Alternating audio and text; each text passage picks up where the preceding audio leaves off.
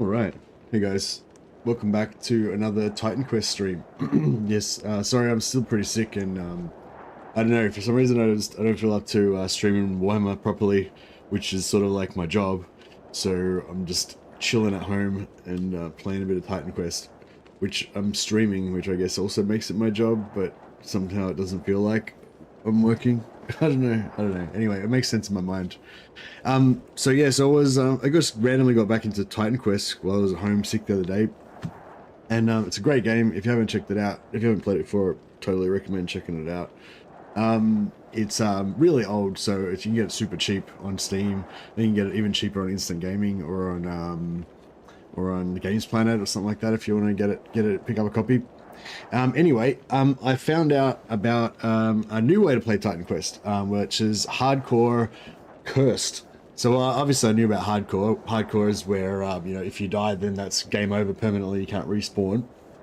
But you can also play cursed Titan Quest, where you voluntarily take a bunch of curses that give you super bad resistances, makes it heaps easier to die, basically, I guess. So I've never played this before, so I'm likely going to die like immediately. But yeah, I really like I'm not good at this game or anything, so this is not like a expert explanation of how to do solo cursed hardcore. But I just really like the feeling of it being really scary and dangerous, I guess, when I play games. So yeah, so I just thought I would invite you guys along on my little journey, my short inevitable journey to death with Bodil, our Berserker here. We're also playing a Berserker, which is probably not the most durable character class that you could make, but I think that'll make the chances of death more fun, more faster and more fun. Anyway, so that's the backstory of this, and yeah, let's get into it.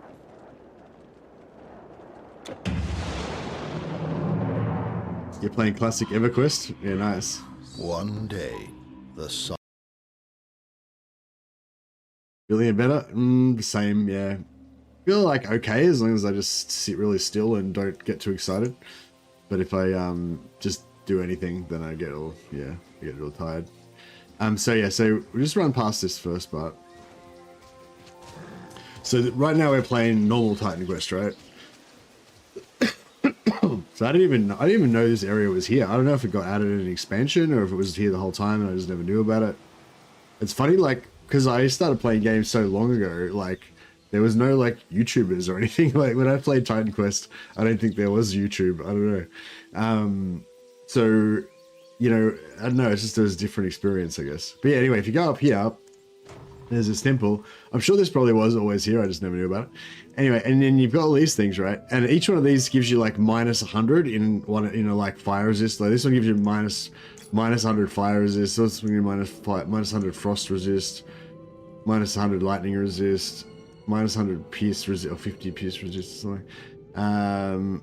Vitality resistance, poison resist, festering wounds, weakness of the flesh. So 1, 2, 3, 4, 5, 6, 7, 8. Yeah, so you should have 8 curses. So yeah, so basically what that does is that when you go in here, yeah, see, fire resist negative 100%, negative 100%, etc, etc. So in order to get like any resistances at all, you've got to get like 100. You got to get more than 100 in a resistance even to get to 0, right? So yeah, so basically got no resistances to anything. So yeah, makes it just a little bit more crazy, I guess. But in return for that, you get some sort of special currency that I think you can use to make like stuff. I don't really know what you do with it, but I don't expect to get that far to actually be able to use it. So we'll see how we go. What's for redeeming? Electrum. You can redeem electrums or prized orbs for your choice of reward for your worthy deeds. Okay, so yeah, so we get some sort of currency in exchange for these curses, and then yeah. But anyway, I'm not really doing it for that. I'm just doing it to make it like more scary, basically. Excuse me. Yeah, I remember just the Dungeon Siege. Oh, I don't remember it well, but yeah, I remember playing it. Greek mythology flavored Diablo. Yes, it's very much a Diablo 2 style game. But it's a real classic. Like if you haven't played it, like it The cool thing about it is that you basically have two classes and you combine them to make you know, I think there's like eight or 10 different masteries, and so you can combine them to make like all these different variations. So we're going Berserker, which is warfare combined with rune.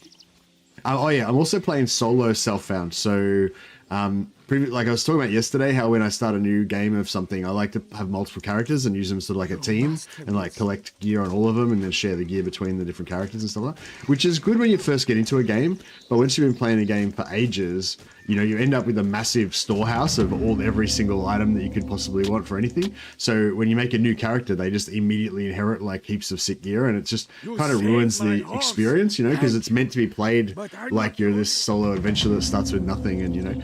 So yeah, so anyway, so I've got other characters on this account that I'm not solo self-founding, but this one we're going to go solo self-found. So so currently everything we have in the world is this knife and this stick. Oh, the stick does 1 more damage per second. Sick. So that's what I'm talking about. That excitement you get of getting 1 extra damage per second that you can't get if you don't play solo self-found. Torch. Oh yeah, 1 more damage per second. I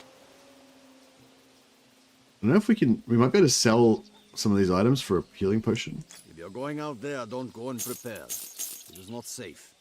Buy what you need here. I'm going to buy 4 healing potions. Just so that we've got... We shall see you again, I hope. So we've got some sort of leeway in case we die. Oh yeah, I'll put a link up to the guy that actually inspired me to do solo self-found. If anyone's interested in getting into... I couldn't really find that many videos. I didn't really look that hard, I suppose. But yeah, this guy, I won't try and pronounce his name because I'll probably ruin it, but it's like some sick Gaelic hero name. But yeah, he's got some cool videos, and he seems like a pretty expert guy at the game. So if you want to know how to play this game really well, go and check out some of his stuff or some of his friends. Don't, you know, don't do what I do, because I'll probably die really quick.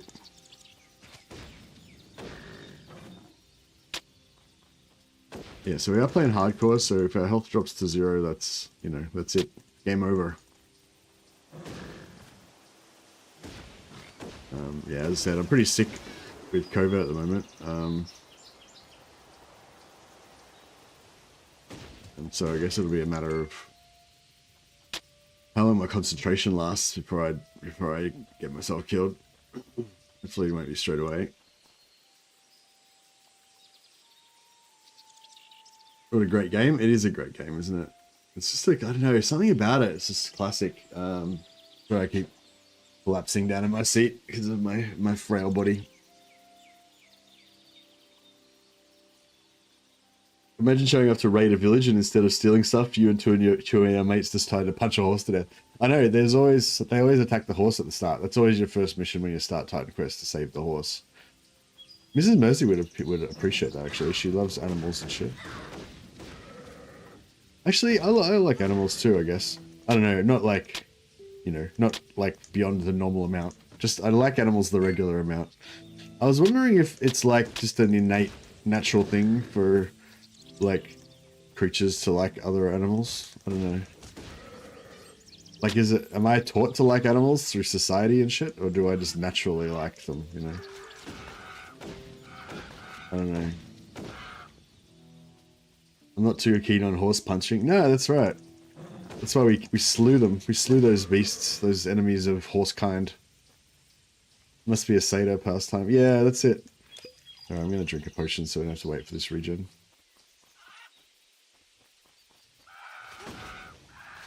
Alright, oh shit. Clicking wasn't... Okay.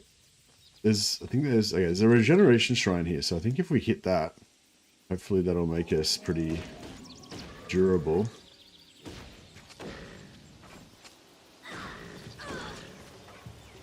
Oh, this wizard dude can shoot like fire. Oh shit. can shoot pretty hefty fireballs at us, but we can... Oh.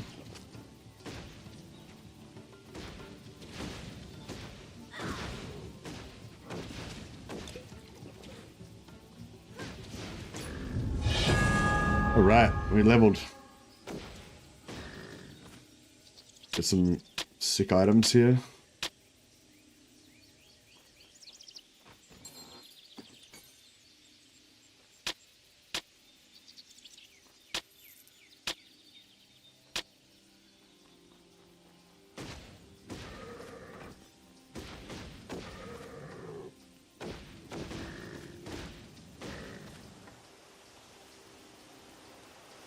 Alright, cool.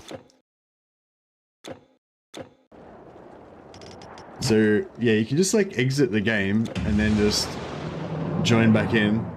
And then that basically repopulates the map so you can, you know, do the same part of the map over and over again. I don't know if there's like a hotkey that you can do to just refresh the map. Quicker without having to exit, but... If you're going out there, don't go unprepared. It is not safe. I'm looking for stuff like this that's got, see, it's got 57 health on it. I just want to get more health so that I don't die so easy. So anything that's got like health on it is good for me. This one does a bit more damage. Sick.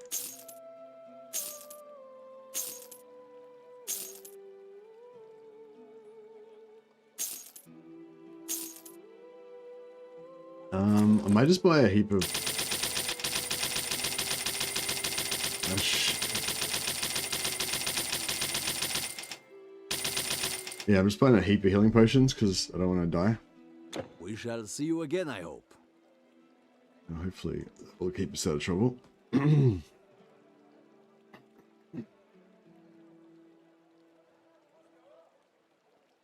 There's our big crows. This is true.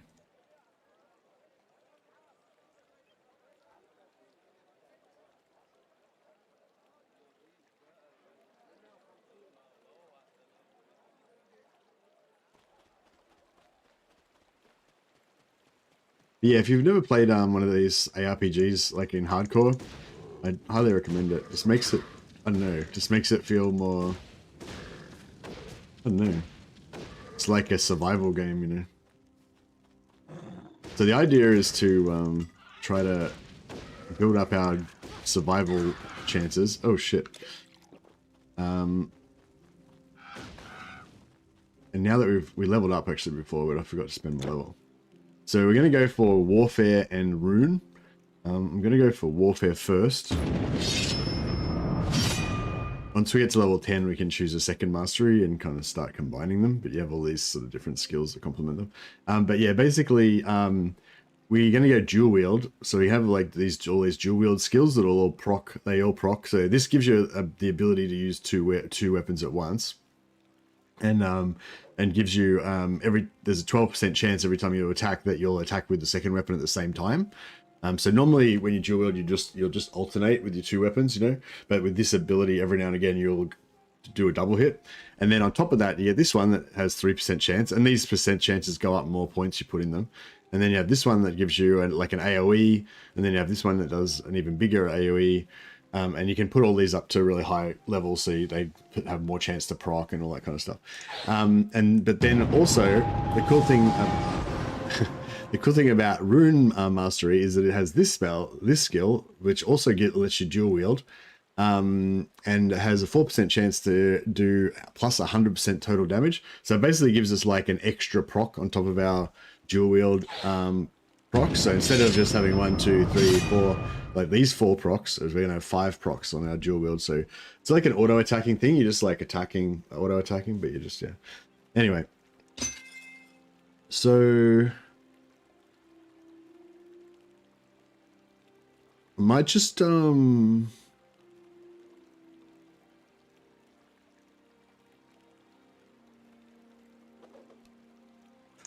yeah, we'll just go straight up towards trying to unlock dual wield as fast as possible. So we're not going to have any increase in power yet, really, but our stats went up. I've got 2 stat points to spend.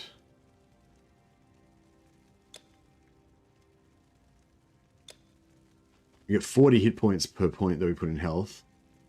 But we need to spend some stat points in other things as well, so we can, because you can't equip gear unless you've got enough stats to wear it. But yeah, so basically I want to just get through back to that boss, take advantage of those healing, oh shit. Take advantage of those healing shrines that were there to be able to kill stuff pretty safely and get the good loot from the boss.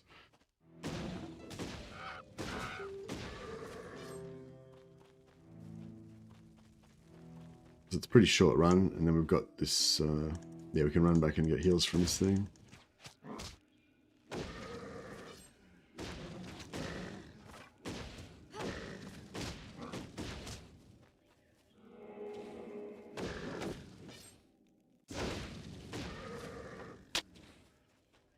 Got a,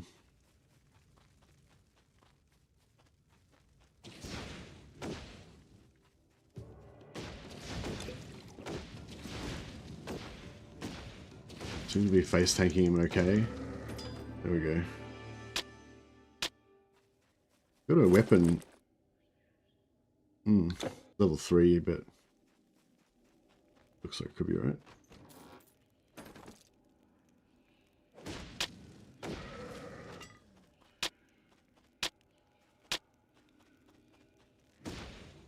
Yeah, I don't know. For some reason, I feel like this game's the perfect game to play when you're sick. You're just kind of in your own little world. It's, yeah, I don't know. Oh, yeah.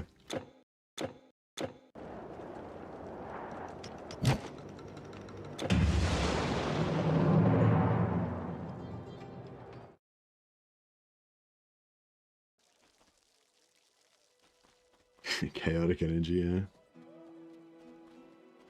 If you're going out there, don't go unprepared. It is not safe. Buy what you need here.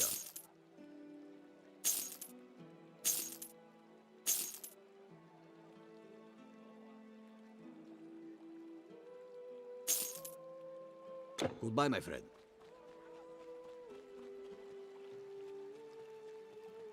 Yeah, you'll level up pretty fast killing this boss.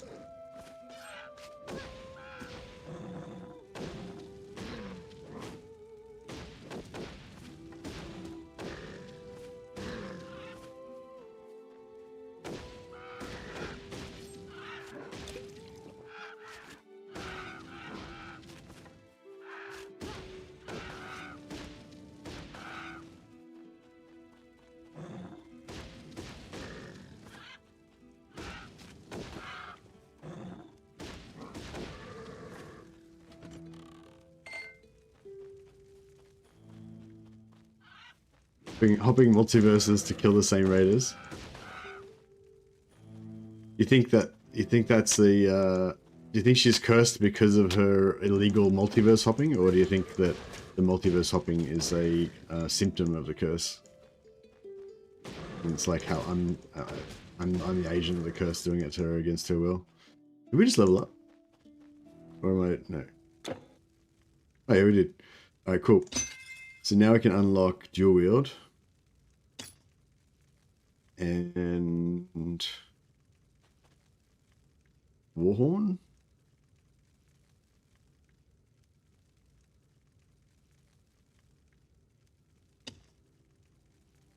Alright, cool. So now we'll put Warhorn on our right click. And oh, actually, no, I might put Warhorn on there.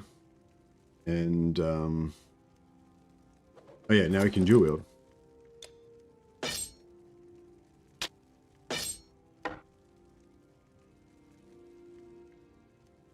Oh, we need to do level 8 to wear that. Sucks. So my damage per second didn't really... It's weird. So damage per second is actually lower with the dual wielding on.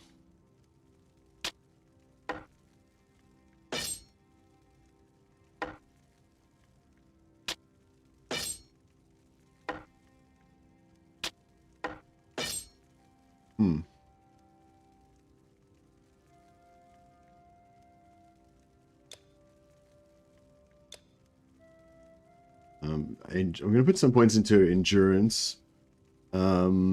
Increases our offensive ability, defensive ability, stuff. But it'll also let us wear Stonebinder's cuffs later on if we get that far. You need like a fair few points of dexterity for that. I can stun creatures with that. Now we're berserking. We've got our 2 weapons going.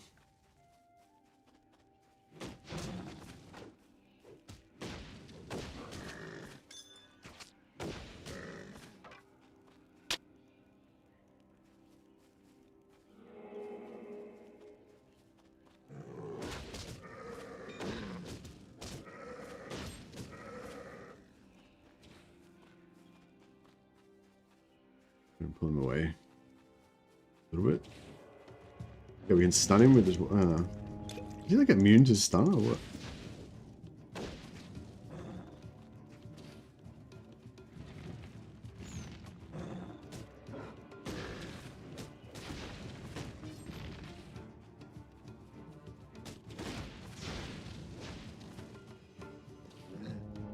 Oh yeah, that stun worked that time.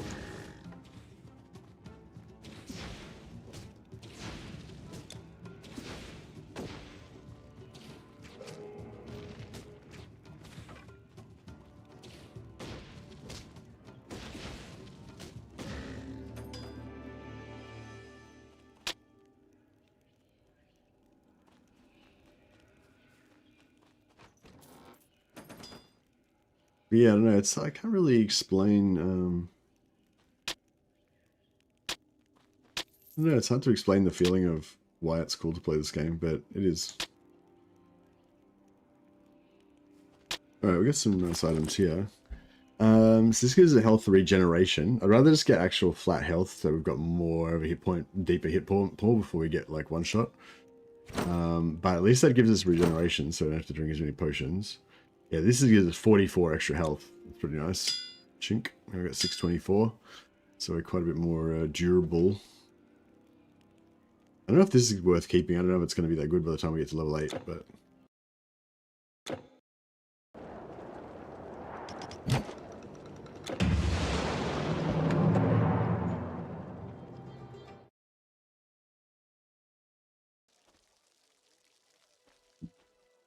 Yeah, obviously I'm being a bit, maybe I'm being a bit overcautious, but yeah, this is my first time playing Cursed Hardcore, so trying not to die.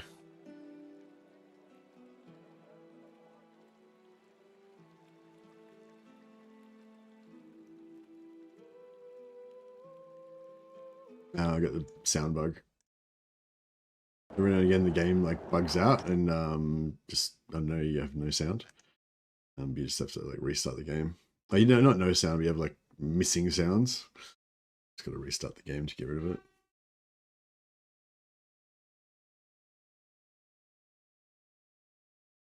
I can show you there's the intro if you haven't seen it before.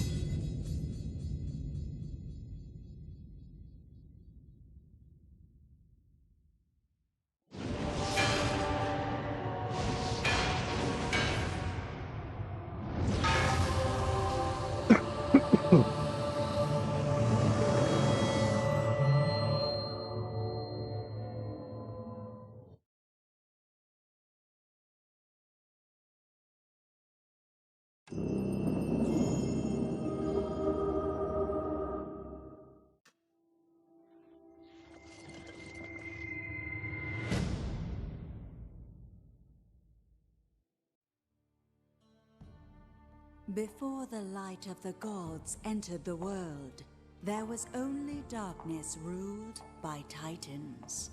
After an epic war, Zeus seized the heavens and exiled the titans, seeking to imprison them for all eternity. The lands were cleansed and mortals flourished. But arrogance precedes many a fall. And even a god's prison may be breached.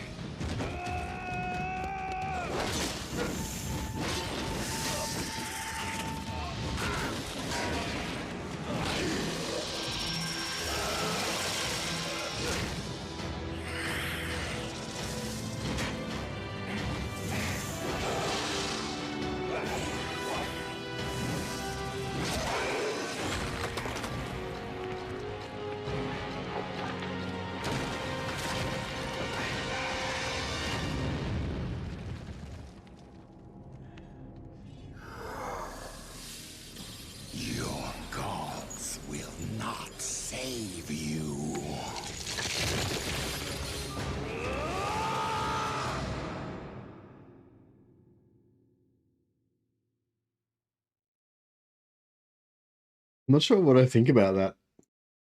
When that guy like crushes Zeus's head, it's like you can see him like struggling a little bit to crush it. I feel like it would have been, you know, if he had have crushed it effortlessly, like without any effort, that would have been more impressive. But at the same time, you know, the amount of force required to like crush like a marble statue's head is pretty insane. Like I don't even know if like a industrial hydraulic press could do it. I mean, I guess it could, but fuck.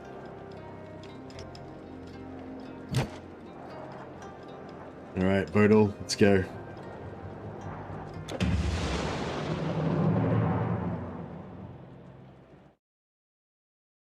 Might have been pumice. Yeah, it might have just been like pretend stone, like some prop stone that he had there. But yeah, that where we went to get the curses before, that's where that fight happens. There's the rubble on the ground and stuff still from that fight. Where you go to get the curses. So the stun's pretty useful now. The war horn.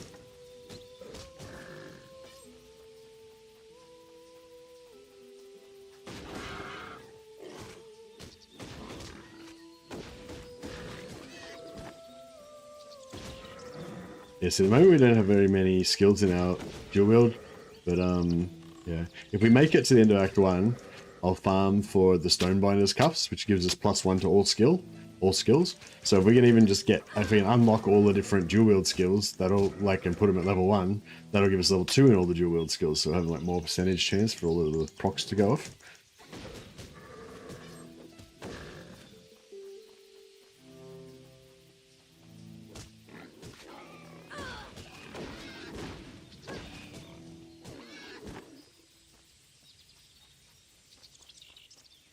I think crushing the dude's head was pretty impressive since he looked like a wizard. Is that like saying, you know, he's pretty tough like for a girl kind of thing?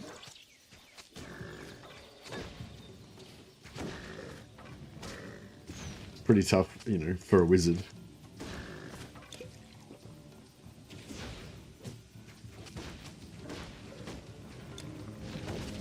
This guy seems to be immune to stun. I can't seem to stun him. My Warhorn doesn't seem effective. Maybe because he's a boss. Maybe they're immune to stun.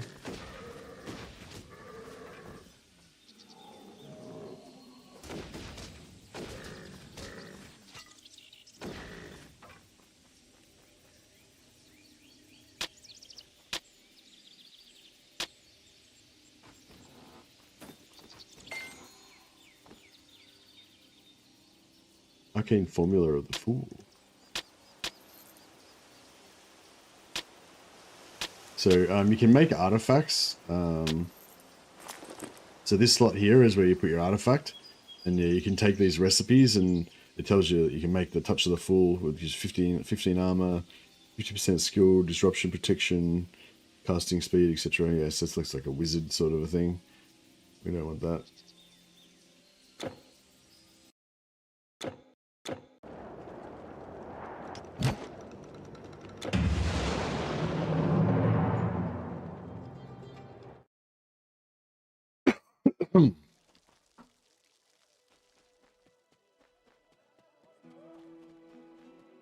If you're going out there, don't go unprepared.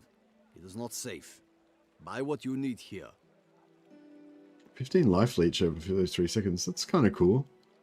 But I feel like it's not going to do as much damage. Oh, no, it does do more damage.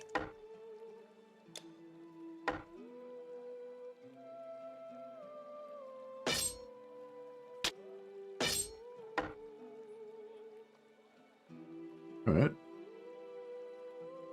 So now we've got life leech.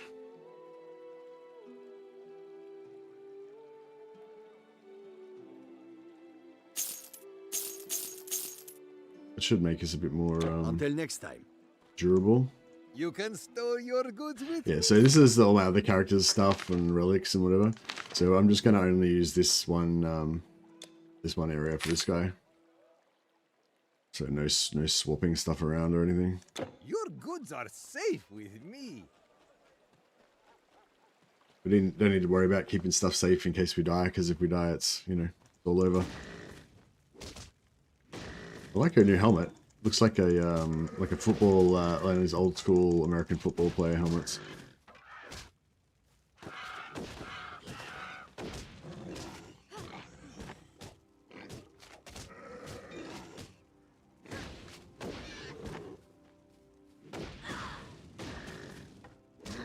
Yeah, nice. The sustain from the life leech on the dagger seems good as well. Not drinking potions all the time like I was before.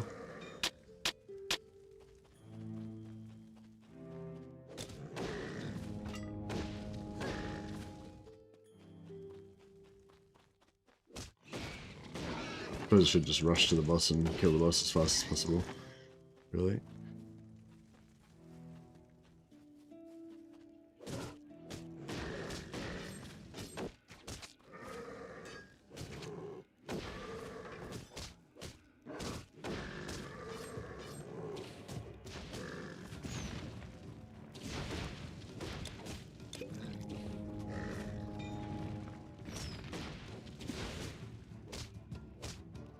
Yeah, our health is like, well, it's better. It's not quite like invincible, but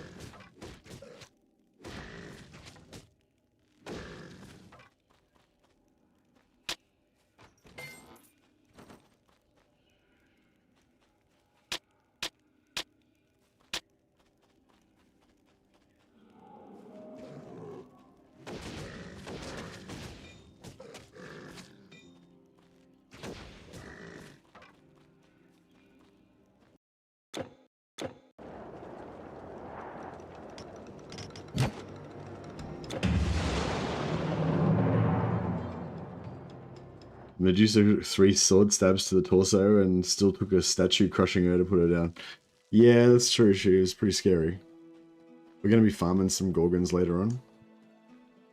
If you're going out there, don't go unprepared. It is not safe. Buy what you need here.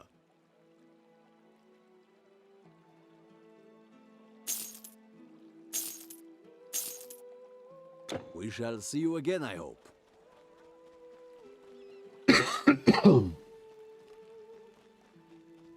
Actually, we might be able to buy some better weapons. I just realized we should check the shop. I'm not sure if the shop updates. Most of these type of games, the shop changes every time you go up a level. So I suppose we should check the shop every now and again.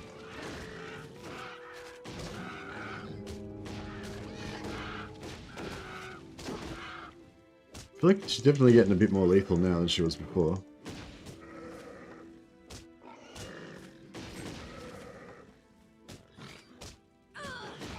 Oh yeah, it's kind of cool seeing the animations. Like, you actually see it when it procs, like, because normally she's just like dagger, dagger. Oh, actually, I think she alternates sort of normally, or she mixes it up a bit or whatever.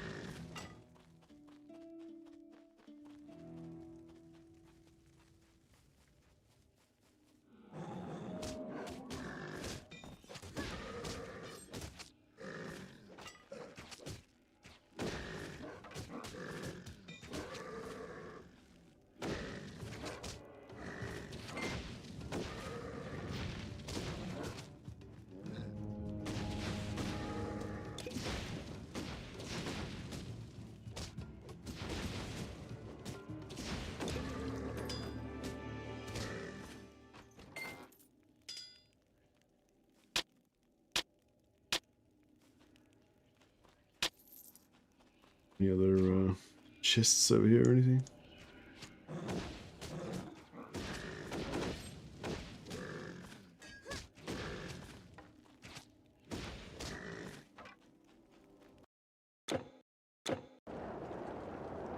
According to my my hardcore guru, we want to keep kind of farming here until we can get health on pretty much like pretty much every slot. And we can obviously, as we go level up, we can put more points into our put more stat points into health as well.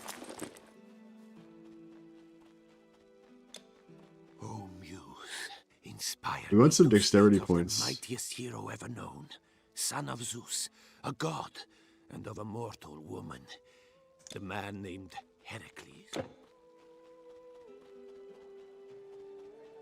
Want some dexterity points so we can equip some gear later on, but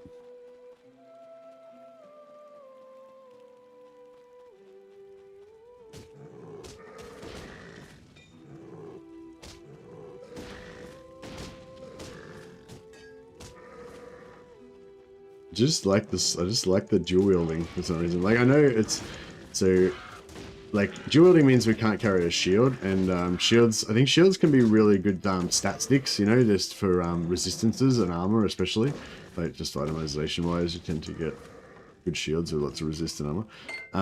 And also, you know, we could have gone defense as one of our masteries and spec'd into shield and all that kind of stuff, but that would have made us have more chance of survival. But dual wielding just gives me joy, seeing her little arms swinging with both weapons. It's so much more satisfying than just swinging with one weapon for some reason. So yeah, so this should be a bit more, I don't know, a bit more glass cannony, I guess, than a shield build, but also be more satisfying.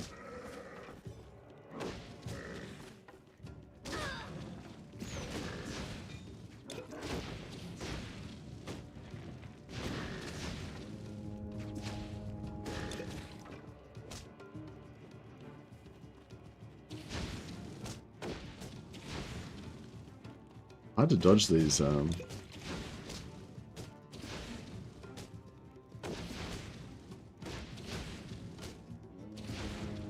Yeah, no, I haven't seen him get stunned a single time. He must be immune.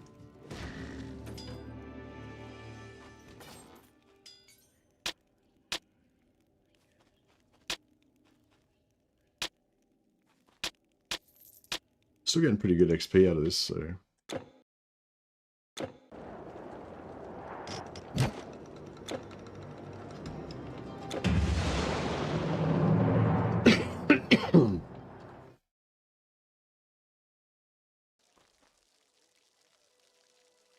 Do you think that the guy claiming Heracles to be the greatest hero ever gets rival poets rolling up on him to debate which hero is the greatest, like an ancient Greek Reddit?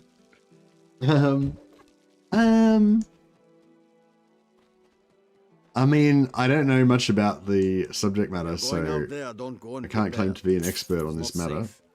Buy what you need here.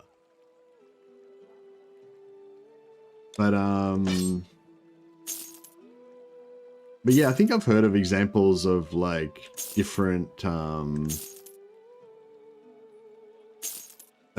poets, you know, writing rival stories or whatever, or like referencing, you know, referencing each other or something like that.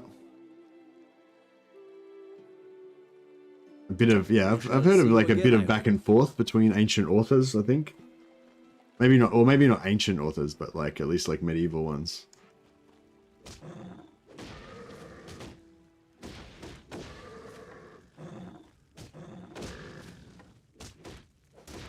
Or like classical, you know, like Roman.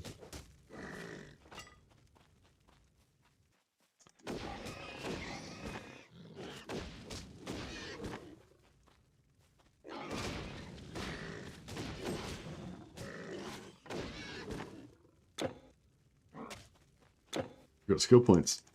I leveled up without realizing.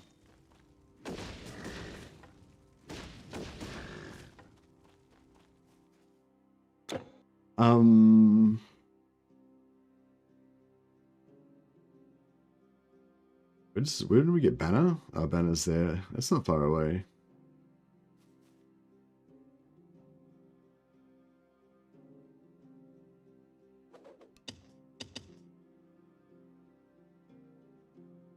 We'll just keep pumping up. So every time you put points in here as well, you get more stat points. So we've now got plus 14 strength, plus 14 dexterity, and plus 280 health just from putting points into here. So it is helping pump up our health and make us more durable. Even though we're not seeing too much more exciting stuff happening with our damage output. Well, the extra strength has given us more damage.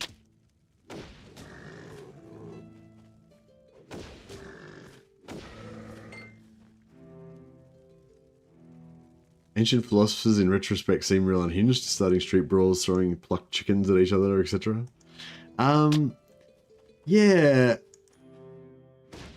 I imagine in ancient times, you know, well, actually, I don't know. I guess I sort of assume that in ancient times people wouldn't be as practiced at controlling their emotions and stuff like that. Like, but I don't know. I mean, then again,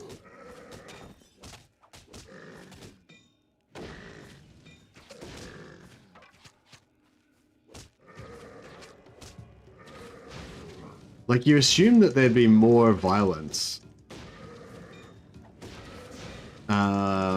which you would think would make people more like cautious about and polite in the way that they acted, because there's a threat of violence if they, you know, offend the wrong person or whatever. But then again, if everyone was more cautious and careful about the way they acted, then there wouldn't be more violence, would there? So it's like, feels like it's a catch-22.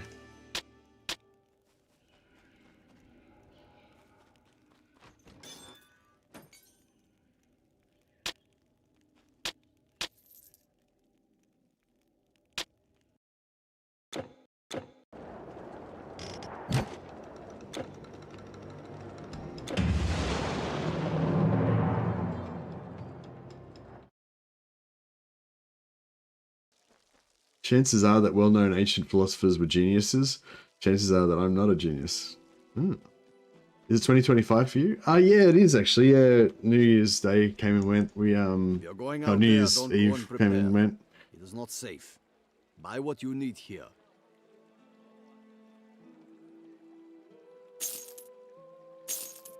Yeah, Mr. Mercy and I are both still sick at home with COVID, so I was kind of thinking about saving that, but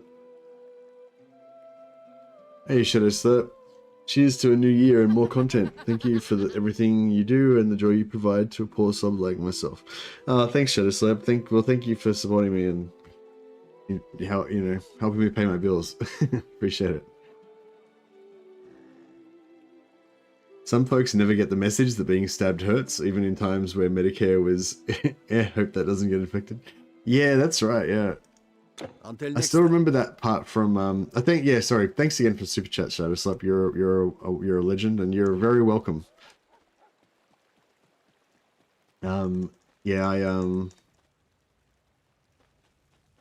I still remember that part where in Rome, HBO's Rome, when they get back to Rome and Pullo's playing dice with the with some dudes from one of the other legions, and then they cheat at dice, and then he stabs the guy, and yeah, I feel like that's a pretty good example of what I was talking about. You know, if you're like in a society where, you know, people can pull out their knife and stab you as like a legitimate form of protest if they don't approve of your actions, I feel like that would change.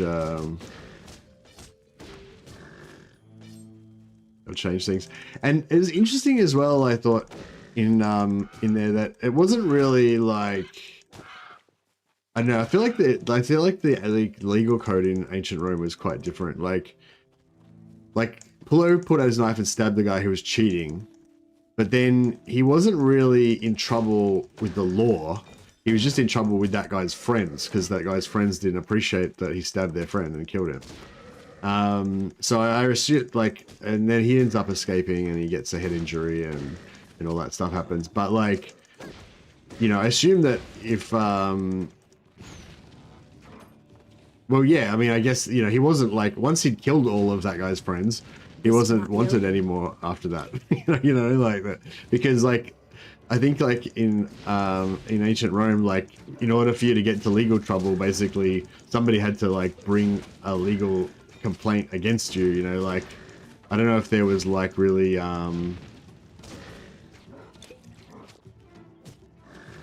like there wasn't like police that would like arrest you for stuff, you know, like somebody had to like complain, like somebody had to bring a case against you, kind of like to use the law against you or whatever, which would not be the normal way that things would happen. Like if you killed somebody, then their friends would just kill you, would be kind of like the normal way shit would go down. So it's like, it's not so much law exactly, but it's sort of, it's some sort of variation of justice, I guess you could say. But it's, I don't know, I feel like thinking about that stuff's interesting because it's like, I don't know, it's like the difference between law and like the difference between the codified law that we think of today and like just kind of a more natural kind of law, I guess. Like, I don't know if it makes sense, but you can understand what I'm trying to say. Like, it's like, you can probably agree that there's some sort of law that if you kill some dude, then his friends will kill you. Like, do you know what I mean? It's not exactly a law in the modern sense, but you can see how it's a thing. Like, you know, it's just a true thing. Like, I don't know. I guess what I'm trying to say is like, you know, I imagine throughout history, the way that the law sort of worked in practicality was some kind of a mixture between codified law and a sort of natural law, you know what I mean?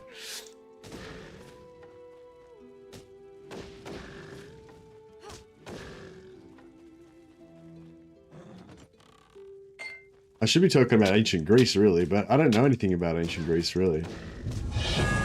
Oh, we got to level up. All right, I'm going to actually level up this time so I can take advantage of my new powers. Actually, we're not going to get any new powers. I'm just going to pump up the stats more.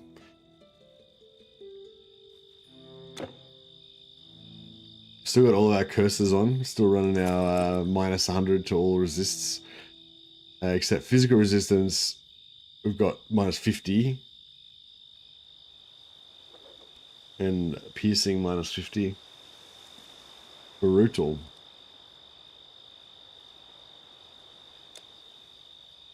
So we've got this throwing dagger. We could try out some throwing as well.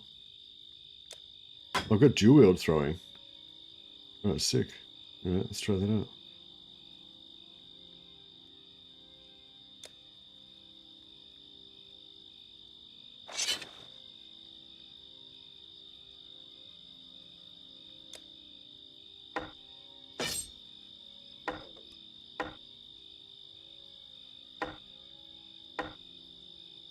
I might go the club, because it's more brutal.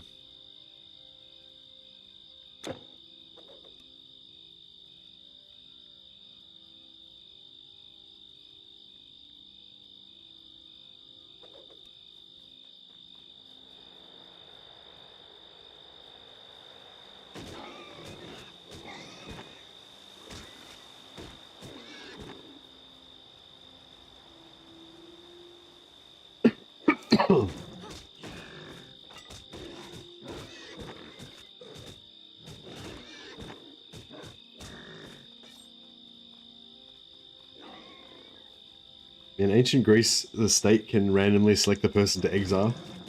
Why would they randomly exile people?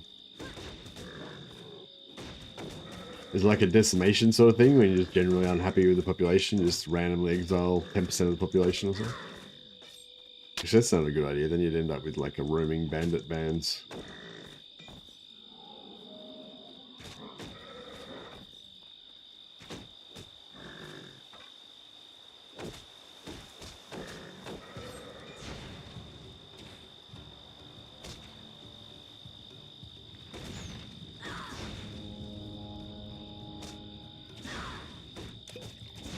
Yeah, my stun of my Warhorn is definitely not working. I think later on I can get other secondary effects on the Warhorn as well, like debuffing enemies, but it might work. But,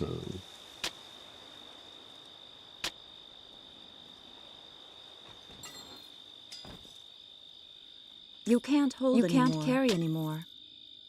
no, 61 health. Your inventory is full.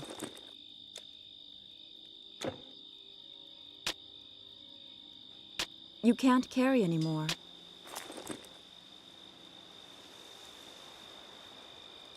Yeah, so we lose the health regeneration. But we get more health. More mass health.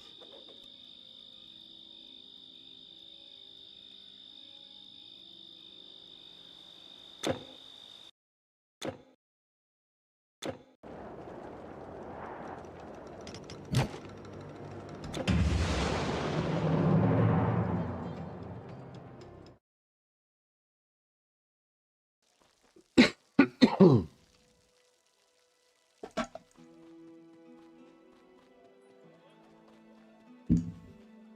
you're going out there, don't go unprepared. It is not safe. Buy what you need here.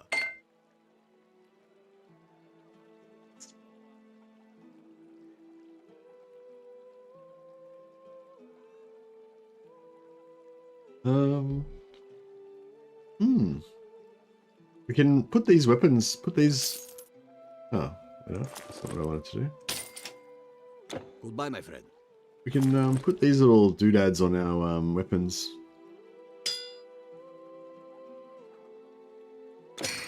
Oh wow, that gave us extra damage. Nice.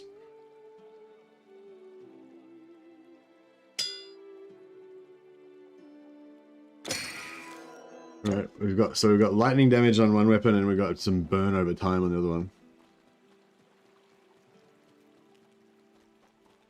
Oh yeah, I found out about a new thing as well, forced completion. So with those little doodads that I just put on the relics that I put on my weapons, they have up to 3 parts, and you can combine the 3 parts to make like a stronger relic that does an even better thing. But you can combine in your backpack, get a stronger relic, and then put the relic onto an item.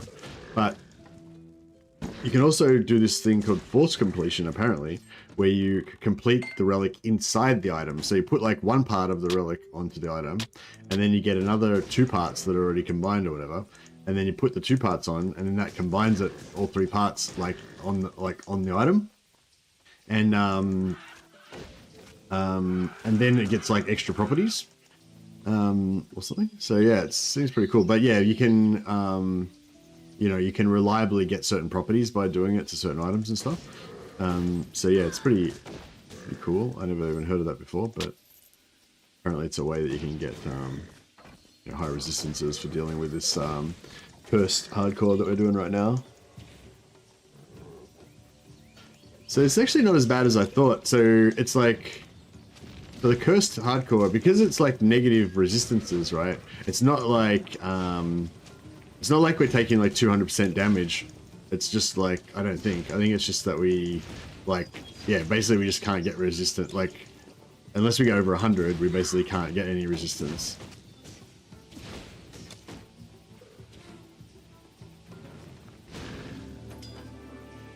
If I'm understanding it correctly.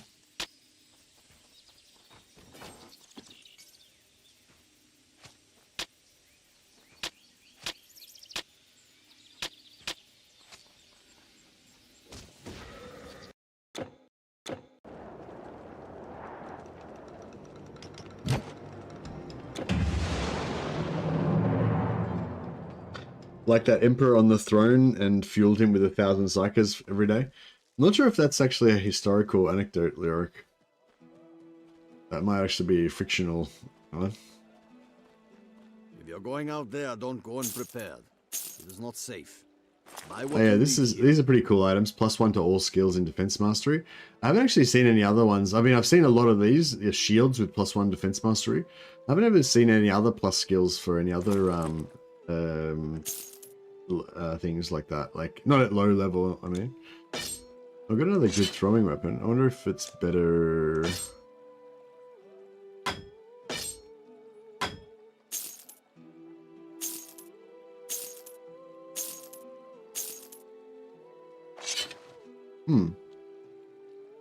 So actually more damage per second with our throwing weapons than we do with our normal weapons. We shall see you again, I hope. Maybe we should start throwing instead.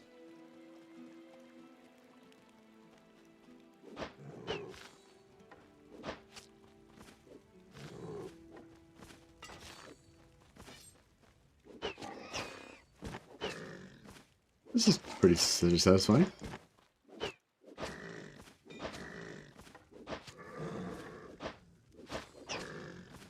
Probably a bit safer, I guess, as well. No, I wish I had put my my relics on my throwing weapons.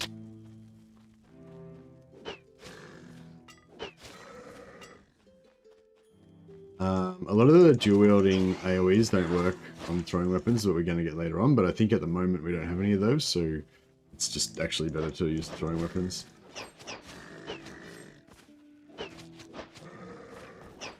Doing a hell of a lot more damage than we were before.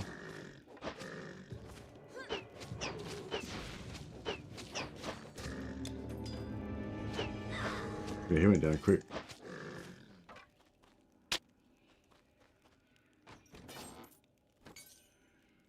If you want to go for a runic type berserker, like an elemental berserker, their throwing weapons would probably be better because they're really fast attack speed. But yeah, we're gonna go for like a physical type berserker. So I'll probably switch back to melee weapons at some point.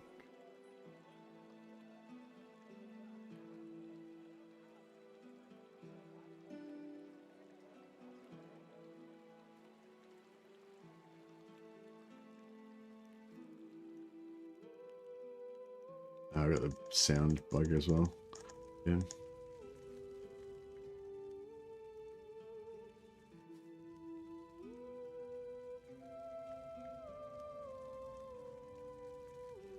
No, she's slaughtering.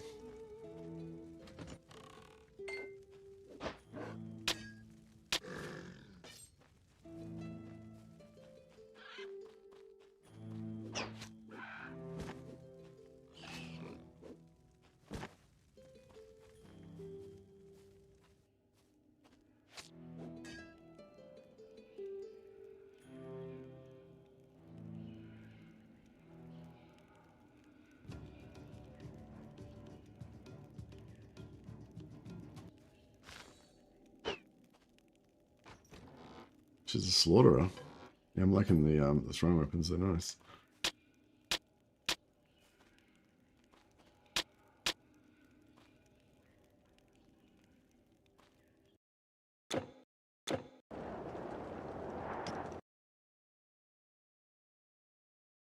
Oh dear.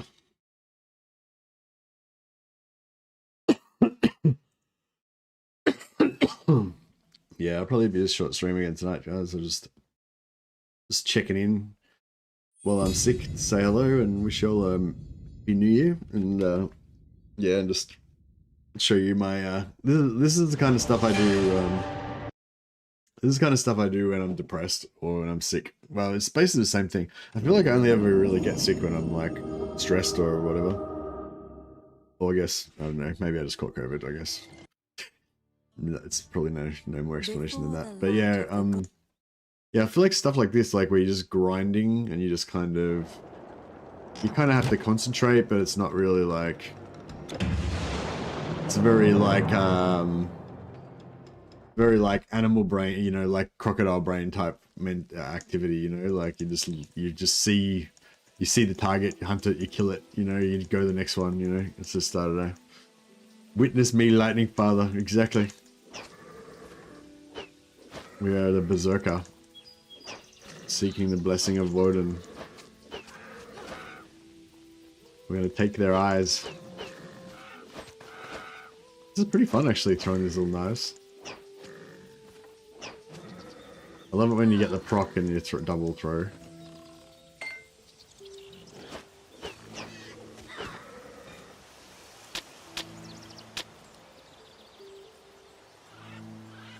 Hey Spanner, this is Titan Quest. I don't consider your education complete if you don't know what this game is. You might have to go and do some revision. It's a Diablo 2 style game, but it's it's a real classic and it's really cool. It's still super fun, even to this day.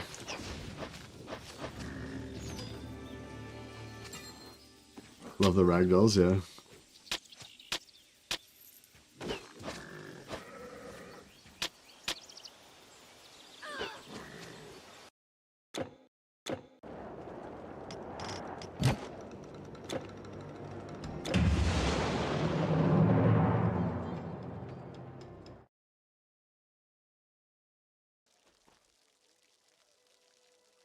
Pretty cool. It's really cool. The cool thing about it is that you choose these masteries and they've got all this skill tree and everything, but then you choose a second mastery and you know you can divide your points between the two different ones. And yeah, it's pretty cool. Like, I don't know, there's something about that just simple thing that just makes it so cool. And each of the masteries has its own like strong theme, you know, like warfare is like all about melee, physical damage, weapons, dual wielding. You know, defense is kind of like warfare as well. It's kind of about physical damage, I guess, but mainly about, you know, defense and shields and charging around and stuff. And then you got like storm, which is all kind of lightning and debuffs and stuff. And then you got dream, which is kind of like vitality and debuffing and like life stealing and shit. And, you know, and there's just all these different ones. Life, which has got healing and like pet control. And then there's spirit, which is like undead and summoning undead kind of, and also like I think life leech maybe and stuff. And I don't know, just yeah, like there's all these different kind of themes, but it's like I don't know, it's kind of like have you ever played Magic the Gathering? It's kind of like Magic the Gathering in that it's like you choose different skills and stuff to get a specific mechanical effect, but also like the different colors, you know, they kind of have their own kind of theme and vibe and stuff that you can kind of identify with as well. And I don't know, it's cool.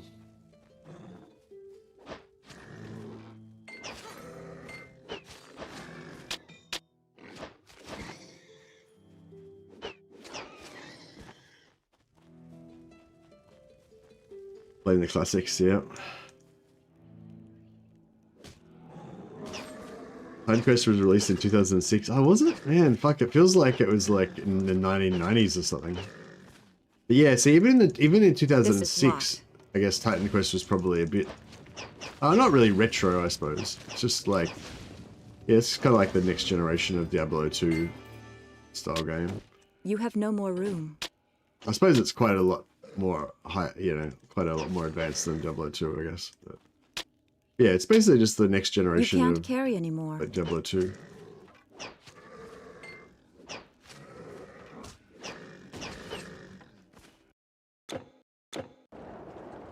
But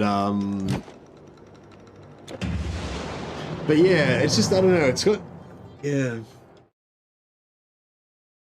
There's something, I don't know, there's something classic about it that I really enjoy. Like, I don't know why, but I considered playing like Grim Dawn or Path of Exile or Diablo or something like that, but I don't know, this is just perfect for what I want right now, I think.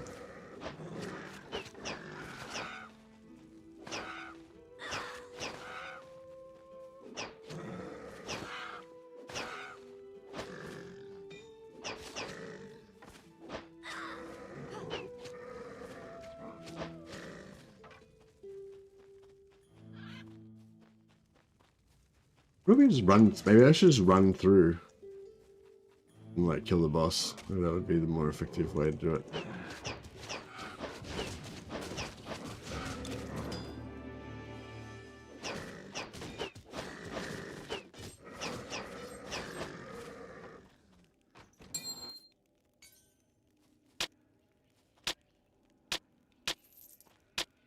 You have no more room.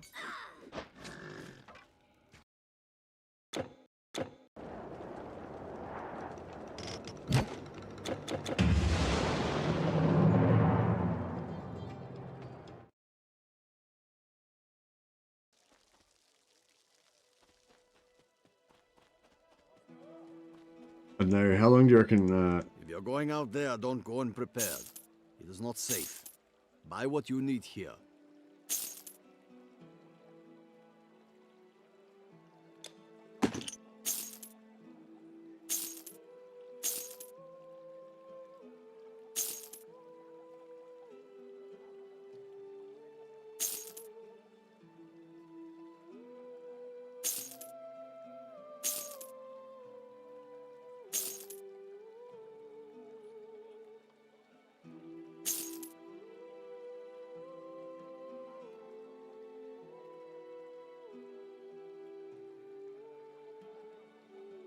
what if this, what if this would be any good?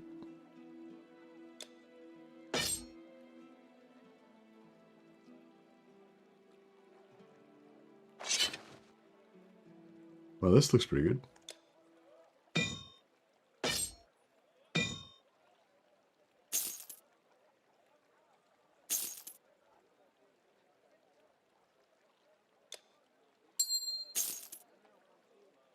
We shall see you again, I hope.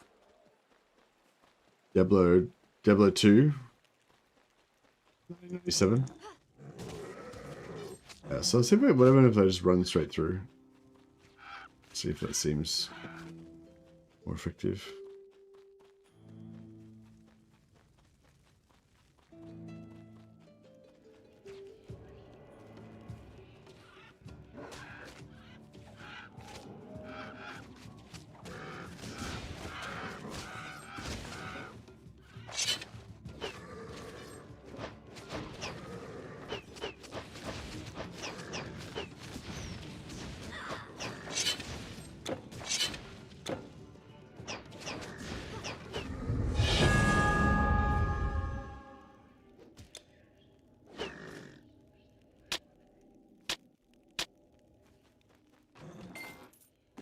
Dungeon Siege. Yeah, I played Dungeon Siege.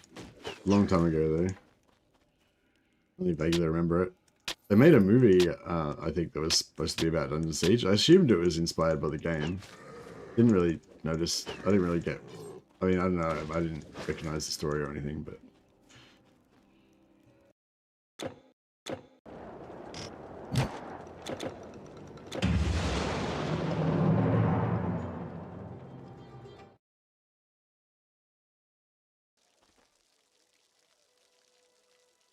But yeah, I remember the game being quite good. It's such like it's so funny how games were so like basic, you know, it like they didn't have the technology or the skills yet, or like the way that games were destined to be like hadn't really been fully imagined. Like they were still like figuring it out, you know, back when like Dungeon Siege and stuff, when games like that came out.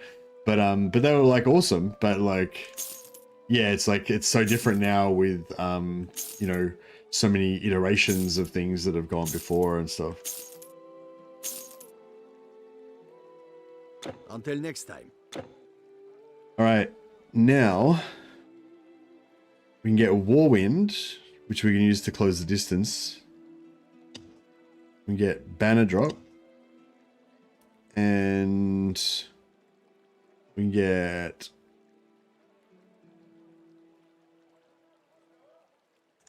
Hue. I think Hue works with throwing weapons as well, but I'm not sure.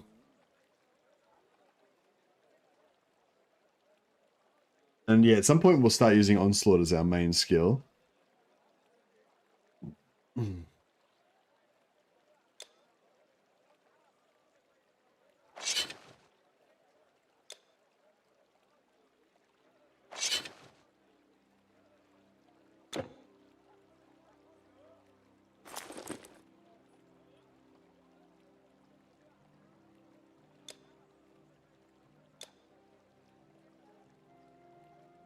Right.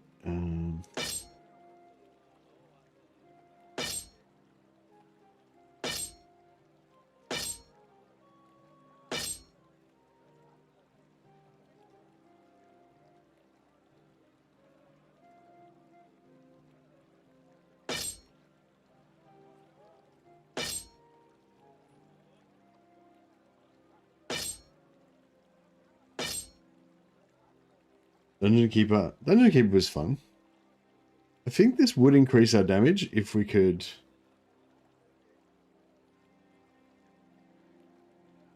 Actually, I don't know. Yeah, I don't really want to go out there. I don't really want poison because I want things to die like instantly. Alright, so how are we going? We've got health on our chest. We've got health on our arms. We need health for our legs.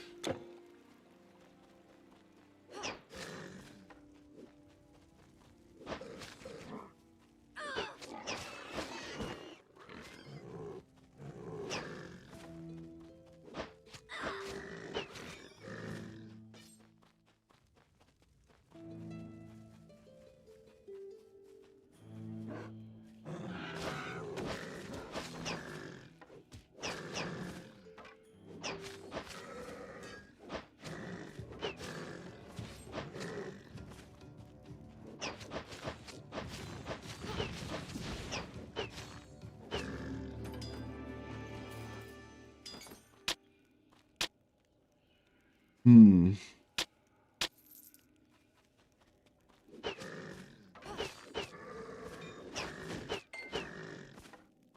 We could go deeper into the game, but it might not be faster.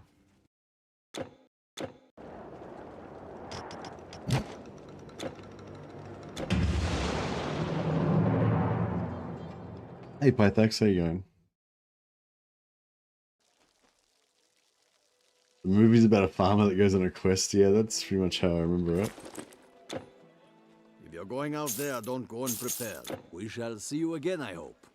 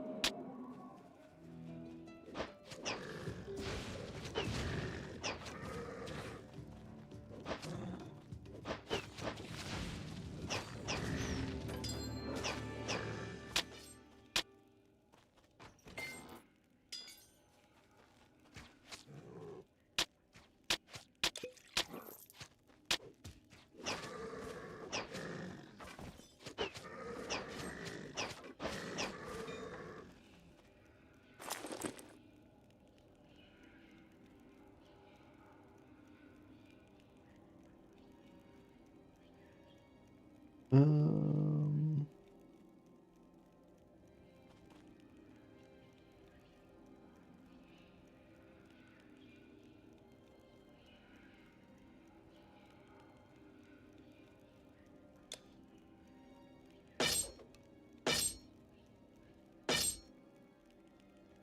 nice. Increased physical damage. Very good.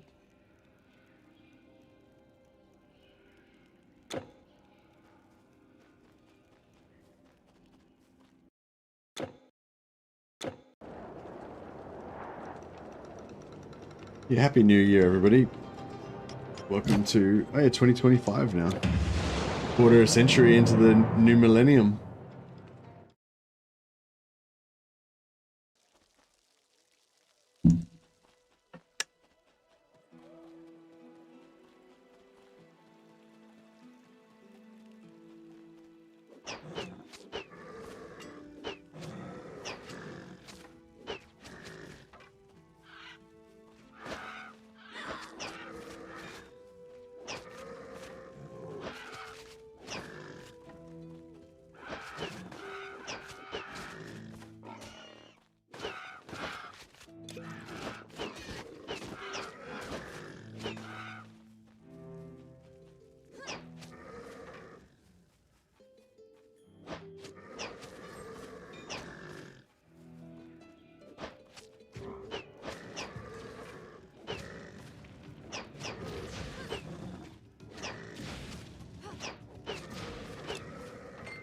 Oh yeah, I forgot to use Warwind.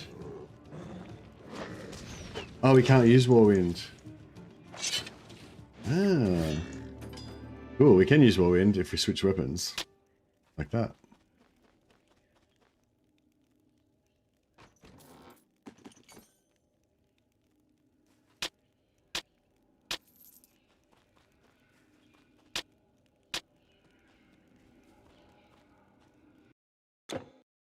Alright, we should do a shop. I keep forgetting, I think every time you level up you're supposed to check the shop.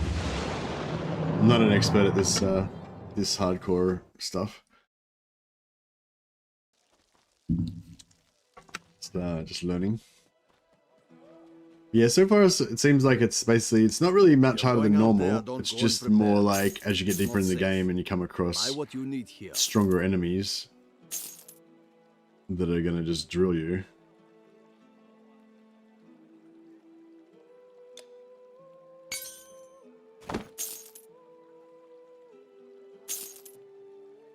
It'll be harder to get resistances to protect ourselves against that, essentially.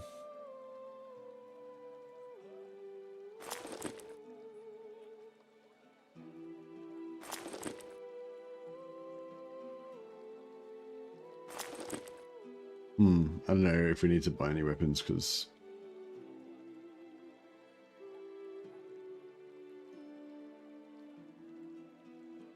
yeah, I think we're okay. We shall see you again, I hope.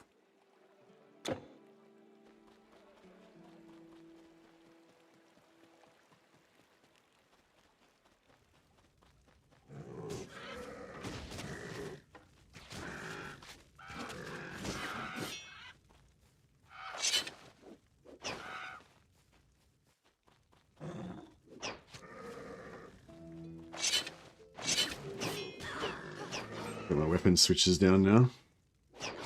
Yeah, so we switch to use ranged for maximum damage.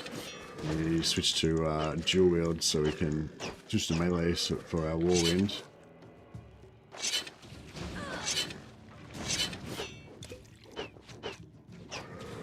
Get a bit more active skills now.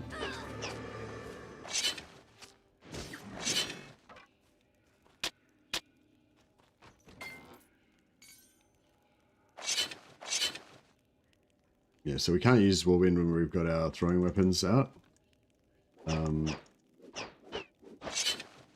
But we can switch to our melee and switch back. It's pretty cool. Eventually I'll probably switch to just using Warwind to close the distance and just meleeing things. And our dual wield AoE. Oh yes, we got 69 health on headpiece. Glorious. So we're up to 1,000, up to 1,100 health now. We could get health on our legs as well. We'd have pretty much as much hit points as we could get.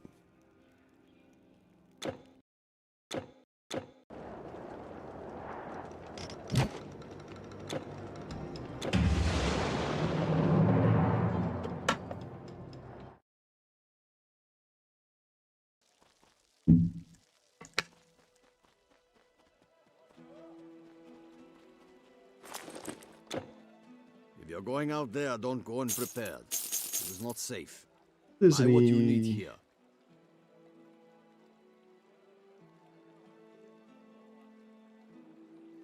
$65 health.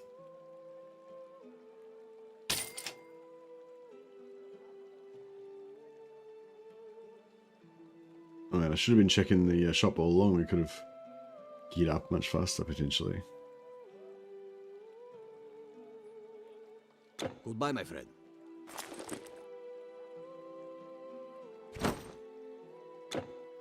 Hello there.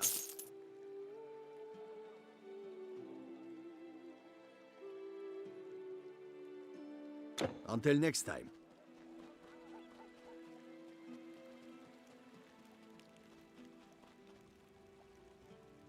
Now I've got the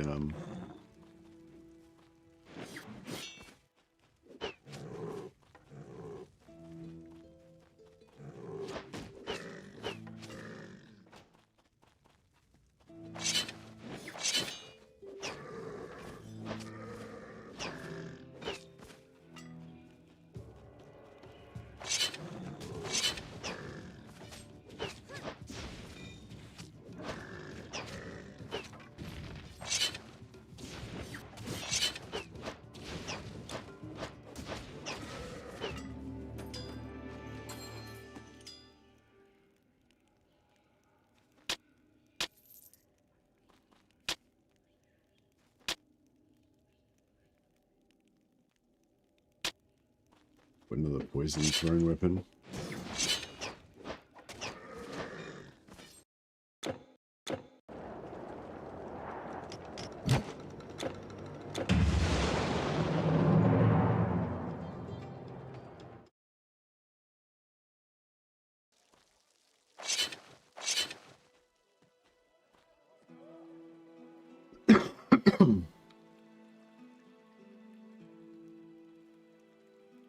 What happened then?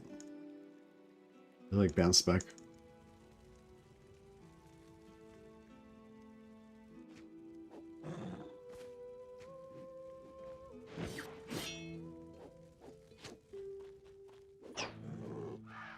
Oh, I think it's because I switched weapons mid-whirlwind, and then it, like, cancelled the whirlwind and rubber banded me back to where I was before. That's weird.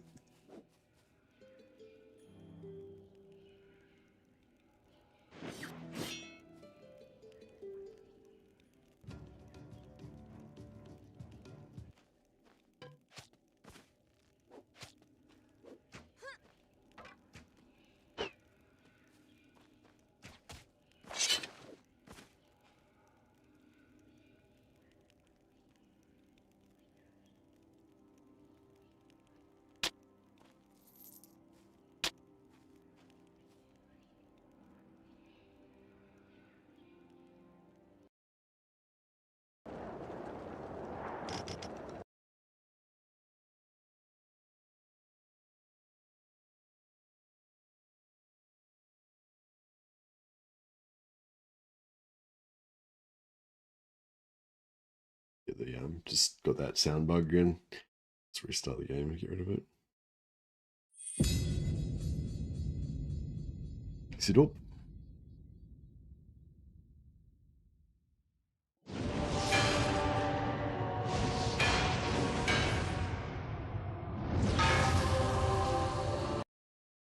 Iron Law is a pretty cool name for a game company.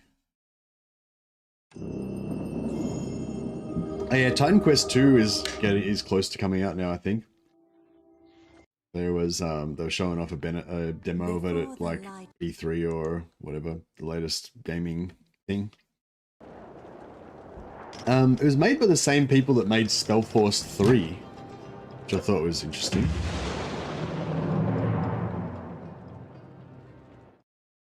I think I played heaps of Spellforce 3, but I can't remember. I can't really remember it too well. It sort of feels like a dream. If you're going out there, don't go unprepared. It is not safe. Buy what you need here.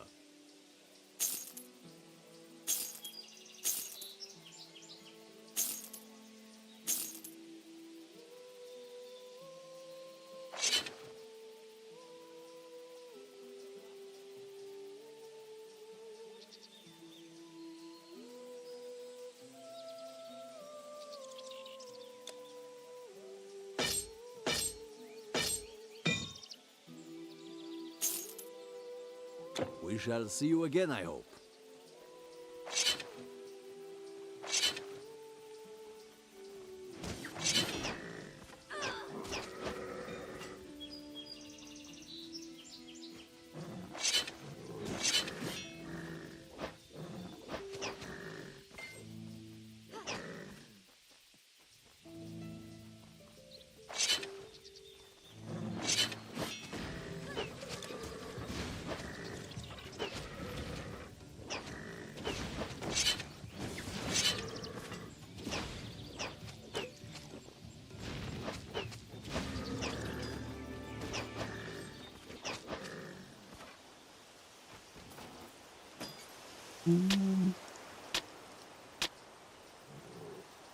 I don't know. I mean, it seems good for loot to rush here, but maybe it's better for XP to just kill everything on the way.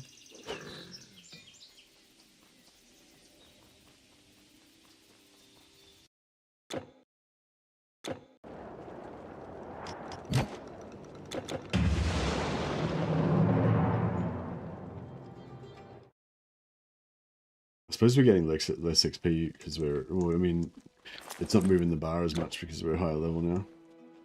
If you're going out there, don't go unprepared. It is not safe. Buy what you need here. Oh, we got more health.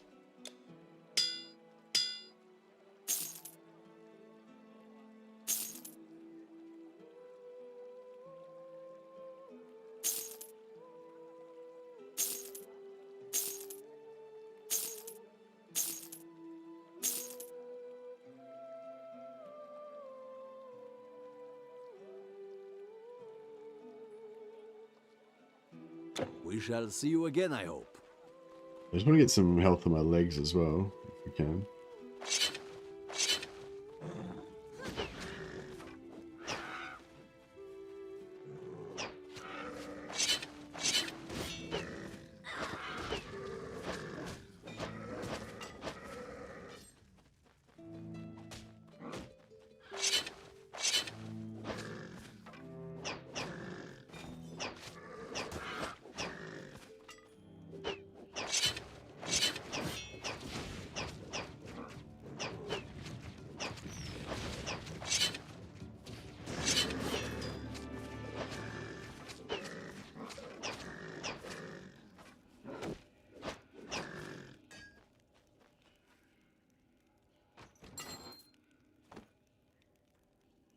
Yeah, region's not huge.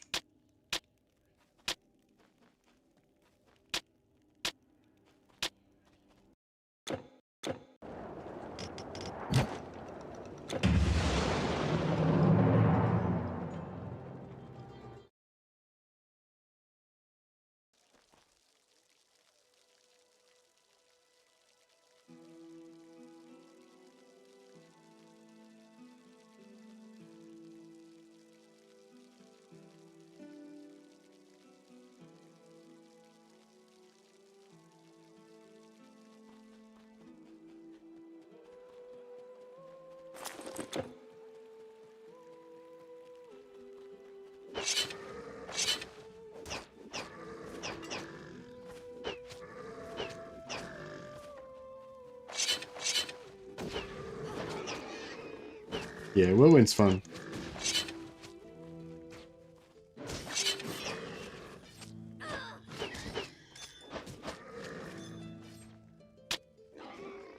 We got a golden fleece.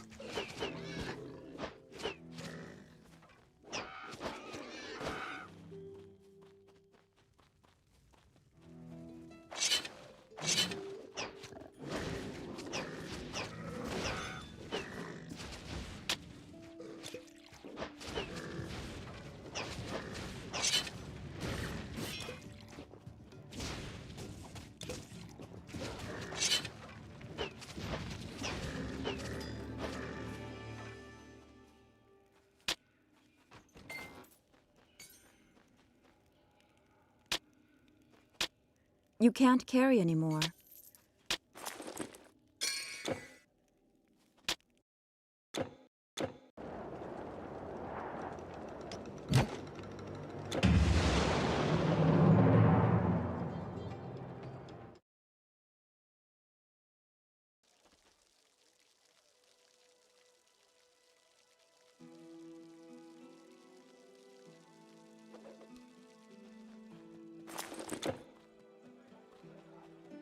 If you're going out there, don't go unprepared. It is not safe. Buy what you need here. Still haven't found any health on my legs, but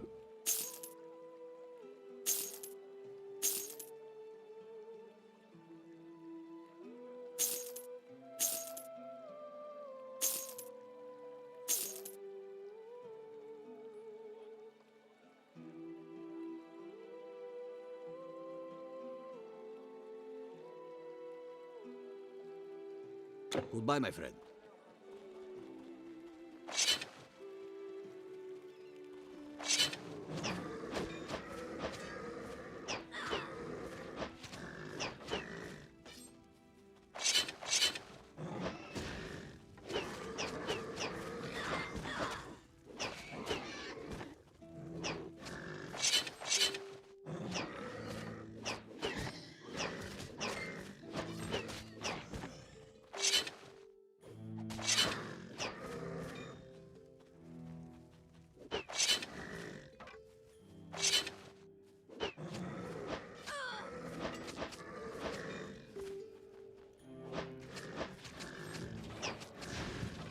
This is locked.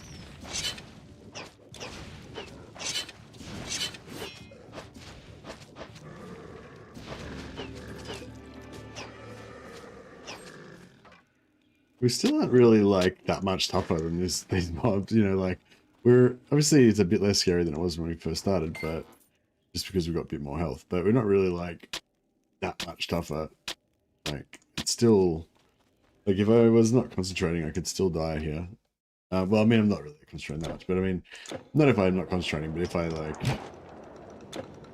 completely forgot to keep track of my health, I could actually die. Like my natural regen isn't enough just to keep me alive.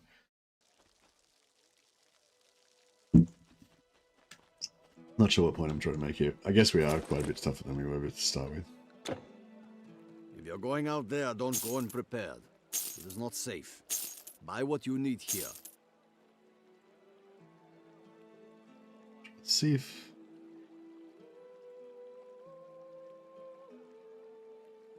Goodbye, my friend.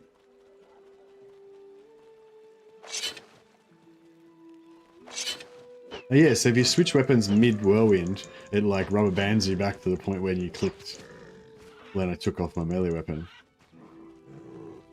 It's weird.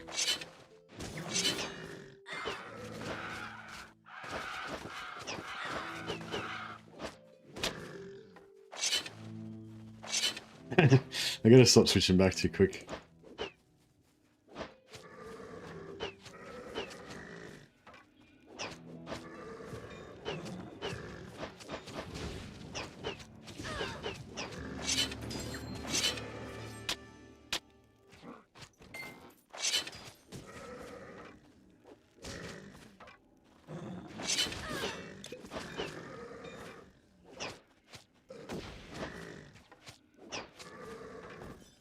Yeah, for those of you who are coming in late as well, we are playing Cursed, which means we've got minus 100% fire resist, minus 100% frost resist, minus 100% lightning resist, minus 50% pierce resist, minus 100% vitality resist, minus 100% poison resist, minus 50% physical resist, and what's that one? Poison? No, bleeding. Minus 100% bleed resist. So yeah, and we're playing hardcore, of course, so if we die, then it's game over.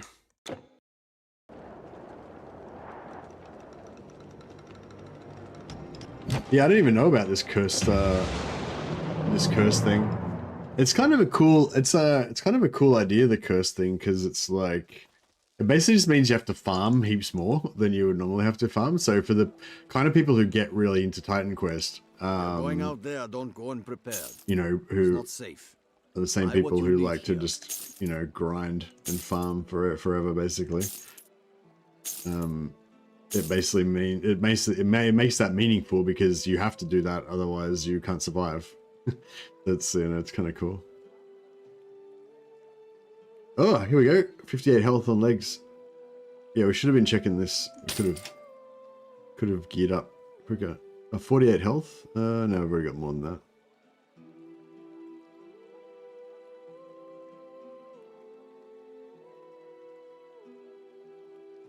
Yeah, I thought this only refreshed when you level up, but apparently it refreshes every time you reset the game. Alright, nice. So we've now got nearly 1200 health. We've got health on every slot that we can get it on. I don't think you get health on rings.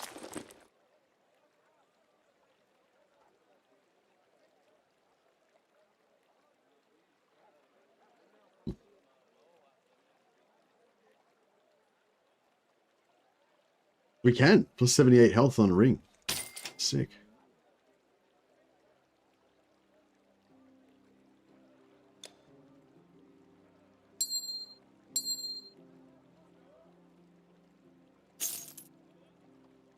Nice. Nearly 1300 health now.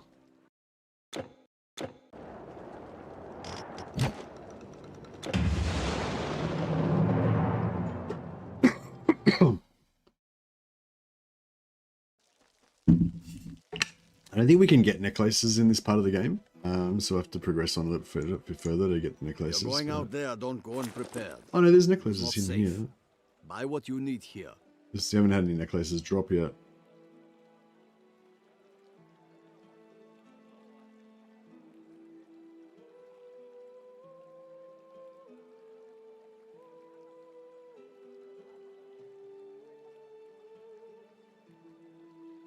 We I shall think see you that's again, I enough. hope.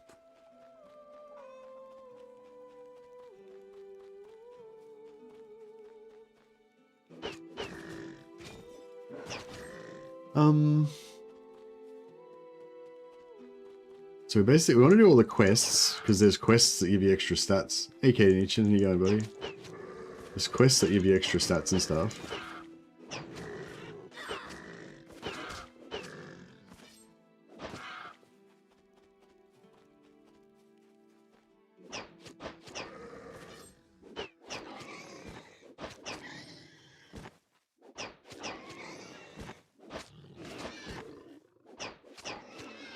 I'm basically just looking for more items that give us, you know, more health. Basically make me more durable. Because I don't want to die. A bit more damage so we could like one-shot everything would be good.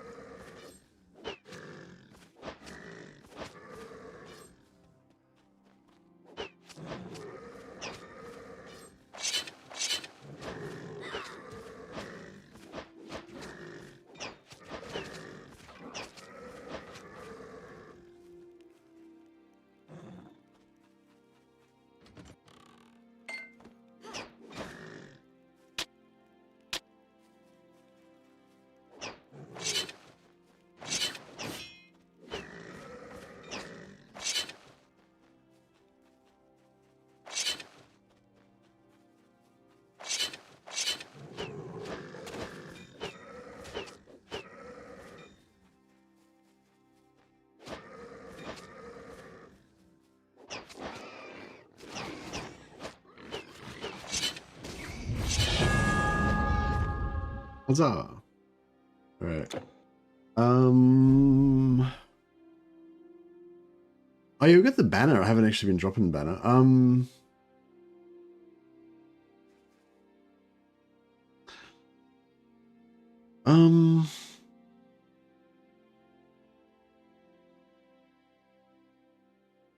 not sure if I want to like just keep pumping up until we get all of the dual-wield things unlocked.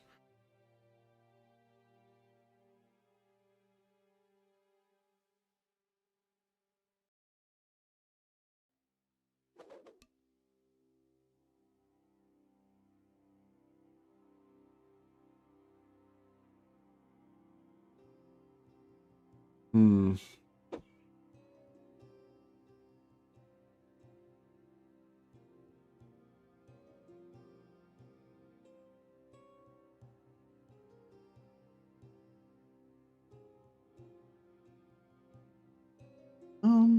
Titan Quest is so nostalgic. Yeah, it's great. Yeah, I'm not sure. I'm a bit torn now. I kind of want to get all my dual wielding things going.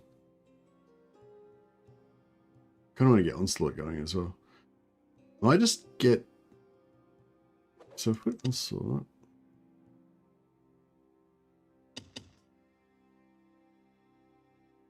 22% extra physical damage. I mean... Screw it. Let's do it. Alright, so now we can finally get a actual main attack. So when we can basically use Onslaught instead of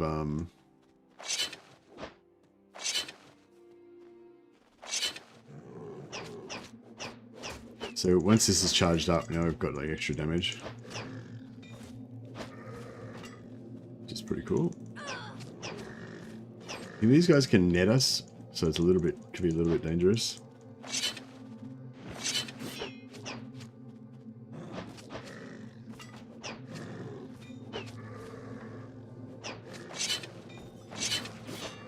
Yeah, I think I've got to. I think if I switch weapons too quick, it doesn't actually do the whirlwind attack. I've got to like let it play out.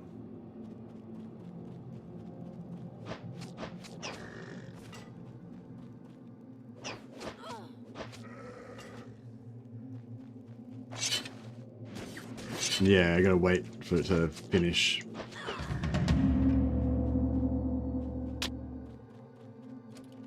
A human face.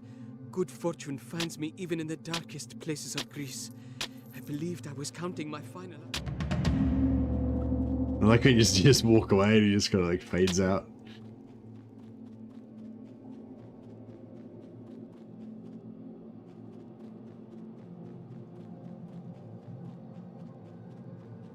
Alright, so we did a little quest there.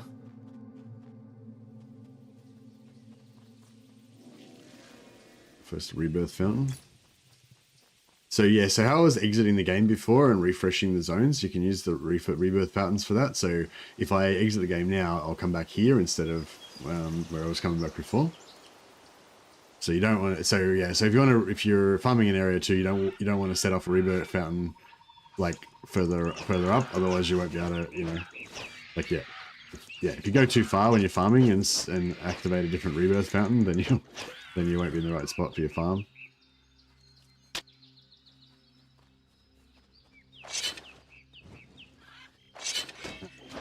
Did it too fast again. These guys are quite a bit tougher than the other ones we faced.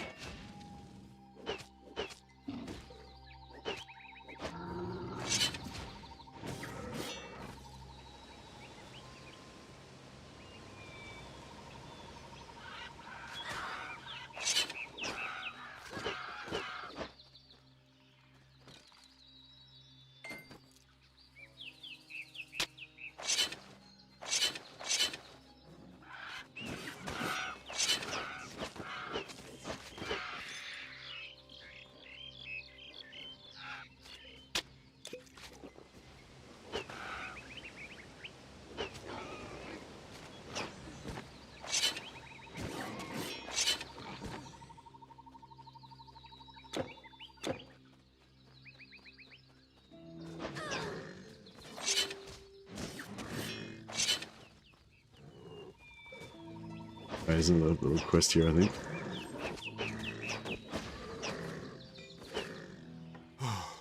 Thank you. I was in a bit of a scrape there, I'll admit. Thank the god Hermes you came along. Can you use teleport stance against the Cathay wall? Hey Slayer. What? You mean can you what? Can you ambush attack the wall, Cathay wall? No idea, sorry.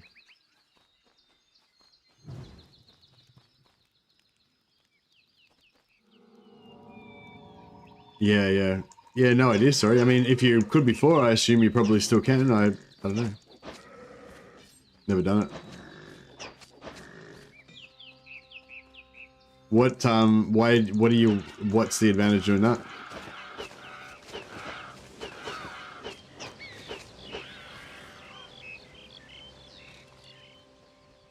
Is this a pro strat I'm not aware of?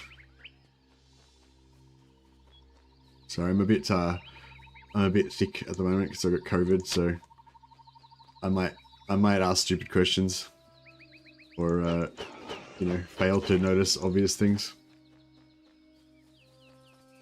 Didn't want to deal with the wall. Oh, you mean teleport past it? As in underway stance. Sorry, I thought you meant like yeah, I don't know what you thought. What game speed are you on? Hey Marta, I didn't know there was game speeds. Are there game speeds?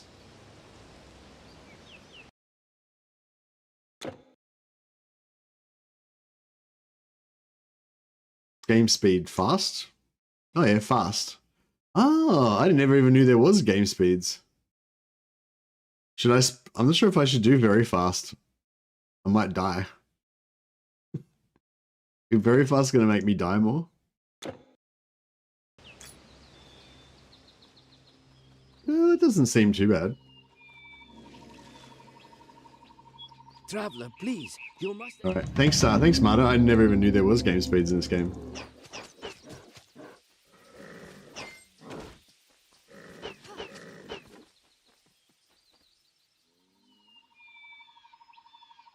I thought you were one of the people with thousands of hours if you're doing hardcore cursed SSF.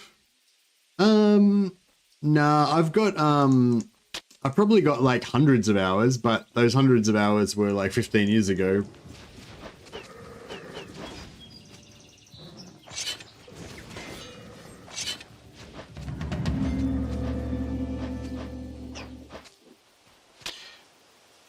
Very fast I only use for grinding personally. Ah, yeah. You reckon it's a bit dangerous for hardcore? It's kind of fun though. It's like I just got like 100% extra attack speed. It's sick.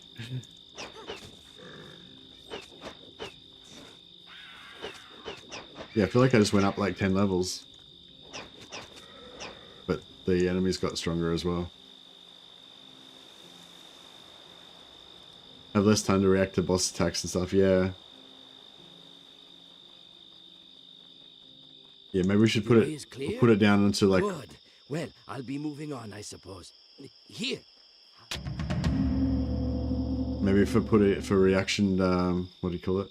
Yeah, maybe if we get to a boss, we should turn it off again.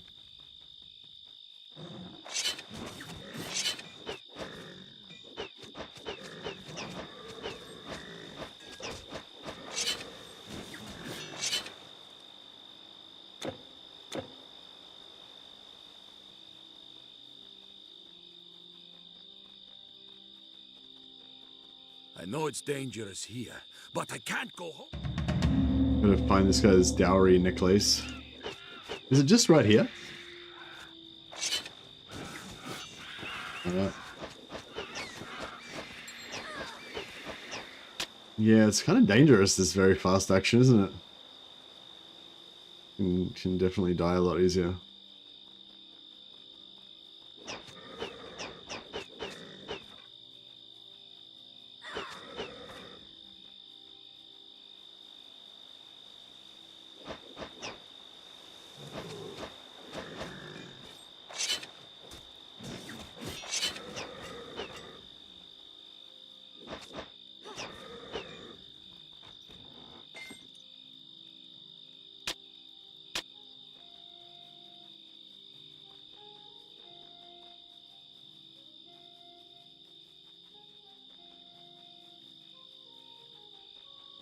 Yeah, I've never played the expansions.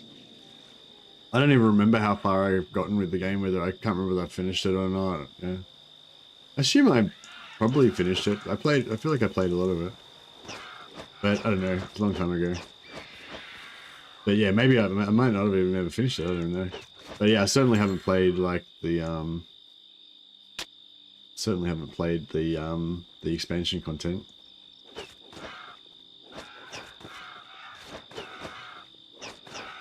But yeah, if anyone played this like back in the day, yeah, there's like a couple of expansions now. There's the runic Norse thing, and there's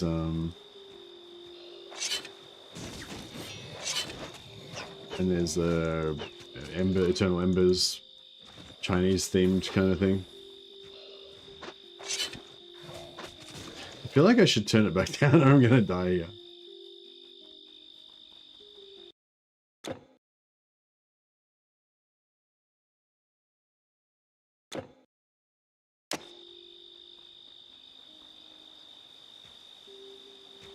It's really sweet the devs revived the game after the years. It deserves the attention. Yeah, it's really cool, yeah. When did the last expansion Eternal Embers come out? Was it like just recently, like a couple of years ago?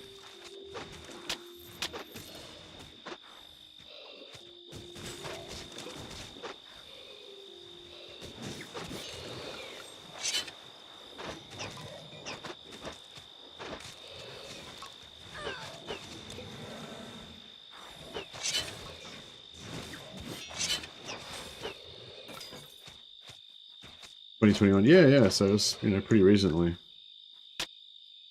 Yeah, it's really cool. Really cool.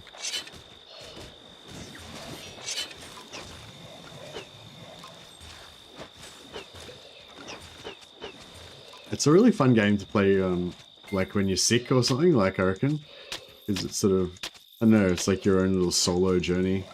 And I like how you can like, you know, you gotta make it through all this content. Like it's like a dungeon crawler, I guess.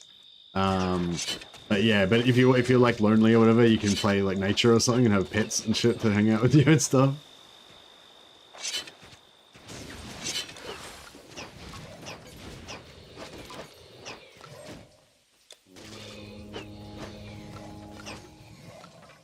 Yeah, I should probably use my warhorn more if Your I get inventory is full. You can't carry anymore.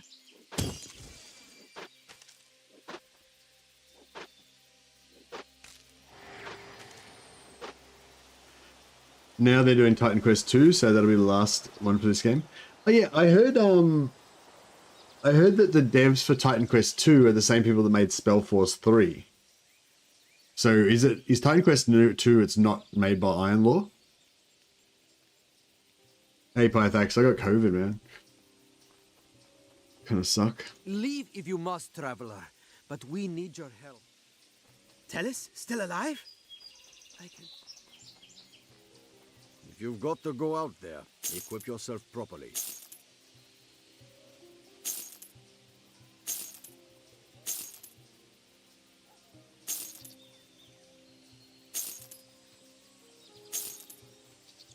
Can you use a spear as part of a dual wield combo?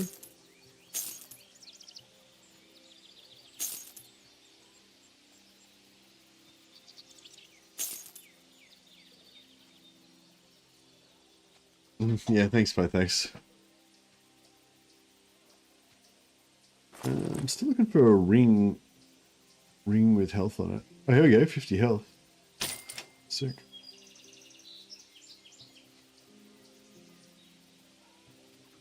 $69 health. I mean, everything's got health on it nowadays.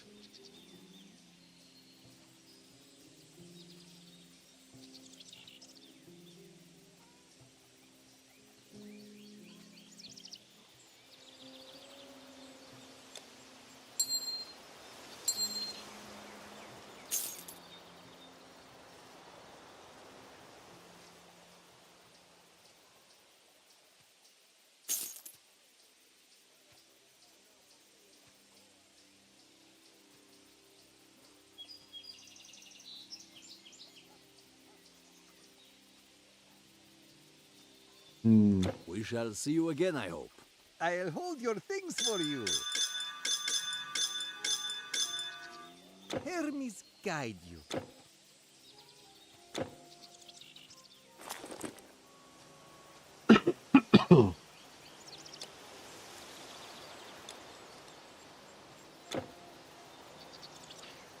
Spear only with shield, dual wield doesn't work. Yeah, I thought I remembered something like that.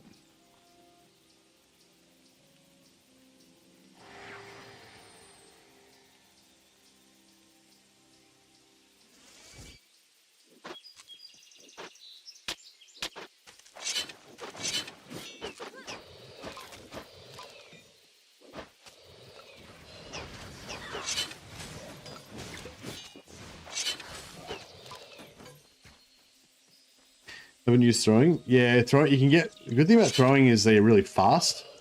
You can get really fast throwing weapons. So you know it's really easy to get really quick ones. So even if you're using them in melee, kind of, you know, you can just throw point blank throw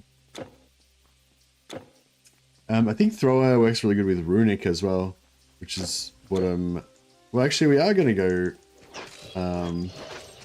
runic, but I'm not going to use. So another way you could do it is oh, what happened there? My whirlwind screwed up. So yeah, another way you can do it is by going runic with the flat damage from the main runic attack. You know, it adds like 6, 7, 10, whatever damage. And because it does flat damage, you do really fast weapons, so you can get the most advantage out of the flat damage. That's probably what you see a lot of people doing. But yeah, I want to do more of a warfare based one, so we're not going to go physical damage, not going to use the runic main attack, but going to use some of the runic support things. And runic gets an extra dual wield attack. So runic's got that dual wield thing up here that gives you like a % chance of doing 100% extra damage every now and again. So yeah, so basically we're going to have dual wield plus this, plus this, plus this, plus one extra one from the runic side. That's kind of, I guess that's the core of this build, basically. An auto attacker, you know, just an auto attacker, basically just doing heaps of procs on dual wield. Do both dual wields passive stack? Well, the dual wield passive just allows you to dual wield, but the 12% chance to be used means you occasionally attack with both weapons. So yeah, so all of these effects stack, yeah, but they don't stack. They have their own separate. Yeah, no, they don't stack. They have their own separate chances to proc. So this dual wield has 12% chance to proc, and when I get the other one from runic, that will have 6% chance to proc or whatever. It's just another proc on my dual wield. But yeah, the first point in this or the point in runic, either one allows you to dual wield. Same as if I'm pretty sure rogue gets dual wield as well, don't they? Maybe not. I don't know. But yeah, like the ability to dual wield doesn't stack. You just either you have the ability to dual wield or you don't. but each of the procs is separate, has a separate proc chance. They don't like, yeah, they don't. They do stack in the effect in that you can have multiple procs with separate chances, but they don't interact with each other, I don't think.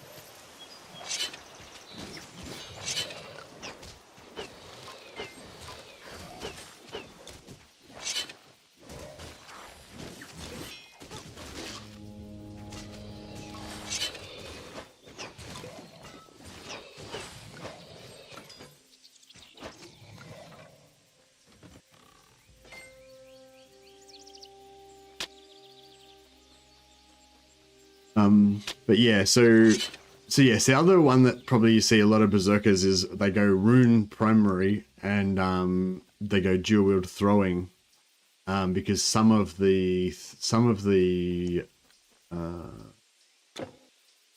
procs work on throwing weapons. So I'm pretty sure chance to use both weapons, it works on throwing. I'm not sure if Hue works on throwing. Crosscut doesn't work on throwing, I don't think.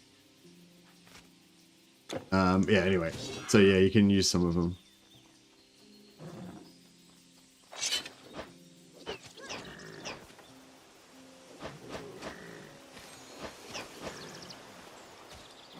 Hunter defense. Oh yeah, nice.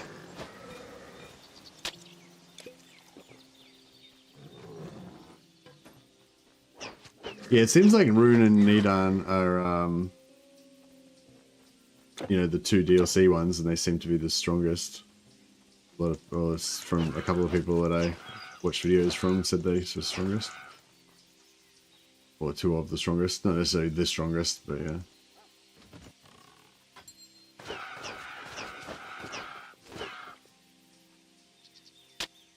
But it depends what you want to use them for as well.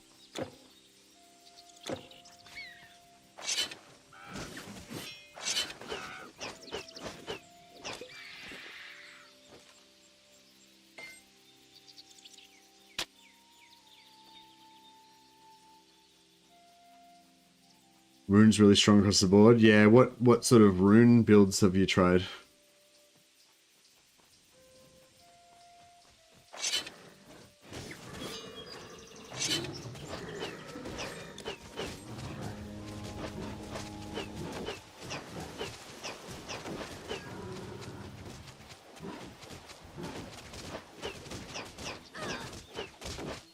Jesus, that guy's got a bit of hit points. Got a few HPs.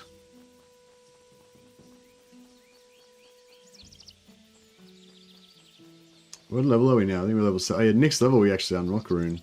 But we won't be able to get the skill that I want straight away, but we can get like a buff, a self buff that we can use, I think.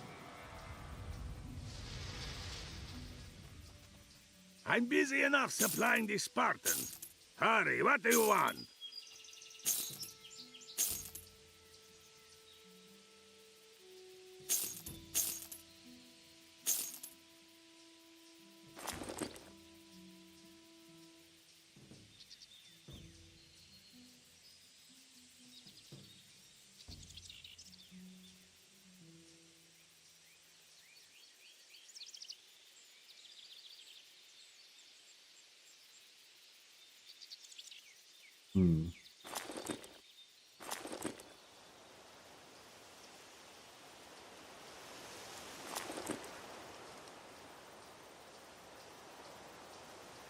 Wonder if that would be any good.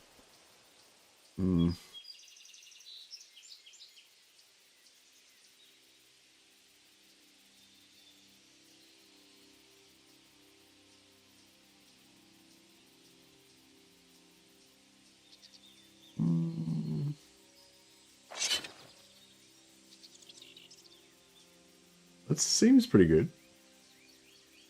Means 82 strength there. I don't know. Thank you for not loitering. We'll just keep cruising. If I look worried, it's because the pious... Yeah, I made a rune defense thrower, but I only played him up to like a few levels and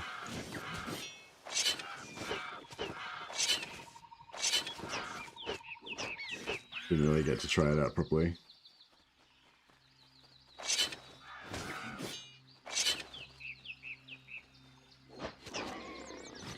There's a centaur boss up here that's pretty scary.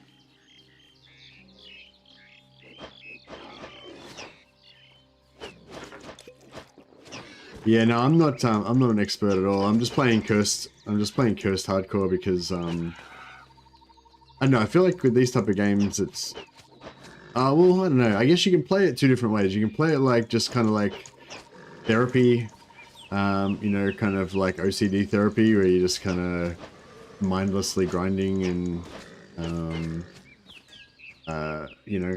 But I feel like if you play it more like a death trap dungeon survival horror type situation, you know, it just, I don't know, it just makes it more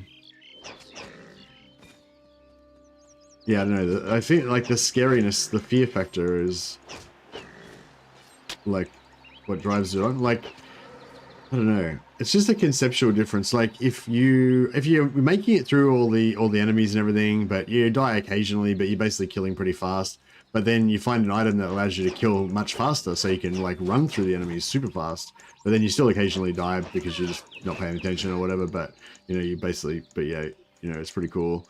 And then you find an item that makes you live a bit longer, but it doesn't really increase your killing speed. But it's like whatever, you know, like it's just, it's not like nothing really matters that much. You know what I mean? It's like, but when it's like when you're playing on hardcore and it's like you can actually totally die. And I don't know, it just makes it so much more like, I don't know, like before I just played the very first boss, and I just ran the very first boss like 30 times doing the exact same thing. So probably to watch it's probably super boring, but because like I know that I'm gonna die later on, like I want to like get that extra health from grinding that first boss. And so it makes, I don't know, it's hard to explain. It makes it so much more satisfying knowing that it's gonna like hopefully help you survive later, you know, like that. Yeah, like that. I don't know. Yeah. Anyway, those of you who are familiar with hardcore, I guess, don't really need me to explain it, and those who aren't probably don't care. So anyway, but yeah, I like hardcore, and so I found out this cursed hardcore. Which I think just feels like it just raises, isn't it? It doesn't really make that much difference at the start, but here it is. It just kind of like raises the stakes a little bit. I'm worried this guy's gonna fucking destroy me. Oh, fuck me. Shit. Yeah, see what I mean? Like, I don't think we should even fuck with that. He just took off like 60% of my health in one hit. If he had hit me again, that could have been it. Game over.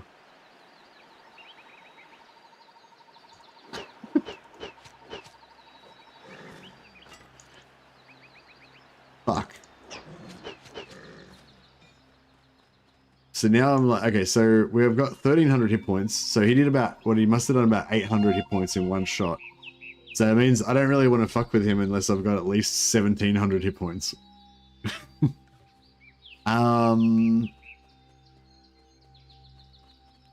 Fuck.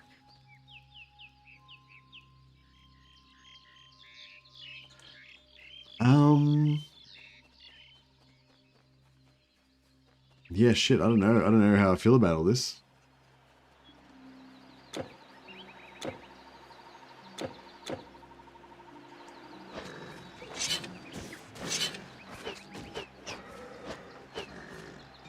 Yeah, well, Whirlwind's great for like getting into combat, but it doesn't help me get away when I get my ass kicked.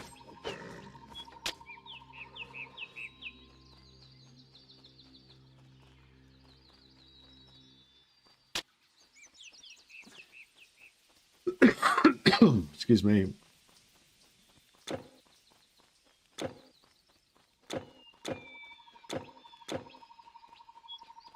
we find Nealon or whatever his name is?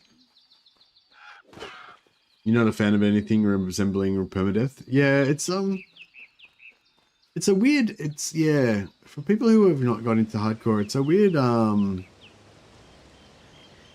so it's hard to explain. It's a weird thing. It's sort of like, I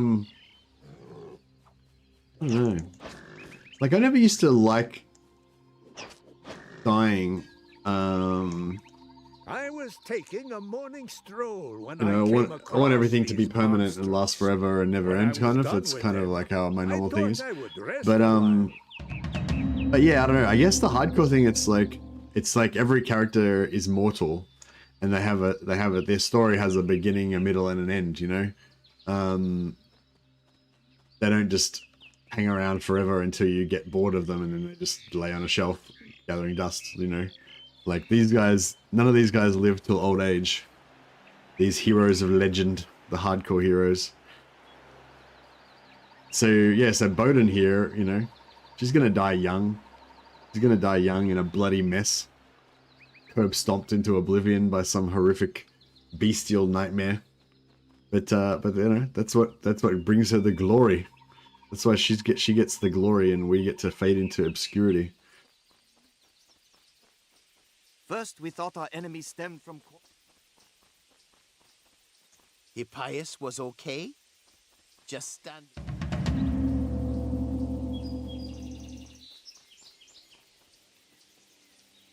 I love permadeath. It empowers every decision you make. Yeah, it's cool like that, isn't it? I'm not sure what how I feel about all this now.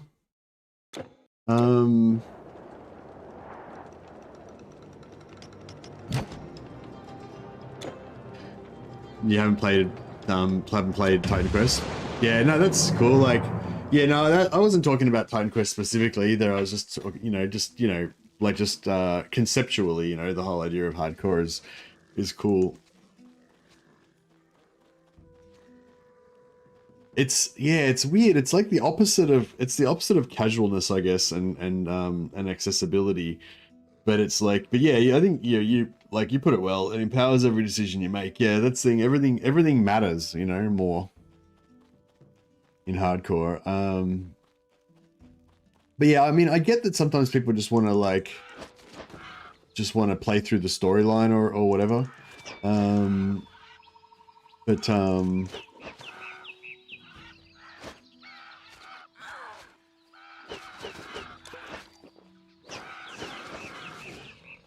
I wonder if we can, I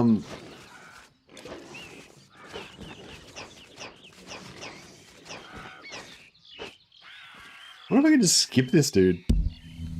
Fuck, he took a lot of damage then. Oh, I think it's because I was trying to press my old hotkey. I should put another health potion on there as well. I used to use 4 as my health potion hotkey, but then I tried to like change it.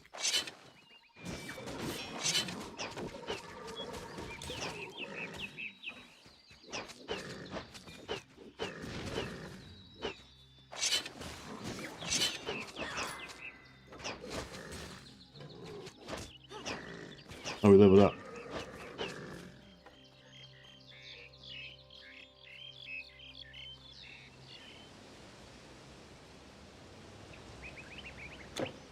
Yeah, so now we can choose our second mastery. So yeah, I really like the idea of having an extra proc on my Dual-Wield. I don't know if Rogue...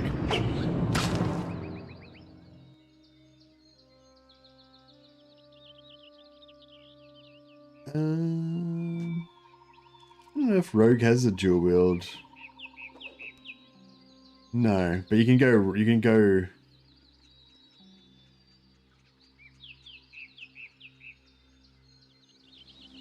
No, but you can go Rogue combined with Warfare to get like an Assassin, which could Dual-Wield, but yeah.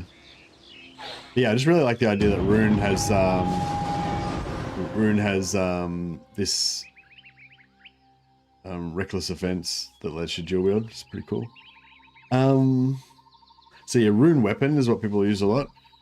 Gives you extra damage or whatever. But then when you get this, it gives you six flat extra damage, and you put more levels into it, you get up to like 15 or whatever. Probably get it up really fast and do elemental damage. But that's like an intellect based kind of build. So yeah, I'm not really going for that. They have a skill at shotguns and throwing weapons. Yeah, that's right. Yeah, I'm using that on my other guy. So you basically use this on your left click, and then you have Thunderstrike on your right click, and you have weapon swap. So like how I'm weapon swapping to do the whirlwind, you can like melee, or you can just use your. I guess you don't have to weapon swap. You can just use throwing weapons all the time. But yeah, you just throw with this with the rune weapon, get extra damage, and then every time it's off cooldown, you do this, and it does like a spray of like 5 throwing weapons or whatever, and, like shotguns them out. I don't know if it's good. I don't know if it's worthwhile for me to use Thunderstrike on this build, because I want to focus on physical. But there's some ability you can get transmute or something that converts physical into elemental or some shit.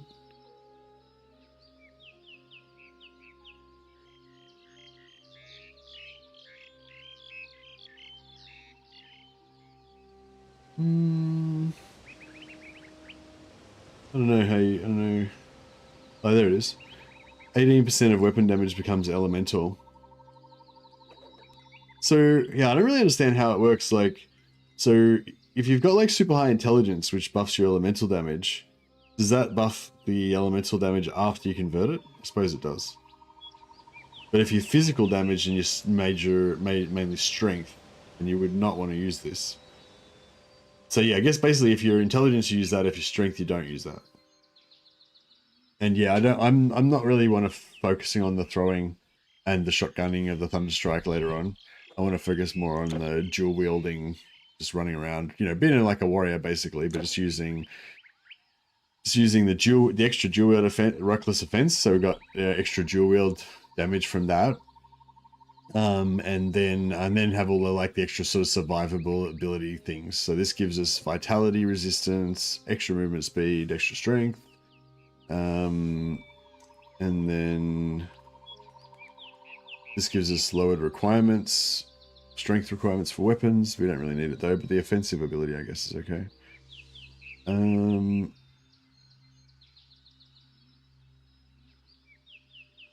Oh yeah, we can get energy armor as well, which is cool. And we've got the summons as well, the Menhir Wall and the Guardian Stones.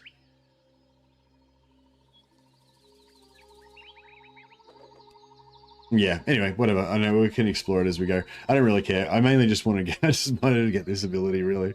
So we can get extra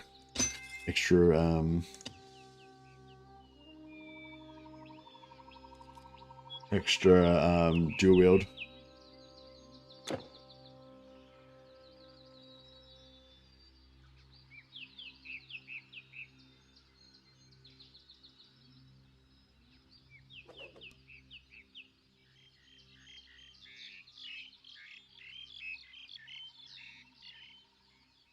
Yeah, the banner's pretty good.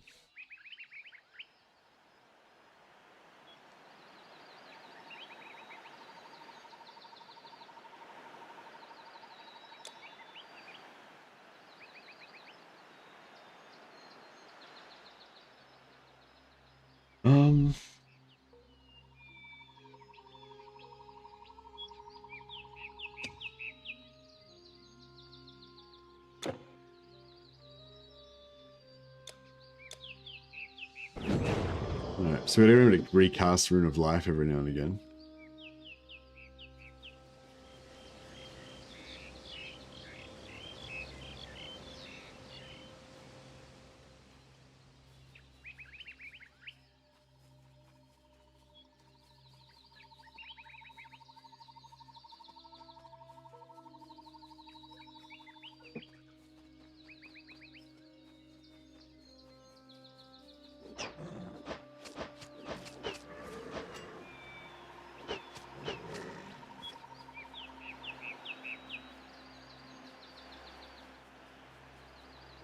So, do I have to kill that centaur guy? I suppose I do.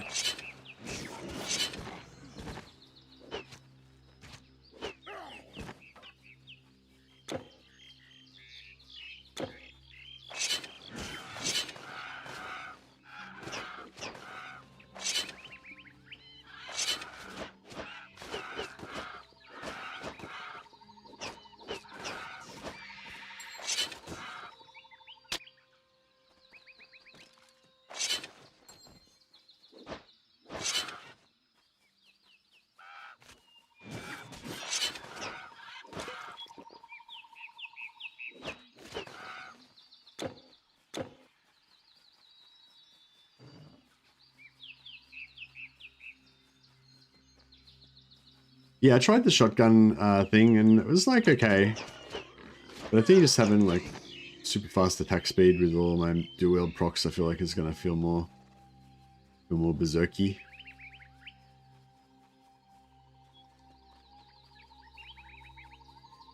This guy, I don't think I should mess with him. Like I think we're gonna get 100% killed if I try.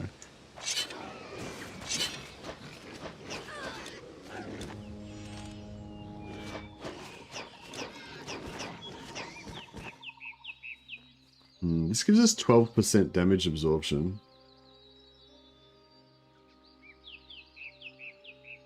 Or 18% damage absorption. So we could technically take 2 hits, almost. We could probably almost take 2 hits if we had the banner up. But I feel like that's still extremely dangerous.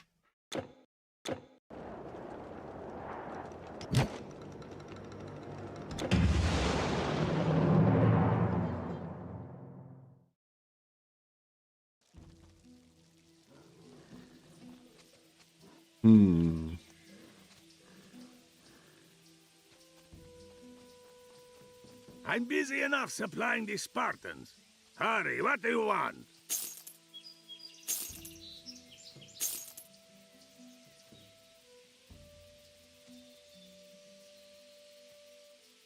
Maybe if I had better armor.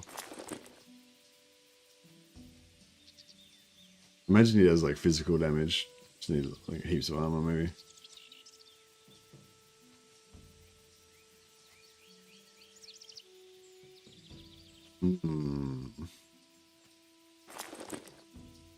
Bye. What?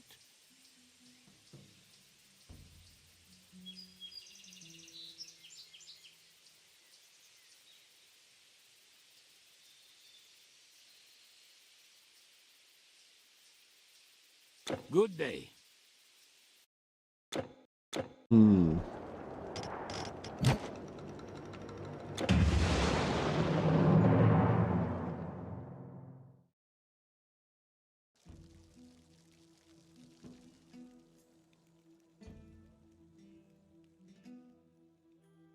You don't really have a good way of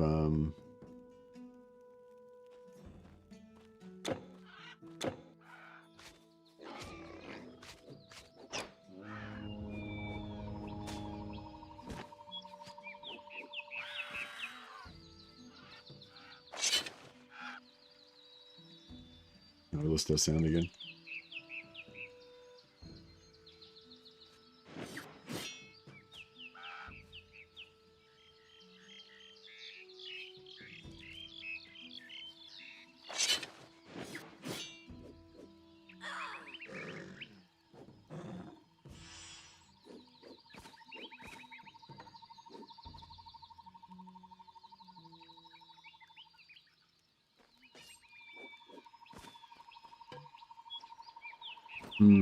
Maybe if I pump the banner up more, pump more points into banner, then maybe with the banner up we could take him on.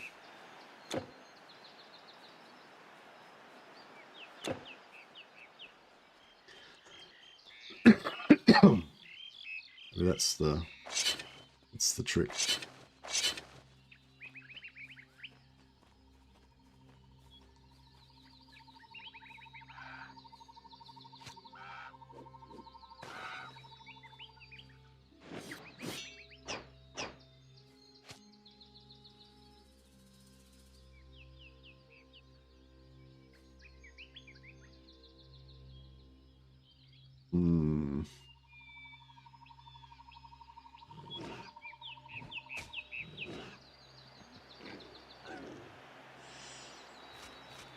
Fuck.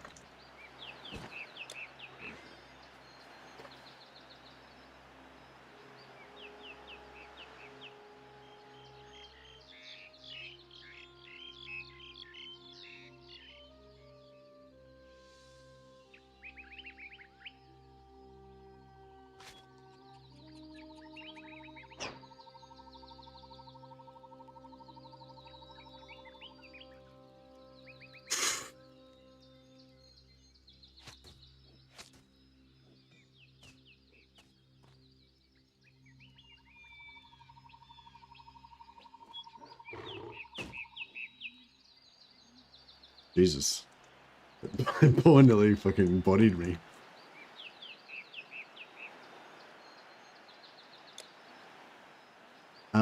I'm starting to get scared.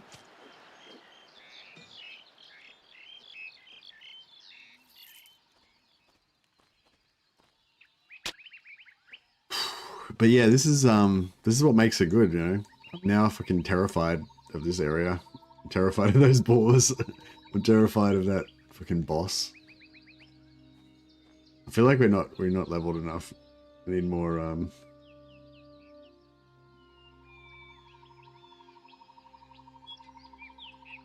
preparation.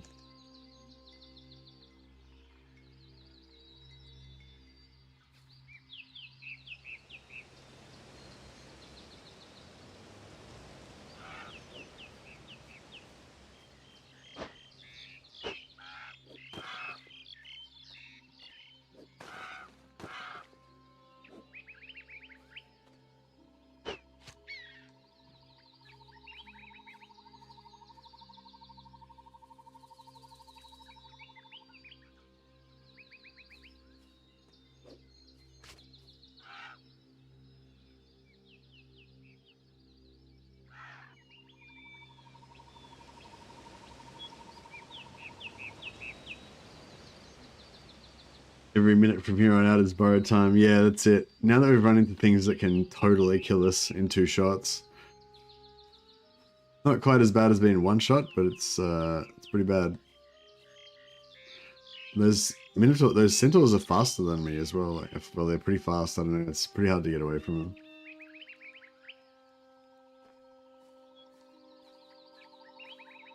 Some extra run speed would be nice.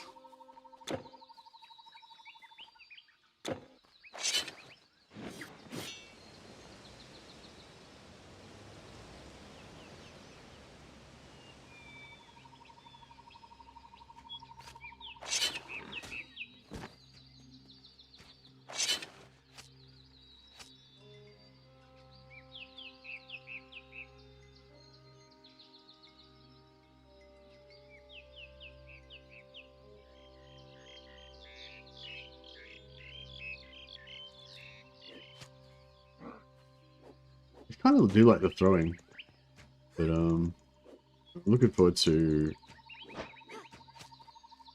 blocking me with a tree. I'm looking forward to when we get the melee properly online, though.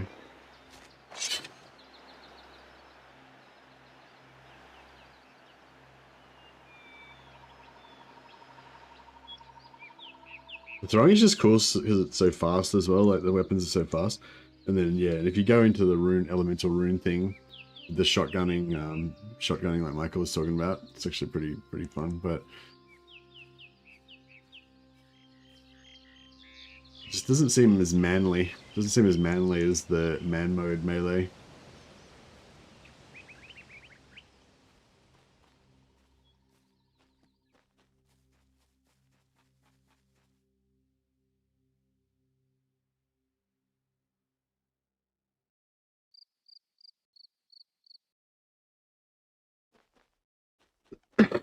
I feel like I'm regretting my decision to play Berserker now. Like if I went like defender or something, defense or something, like I might have a better chance of surviving these encounters.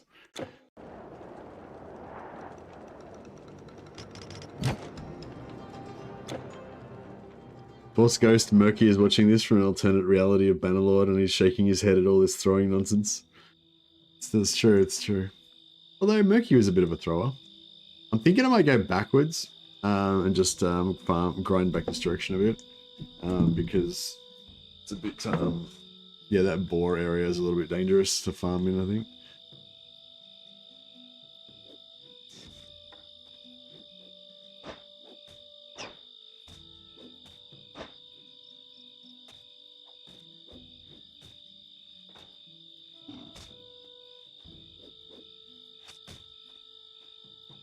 I wonder if those things give you a good XP. I didn't really notice. They seem pretty safe to fight because they, you know, get distracted by the bosses, by the...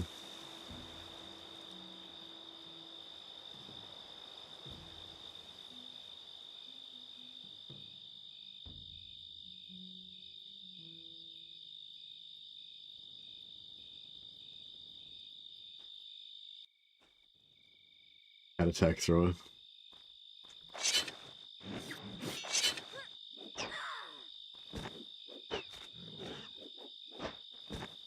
It's messed up with the sound. I'll exit the game and restart. Oh shit, it's another one of these fuckers.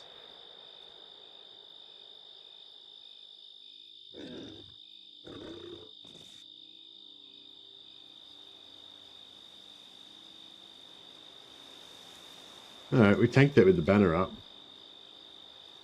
Maybe that's the trick.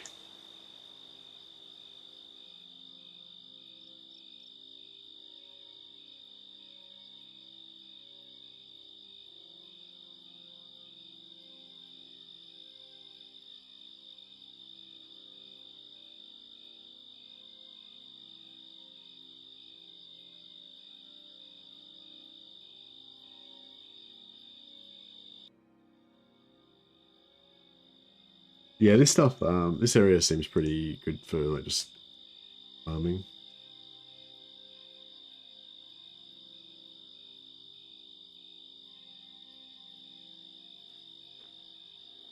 Although it's a bit sparse on mobs. Yeah, so there's the skeletons, but they're a bit, I don't know, it seems a bit dangerous with all the mobs, or the missiles.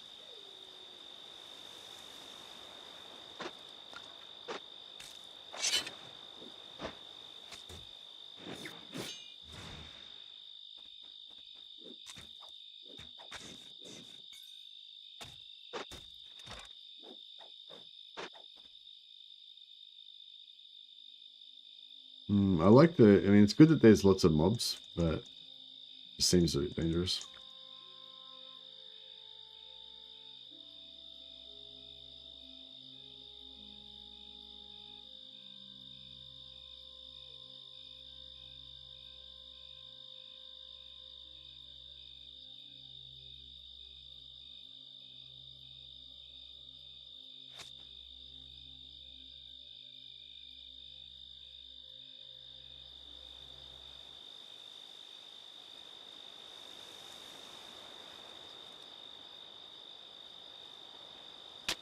Yeah, we're a bit starved on energy as well.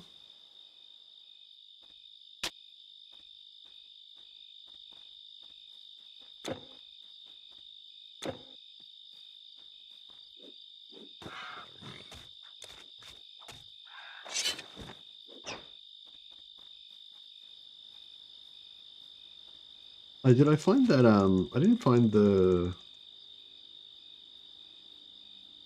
I never found the necklace or whatever that I was supposed to give back to that dude, did I?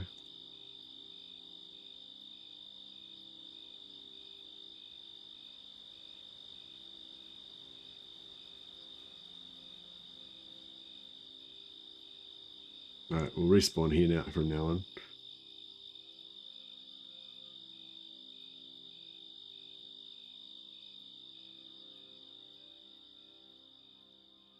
So I might just exit and get the sound back on.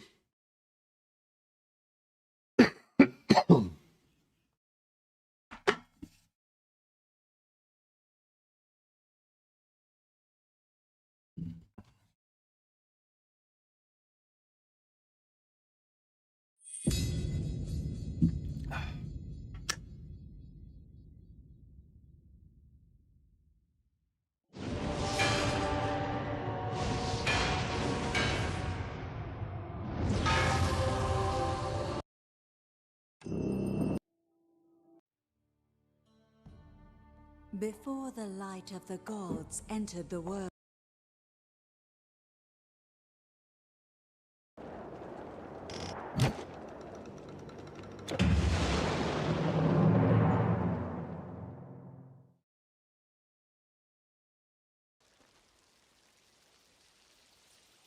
You're gonna get yoinked. Right. Hey, we've got our buff we can put back on as well. What does that do us again? Bleeding resistance. Okay. Vitality damage resistance. Yeah, I don't think that's the problem. I think he just hits hard. Hey, it sounds a lot more exciting with all the sounds.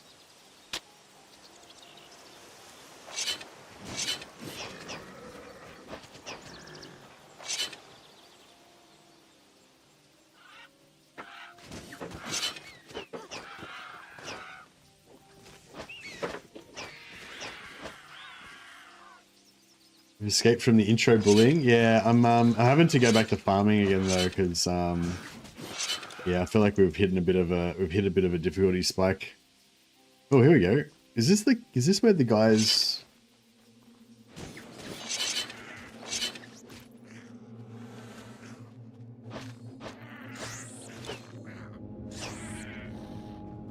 This might be. I think this is where the necklace is that we were supposed to find.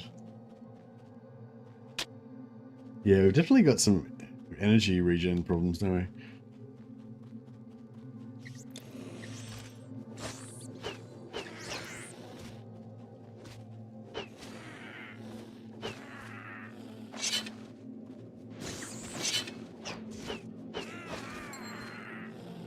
Alright, nice.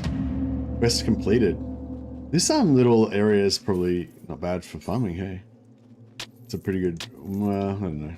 It's not really. Yeah, there's a decent little bit of XP, I guess. We could maybe make it a little track. We run down here, wipe this cave.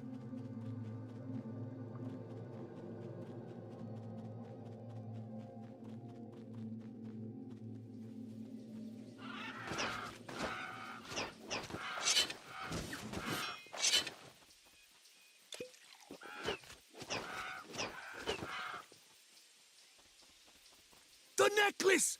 Oh, may the goddess Hera bless you! No worries, bro. That was only 400 XP.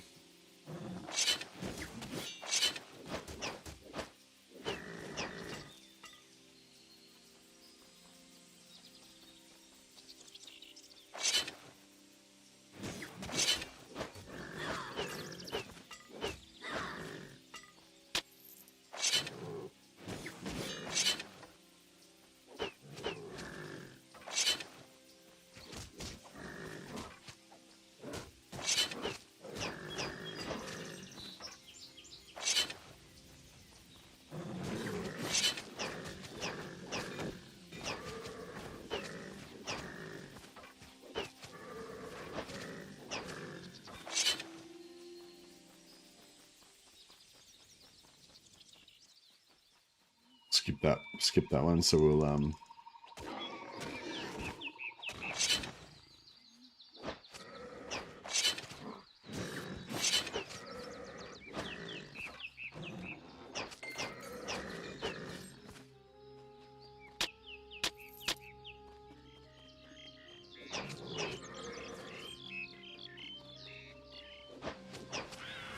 yeah, this is definitely a lot safer here. I wonder if it's I wonder if the XP is a lot slower. So that area where the centaur is, it doesn't seem like there's really that many mobs around there.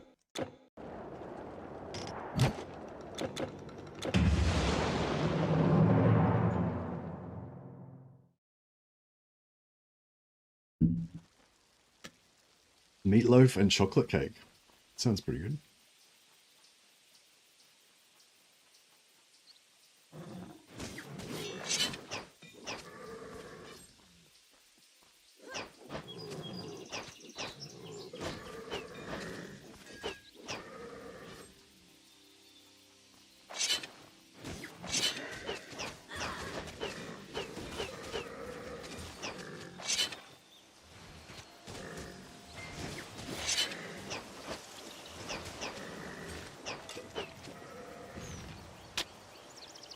Yeah, this seems like a good little spot.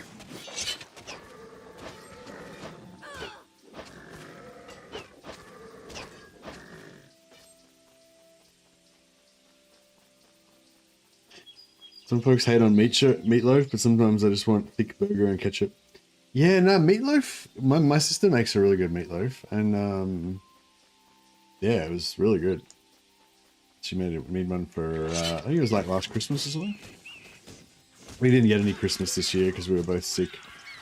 But yeah, I think last Christmas my sister made a really nice meatloaf.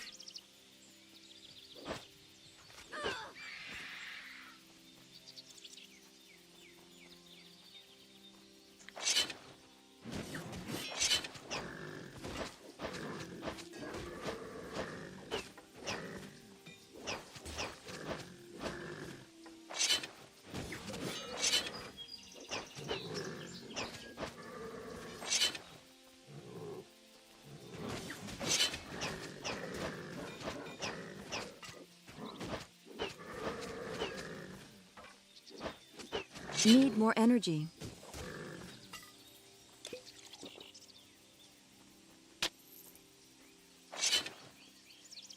Oh yeah, we're going to kill these.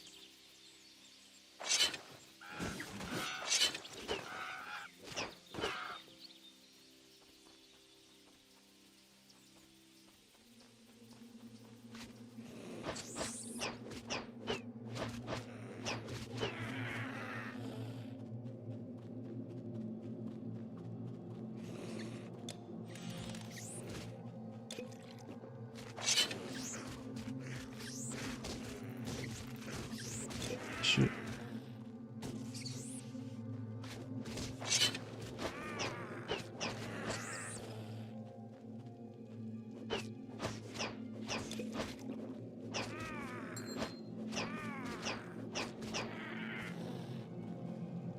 We don't need to collect any more Dario necklaces, I don't think, because we already completed the quest.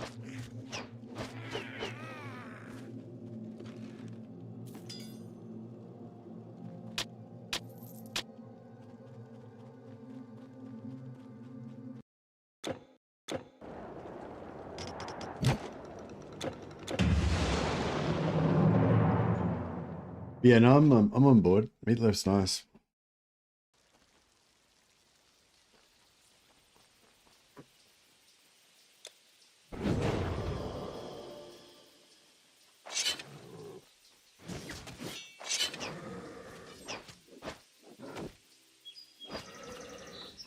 Yeah, I think we need to look out for better melee weapons, because the throwing weapons just do heaps more damage than our melee weapons do. But eventually we want to get the melee happening, because the melee's got the AoE.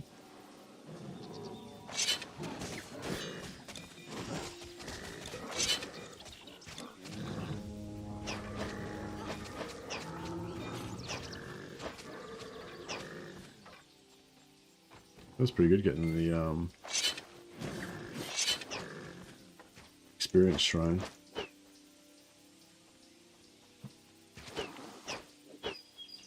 Fuck off. Dickhead. Oh, I can't whirlwind down there. Bullshit. I was hoping I would sort of somehow whiz around half my way around the map.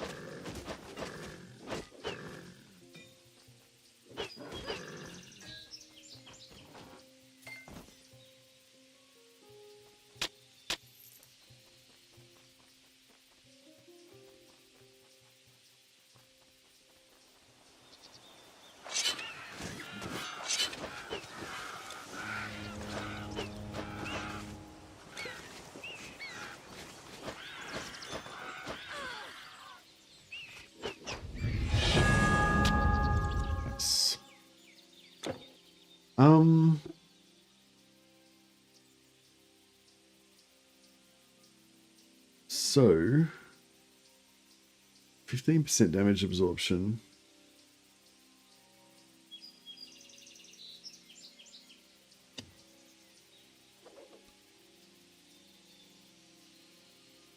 Banner does seem pretty good. Attack speed's pretty good as well. Fuck, why am I not putting any in that?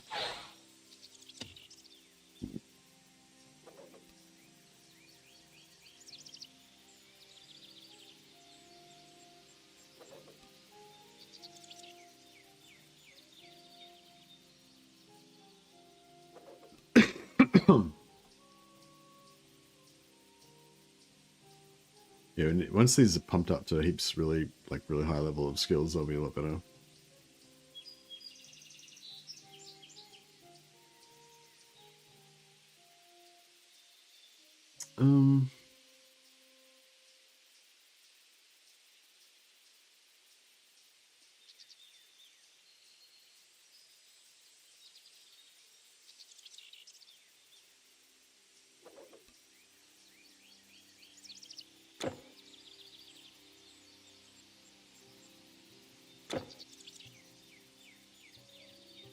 So that's more AoE with bleed damage. I don't really care about bleed damage too much. I mean, it's still good, it's good, but I really want things to die immediately.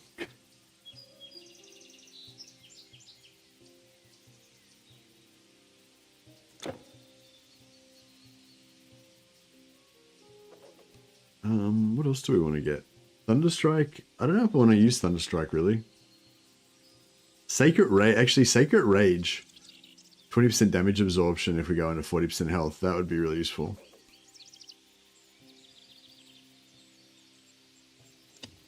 How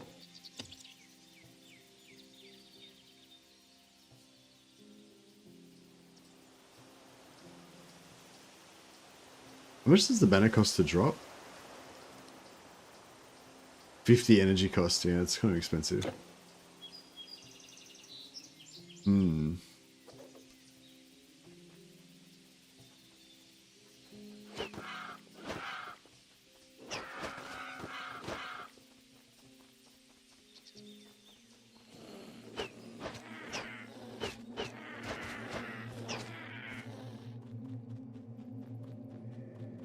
There's a elite in there.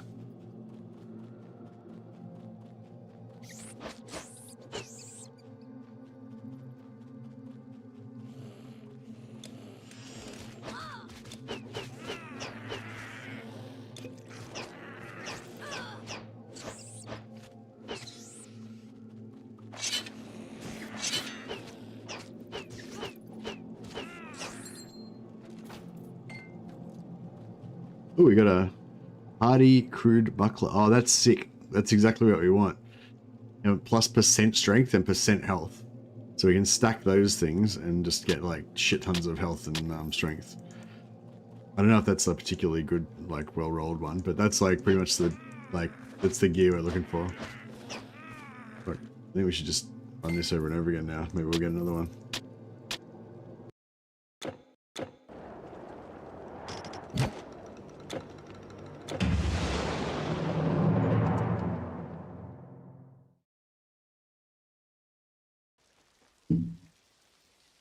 But yeah, that's the kind of thing we want. 2 more levels we can use it.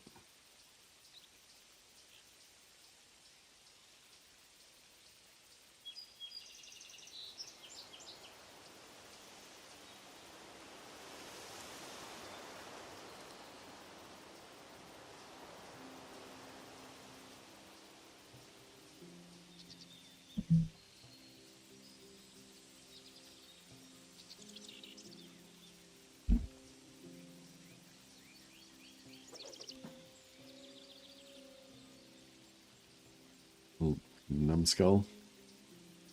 What am I least likely to replace? I'm pretty likely to replace all this stuff, I guess. I guess the 78 health ring. No, I can't put that on a ring.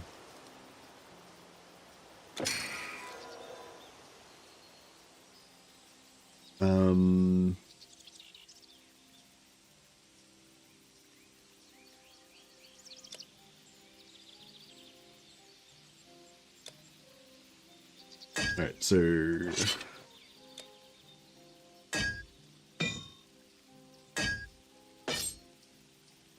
that didn't help us at all.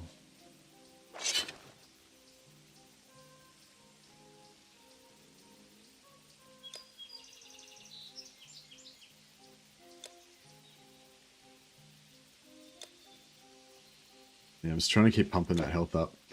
When I get to like 1700 health, I'll go back and have another try at that centaur. That scary centaur guy.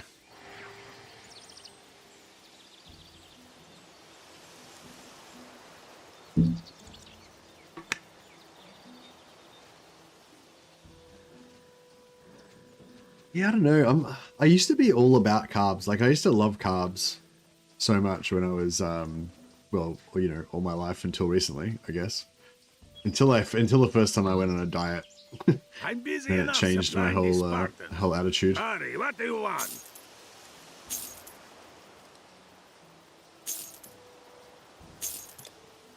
But yeah, I never liked sweets. Like I never liked sugary stuff really, or sweets and stuff like that. But I just love, you know, heavy carb action.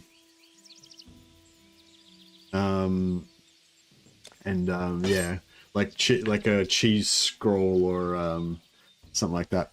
But I mean, I don't mind cakes and stuff, but I like, you know, meaty, like heavy cakes that have lots of carbs basically, rather than like light fluffy ones with lots of sugar and jam and stuff. Ooh, it's a bit of a DPS increase.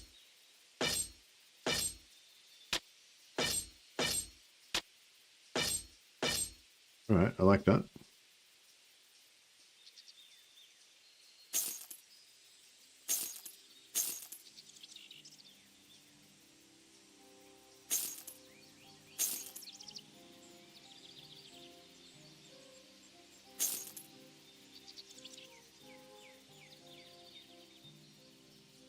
Carbs are nice, sweets are nice, but feeling full without being bloated is where it's at. Yeah, I don't know. It's like a whole different... There's different philosophies, I feel like. It depends what vibe you're in at the time, you know.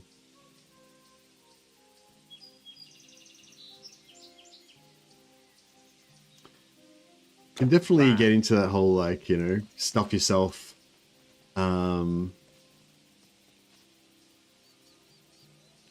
I already reset this? Did I already reset this interest? Can't remember.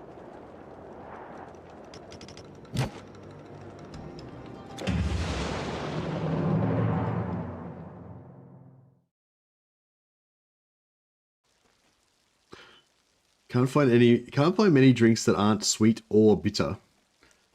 Yeah, well, coffee, if it's done right, shouldn't be too bitter.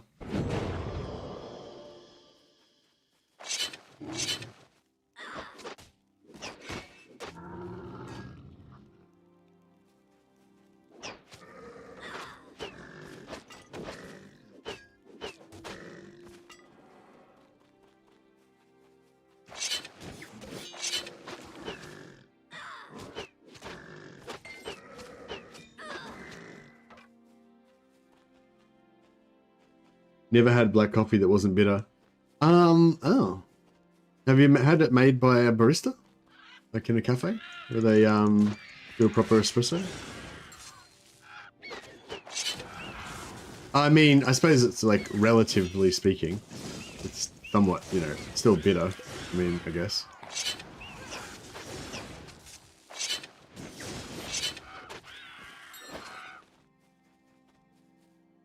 But there's like a, you know, a slight bitterness that's like, but it's mainly kind of creamy, I guess, kind of almost, I don't know. It's like, yeah, I don't know. Yeah, I don't know. I'm not sure if good coffee is like not bitter at all, but yeah, there's like really shitty, crappy, like coffee from 7-Eleven that's, actually 7-Eleven coffee is not that bad, actually. Trying to think of like the shittiest coffee that I've had recently. The quality of coffee has definitely gone up a lot during my lifetime. I remember it used to be a lot easier to find a really shitty coffee now. Now it's like most really shitty coffees are just kind of bland. Actually, no, you can still find a pretty badly made coffee if you're just some baristas, I guess, that are inexperienced. They don't like clean the coffee machine. It's all like burnt and shit.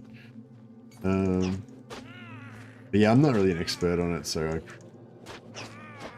can't really speak authoritatively.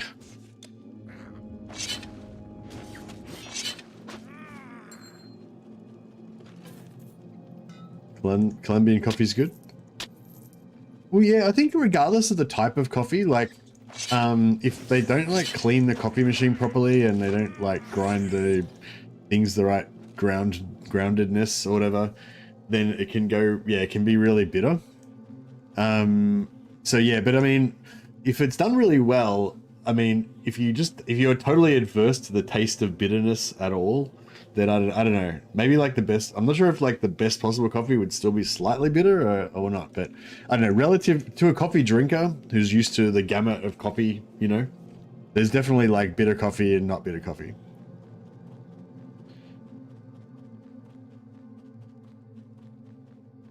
I guess it's like whiskey, you know, like a really shitty whiskey tastes really fucking, I don't know, like methylated spirits basically. It like just tastes really shit. And a really nice whiskey, the way I like whiskey anyway, just really smooth and almost tastes a little bit sweet, and it's, you know, it's delicious. But like if you gave it to a little kid who's expecting a lolly, then they're not going to say it's sweet, you know, and also you'd go to jail. But you know, so yeah, I don't know. But anyway, but yes, there's definitely coffee that's very very smooth and not bitter, relatively speaking anyway.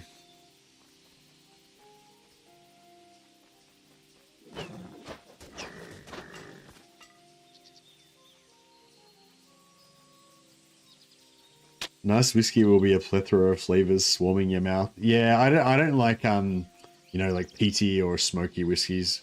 I just like really just smooth nice whiskeys, just like Glenfiddich or whatever I usually drink if I'm just out somewhere having dinner or something.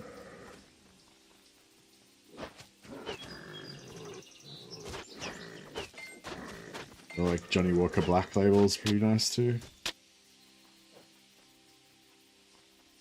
Tried whiskey once, the burn warmth was good. Can't say I remember the flavor. When I used to smoke cigarettes, I used to really like the combination of the smoke in your mouth and the kind of fuminess of the whiskey and stuff. You can do it with cigars as well.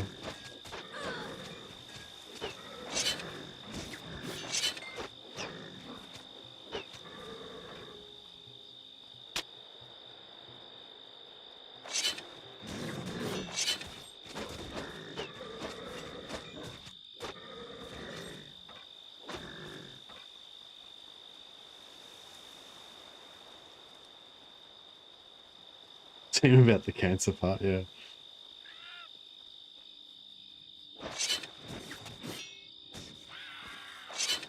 Man, I spent like so long smoking. I think I smoked for like 20 years or 25 years maybe. I was pretty young when I started, and yeah, that was a waste of fucking money. It's like, I mean, I guess at the time I thought that it was good. I thought that I enjoyed it, but I don't know, like, it's, yeah, it was sort of just a waste of time, really. Like, I could have lived through all of that same lifetime, had pretty much all the same experiences and enjoyed them just as much, but just not smoked all that time. It would have been fine. But, you know, it seems like really important at the time. Huzzah.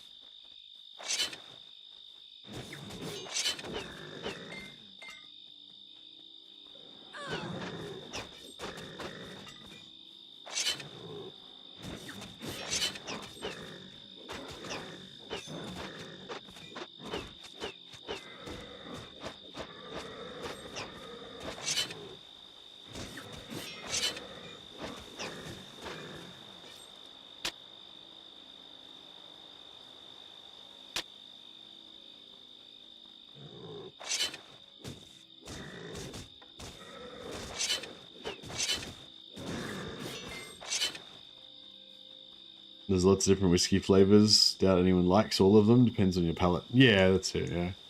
I think a lot of people who like are really into whiskey, I feel like they really like the smoky, peaty kind of ones. Whereas I just like whiskey that just tastes really smooth and is just super easy to drink.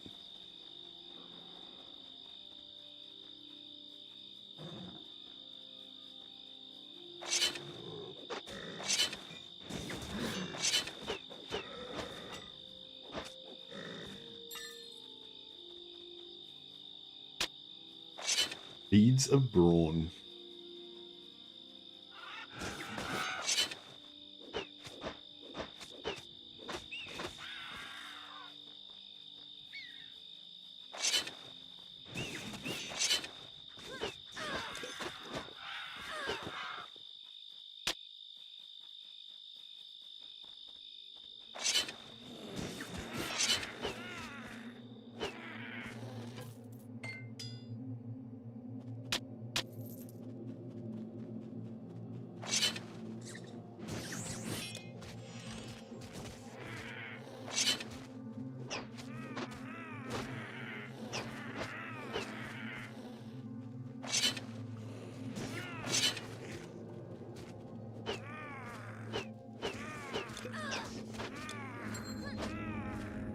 bit late in the stun there.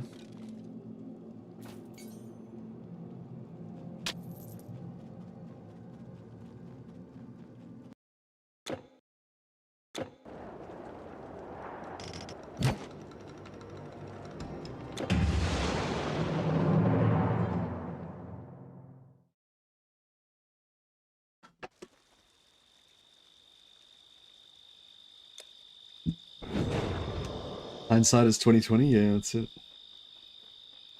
No worries, Sam. Have a great New Year's, buddy. Thanks for dropping by.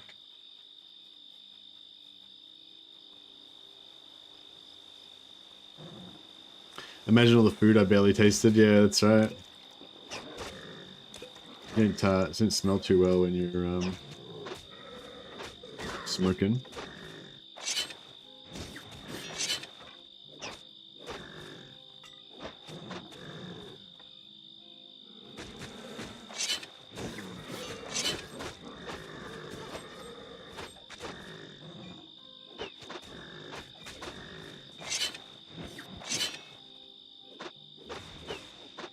He's not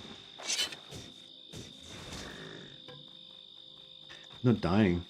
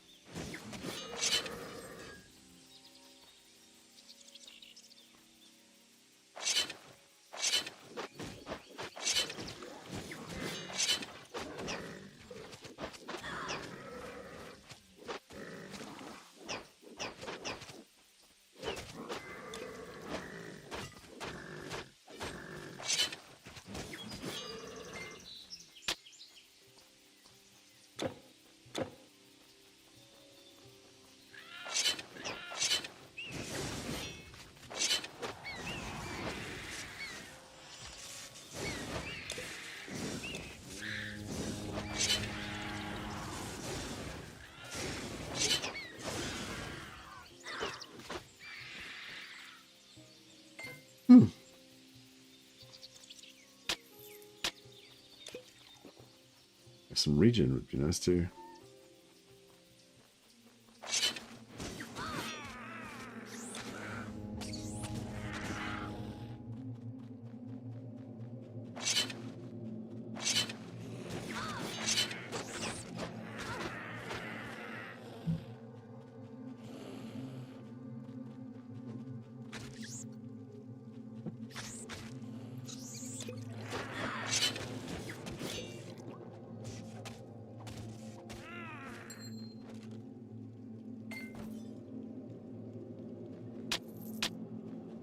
There's a chest in here. Not sure if I checked correctly for that earlier.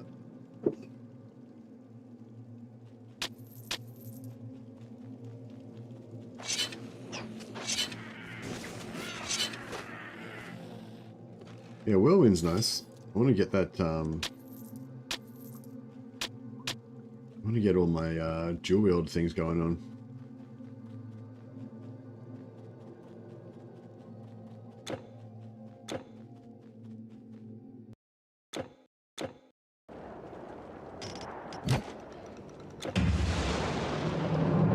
I'm not sure what the best way to improve my survivability from here is.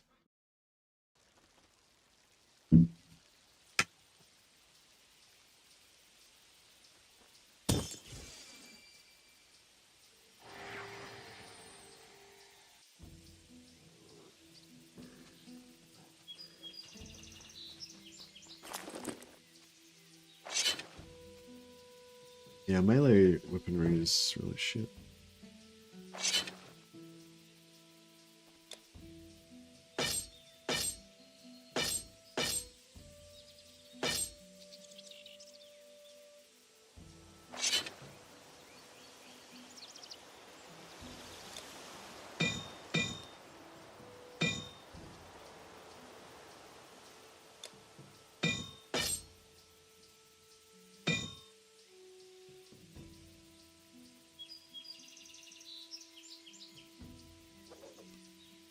Yeah, well, if we can get to 11, if we can get to a level 11... Oh, actually, I can't equip that because I'm a dual wield. Just, I didn't even think, I've been carrying this around the whole time, didn't even think about it.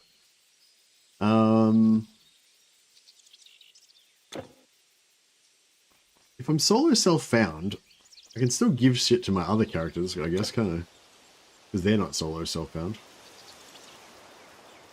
I guess that kind of makes sense. Although, I don't know if they're going to really want that.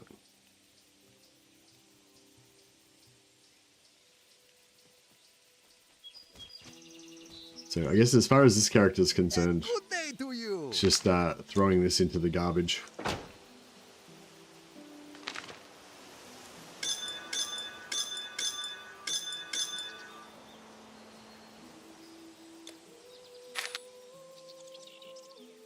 Oh, this one gives you 50 extra health.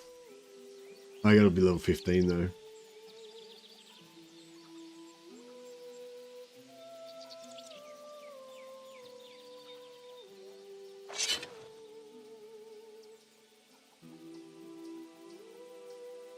Here I keep you.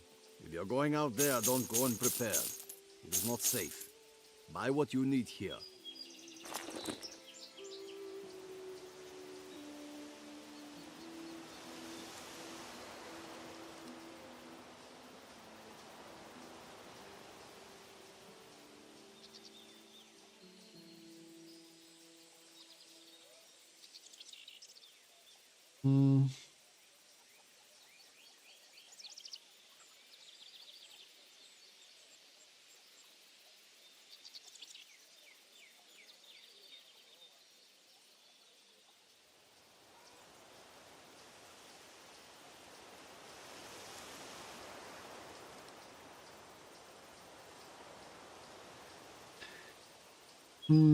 Yeah, I don't know.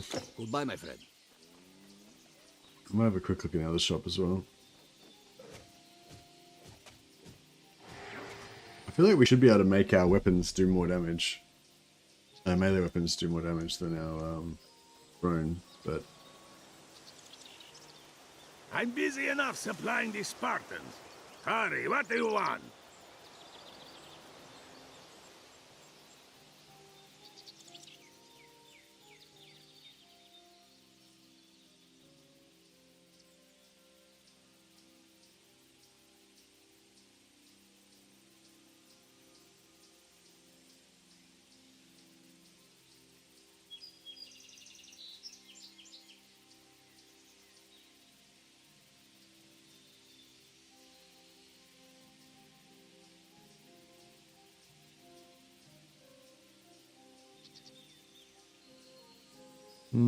Yeah, I don't know. It doesn't seem like...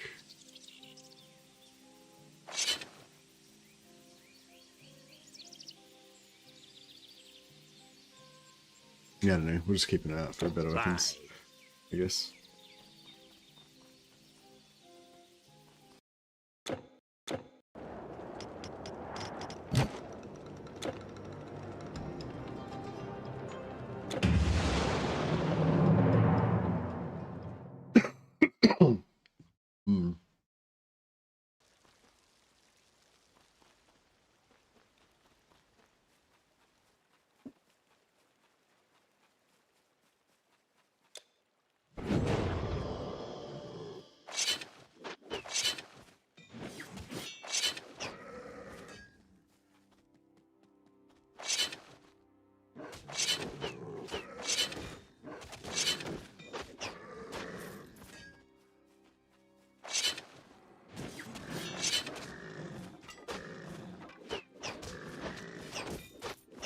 Hey, Herb.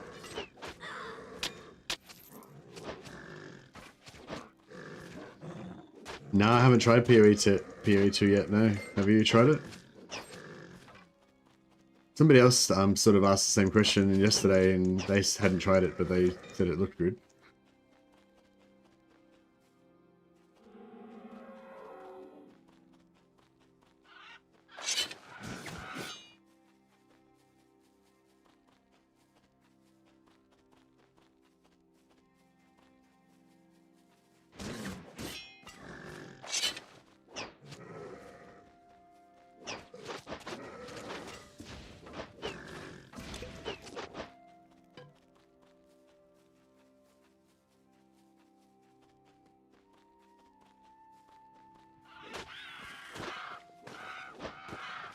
Titan Quest 2 is coming out soon, apparently. There's a demo out for it. Oh, there's a demo that they showed off. I don't think you can play it, though.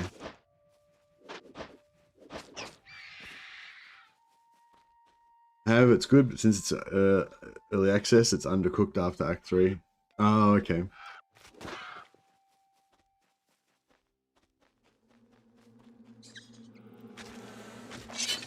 Yeah, I suppose if I was trying to be a proper streamer, I probably should play Path of Exile 2 or something like that, but I'm just sick at the moment, man, so I'm sort of really just having a day off, or maybe a week or two off with this COVID.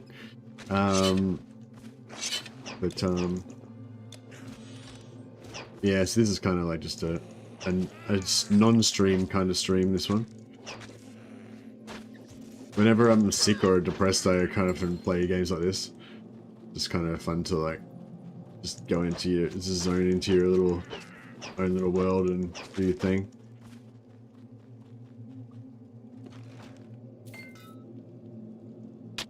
But you still kind of feel like, you're kind of achieving something, you know, just grinding away.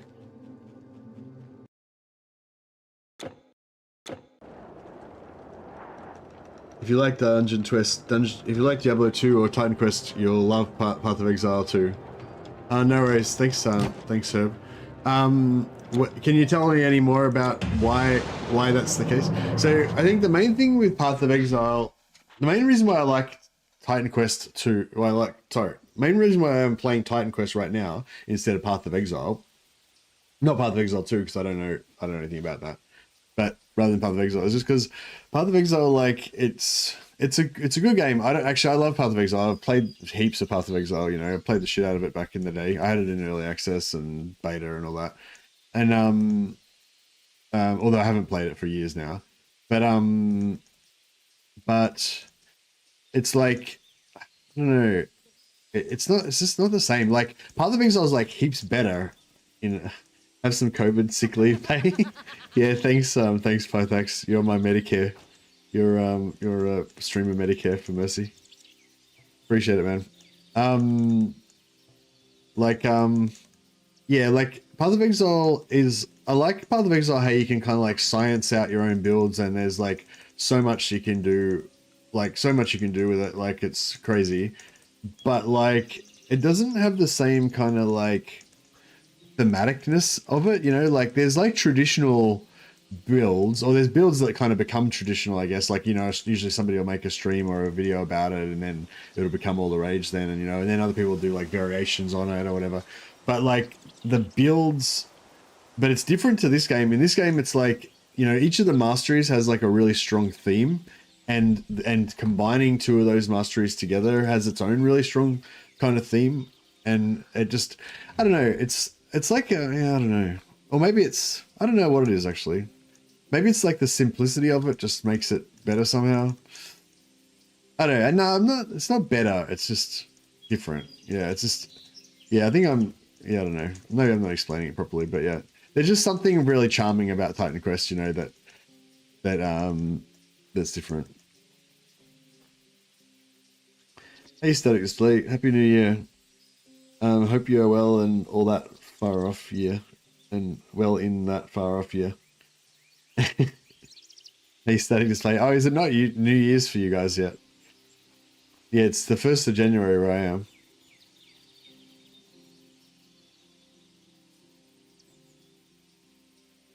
Yeah, I don't know. I guess maybe it's sort of, I don't know what it is actually.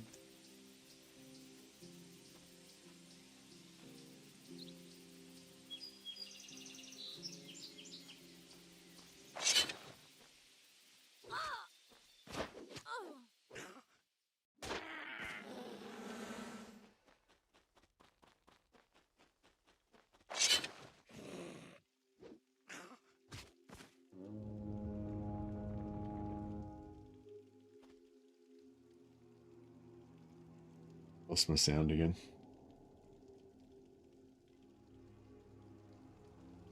I believe I got a hardy item, which is what I wanted, and it was a shield, which I can't use because I'm dual-wield. And furthermore to that, I didn't even notice that it was a shield, and I've been saving it for like 2 levels so that I can one day equip my shield that I can't use. Good times.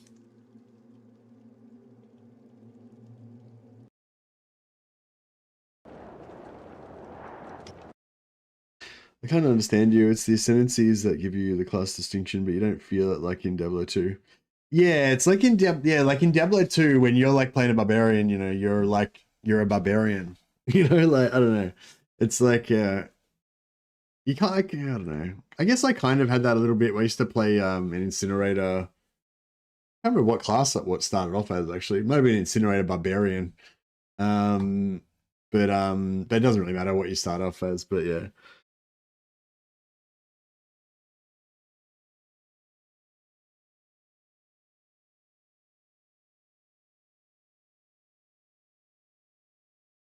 But yeah, anyway, I don't know. I don't know what it is about Titan Quest, but yeah, it's just something very very classic about it. But I don't know, maybe it's just my mentality as well, because there's other times when I've sort of thought about playing Titan Quest, but I didn't really, I don't know, get into it, I guess. But this time I am.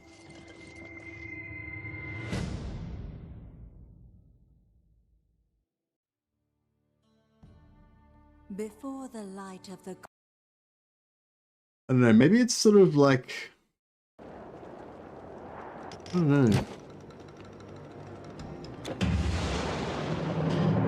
Yeah, I don't know. I can't really put my finger on it, and I'm not sure if I, yeah. Yeah, I wonder, and if I could figure out what it is I'm trying to describe that's cool about Titan Quest. I wonder if Titan Quest 2 will have that thing or not. I'm sort of suspecting it won't have it.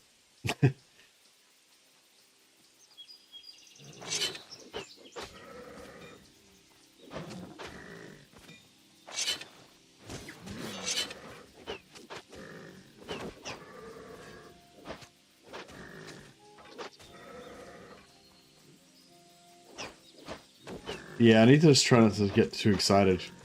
So if I get too excited, I'll get like faint and start feeling sick and shit. It's weird. Like as long as I just stay relaxed, I'm alright.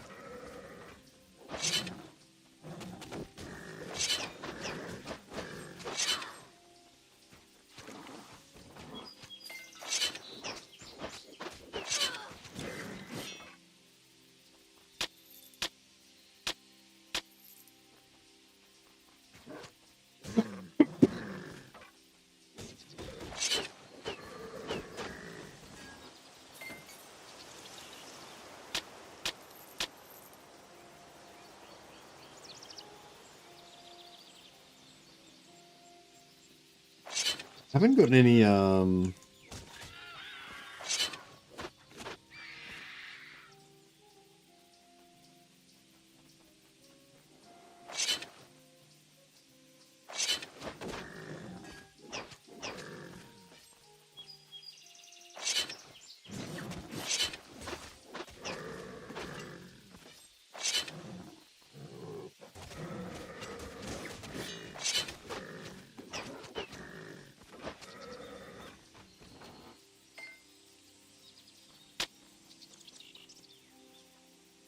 how many hours do you have in Warhammer 2 and 3 combined? No, like yeah, a few thousand, 13,000 or something. Yeah, I remember.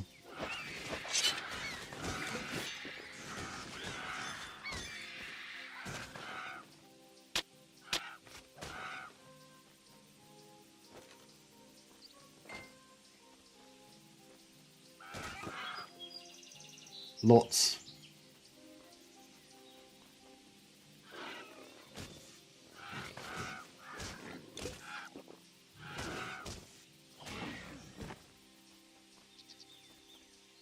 Yeah, I think I have like so many hours of game time in Warhammer 3 and Warhammer 2 and Warhammer 1 that I have like layers of like, I've got layers of like learning stuff and then like forgetting the stuff and then relearning the stuff, and then there was a patch that changed the stuff and then I forgot about it and then I relearned it again, and you know what I mean? Like, yeah, it's just like the whole like, it's just all a rich tapestry of maybe tapestry is the wrong word. It's a convoluted swamp of experience now. My my time with Warhammer 2 and 3.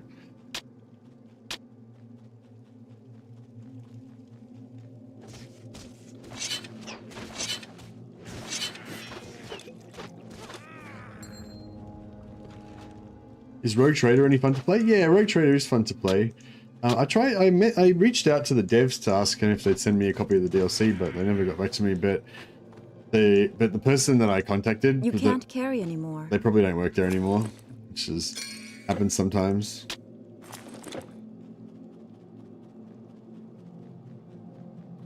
But yeah, I mean, if you're in the mood for, you know, if you're in the mood for a CRPG or whatever they call it, then yeah, it's not bad.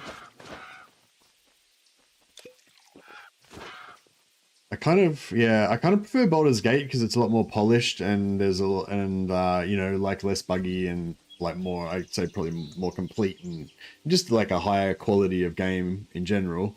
But at the same time, Rogue Trader's set in the 40k universe, and it's just got, it's like, Baldur's Gate's got that whole kind of, I don't know, D&D niceness thing going on with it or something. Which kind of ruins it a little bit for me.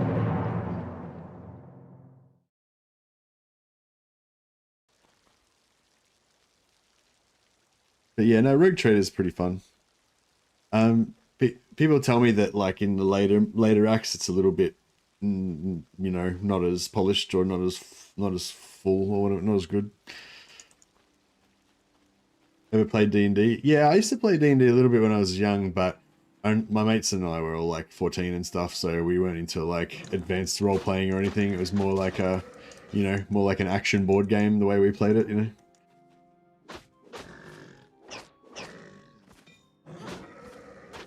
More combat based, you know. You can't carry it. And that's kind of the way I prefer it, you know what I mean? Like I don't really want to get into fucking, I don't know, emotional journeys and relationship arcs and shit. You know, like I wanna go and like fight the dragon and, you know, whatever, rescue the king.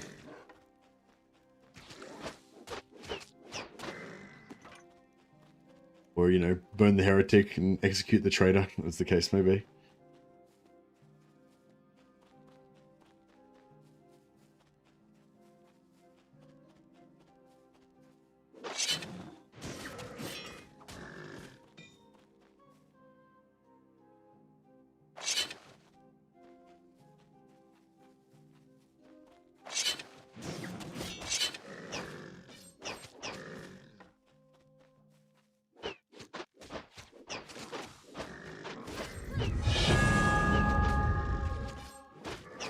I wouldn't mind, I mean, if I was actually going to play D&D now, then that would be something, that would be different. If I was going to play D&D now, I think I would approach it more like a, I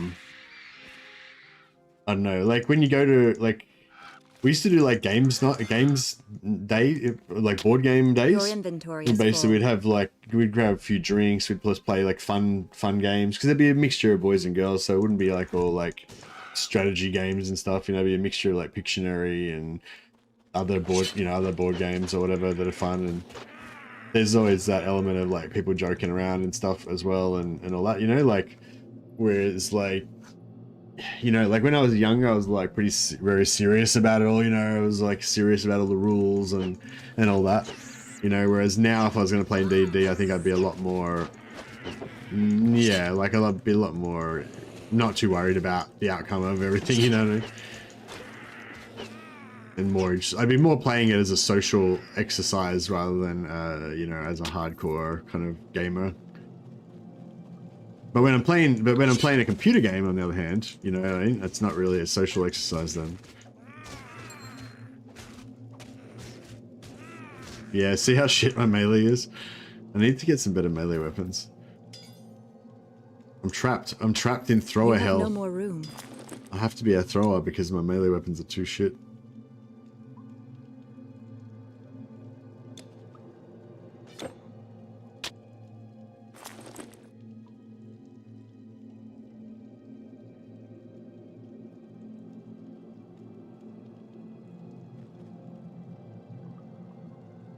Nothing.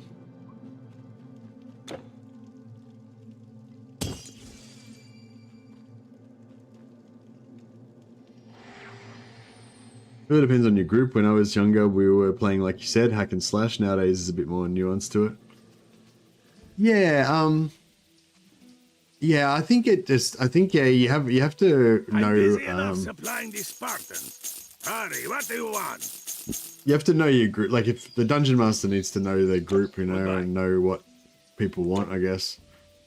And yeah, like, some people will be really into, like, you know, player character based storylines where, you know, one of the characters turns out to be the other character's long lost half brother that was, you know, whatever, and they have deeper meaningful conversations about their father and fucking whatever, you know what I mean? Like whole like fantasy relationships and shit like that, you know?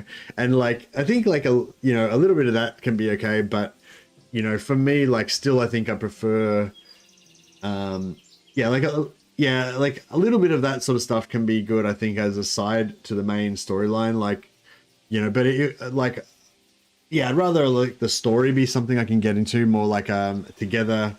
What am I trying to say? Like, just say it's like a murder mystery type thing, and you're all in it together, and you're trying to like, you know, solve the mystery or whatever. That's cool and everything. But if it gets like too much into like, you know, some of the characters are like secretly fucking assassins, and they're passing messages to the dungeon master, and there's all this secret shit going on all the time, and you know, it's just like fucking, it just gets annoying, and it's like fucking just. Can everyone just focus on the thing, you know? Anyway, you know what I mean? Like, yeah, I don't know what I'm talking about. I just mean what I was trying to originally say is, yeah, the dungeon master just needs to know their play group and what type of stuff that they want, basically. But for me, I think the most fun is when all of the party members are on the same team, and you're like you're trying to solve the adventure or whatever, you know what I mean? But within that, there's like, you know, one character's like a barbarian, and they're like, oh, we should smash him, and somebody else is like, no, I'm a priest, I don't want, you know, like, that's fine, but yeah, I don't know, yeah, whatever. Anyway, yeah. I think, yeah, there's whatever, there's a time and a place for everything, I guess. Okay, what are we doing here? What do I need to do? I want more damage. No, I want to live. I want more survivability. So this gives me damage absorption, 25 damage. Oh yeah, I still don't understand this. When it says 25 damage, does that mean that when I drop the banner, it does 25 damage and like blows everyone up? Because I'm not experiencing that. Is it like giving me 25 extra damage on my hits? Because I don't know. I don't feel like my hits are fucking exploding everything, are they? Maybe they are. I don't know.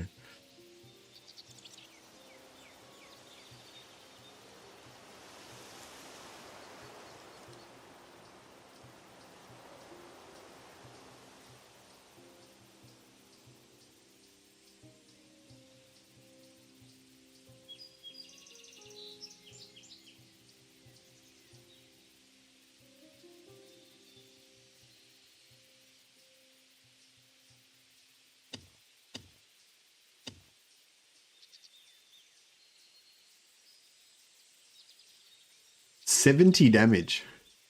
Does that literally mean I'm doing 70 extra damage?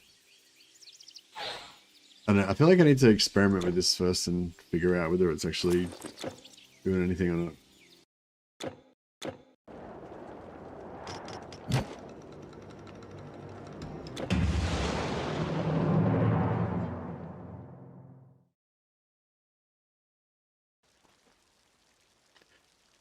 You know what I'd love to play?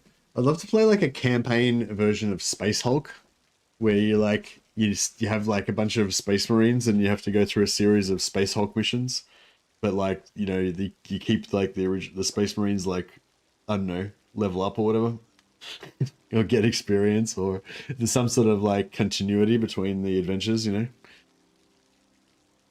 Space Hulk's a sick game.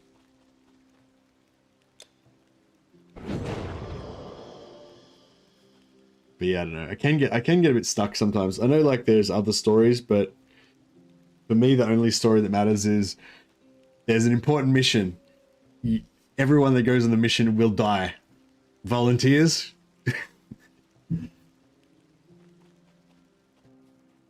That's the best story. It's been told 1,000 times. It never gets old.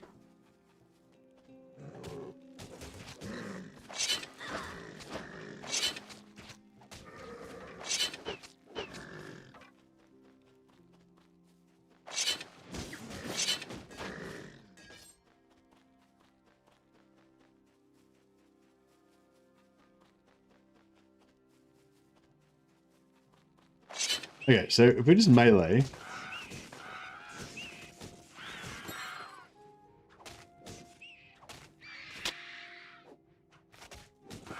Alright. Then we drop this. I don't know. It didn't seem like it was adding like crap tons of damage to my hits.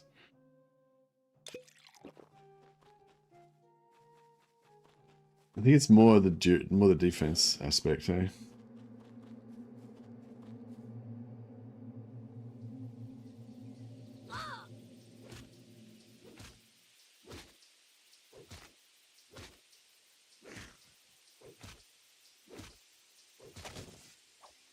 I don't know, maybe it does do damage.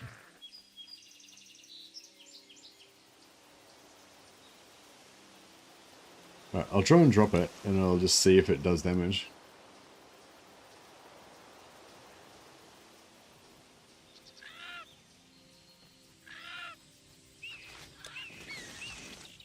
No, it did not do any damage.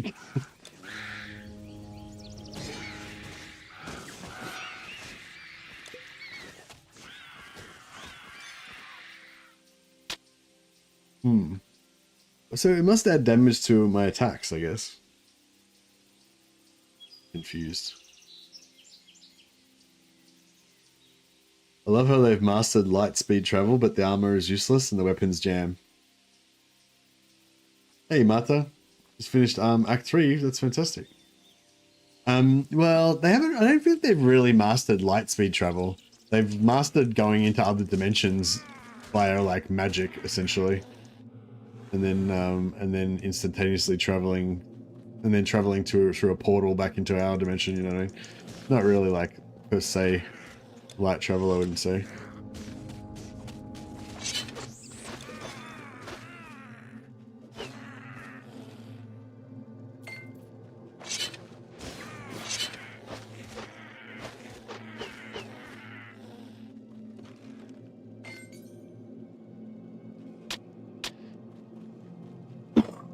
But yeah, it's not exactly a hard sci-fi setting.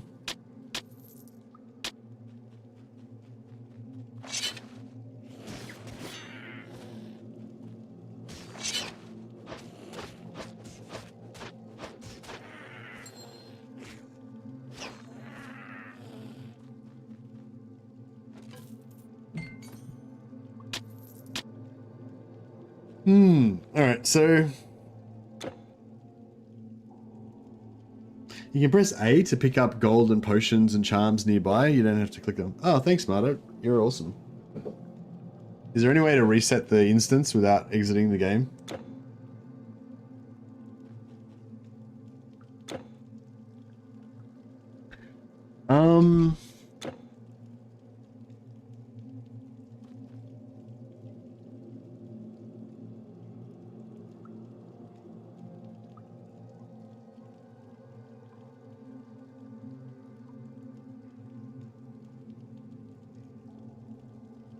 You have to go to the main menu and select the character again to reset enemies. Yeah, that's what I've been doing.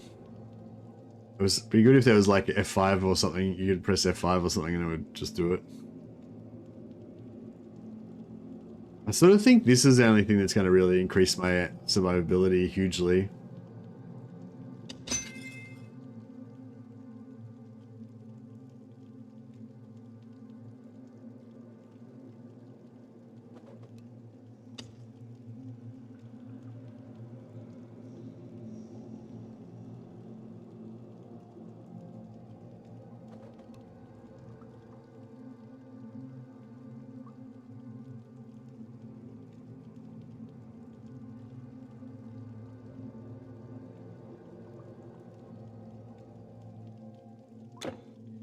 Alright, well, that's not really gonna do much noticeably. We're not gonna really notice much difference, but if we nearly die, then it'll make us have slightly less chance of dying. Actually, it's not really gonna help us fuck all, because if we go under 40% health, like, then we, like, if we're gonna get 2-shot, then the first shot will put us... Actually, the first shot probably won't quite put us under 40% though. The first shot will probably put us 45%, so then it won't kick in. And And then the second shot will kill us without it proccing.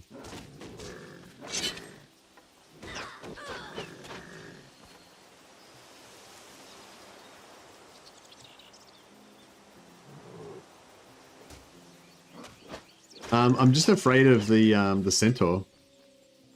So I'm basically just not fighting the centaur. That centaur boss in you know, that centaur boss near Sparta.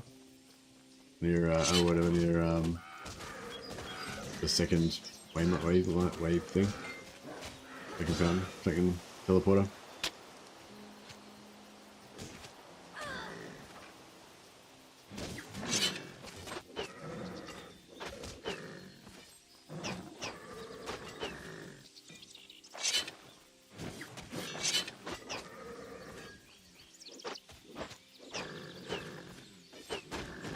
Yeah, I'm not even sure what...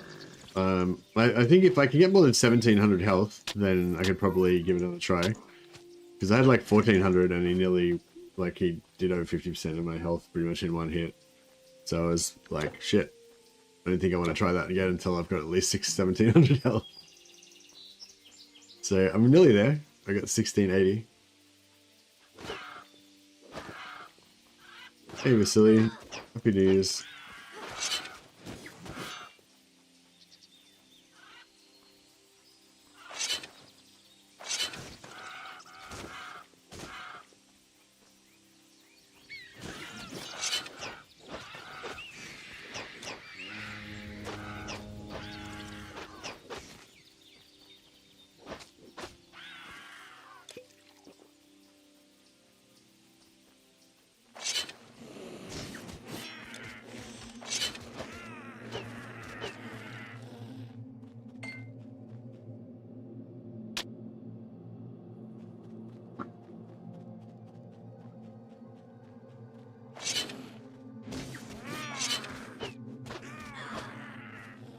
Yeah, I'm just kind of doing a lap of this part just before I get to the, just before, Sparta or whatever it is. Just killing this dude. And sometimes there's like a bat, elite bat or whatever that spawns in here. It's pretty, it's not great.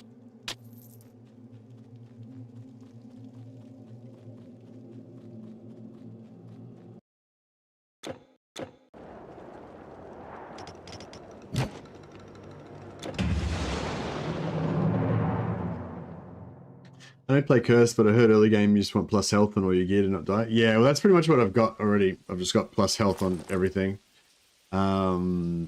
Except for my neck, I haven't got a plus health neck.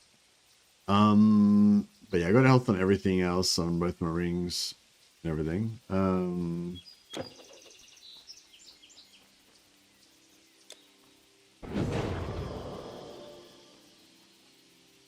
Yeah, extra move speed on there is pretty good.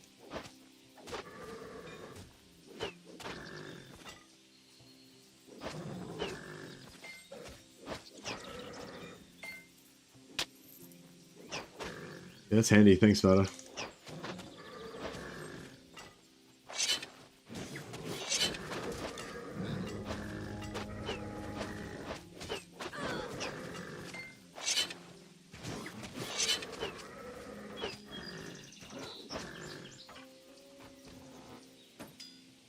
Yeah, this little pack in here is pretty good.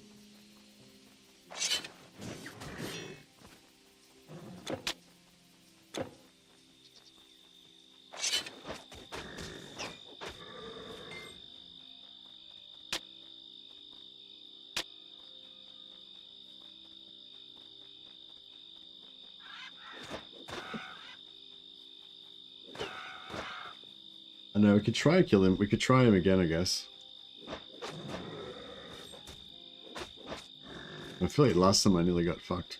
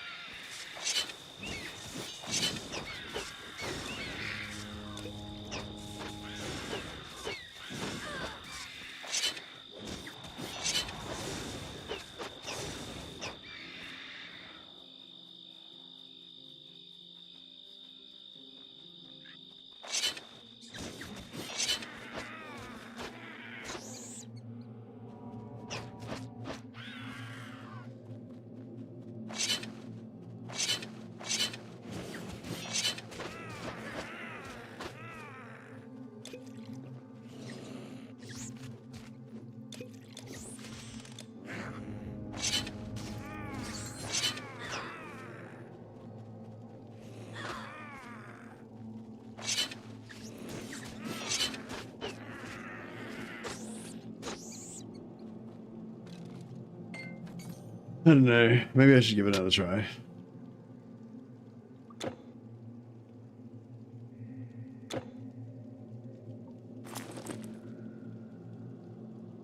If I put 2 more points in health, I'd have 1660 health.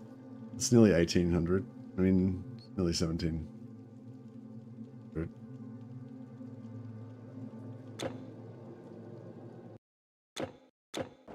Do one more.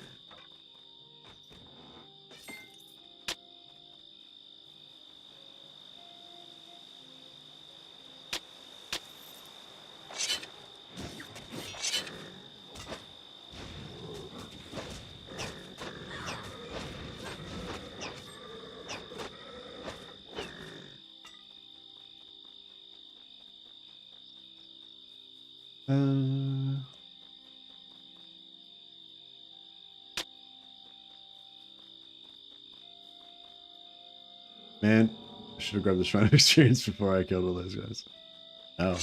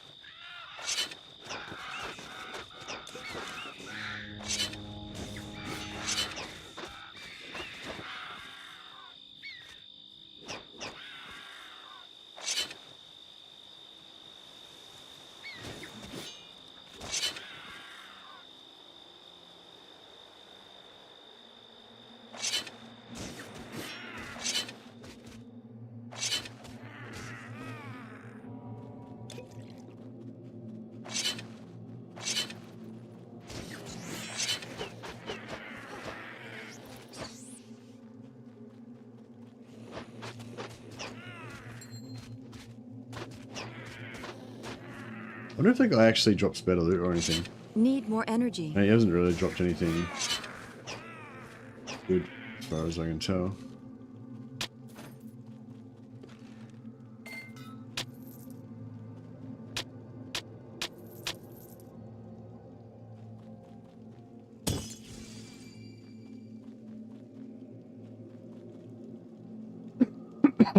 Alright, we'll clear this area again and see if it feels any safer.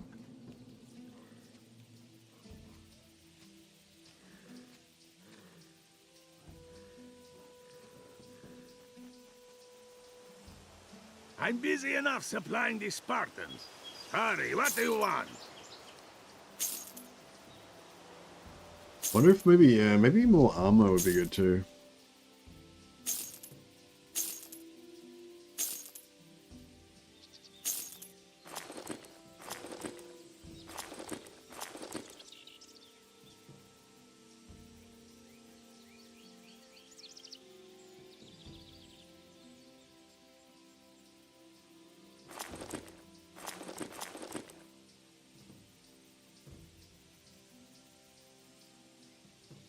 Poison damage.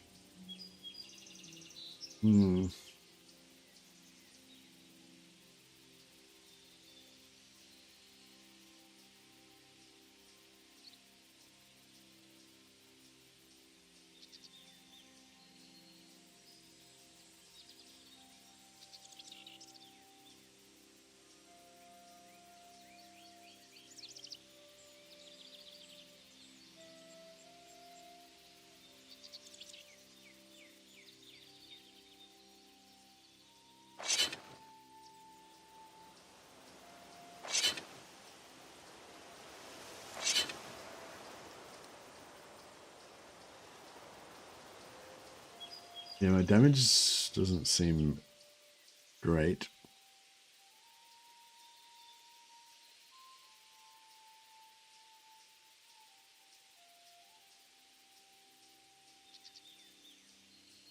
$30 to $28 plus 3 to 6 fire damage seems like a lot, but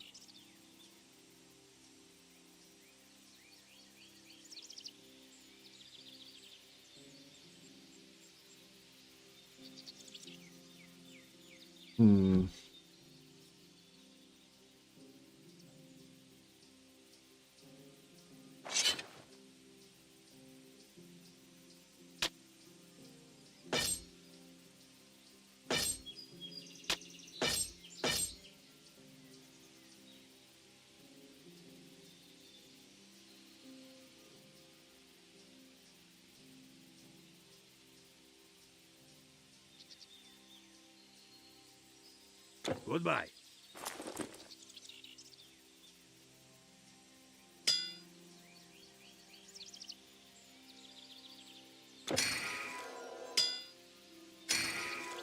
oh, yes, this is the forced completion thing.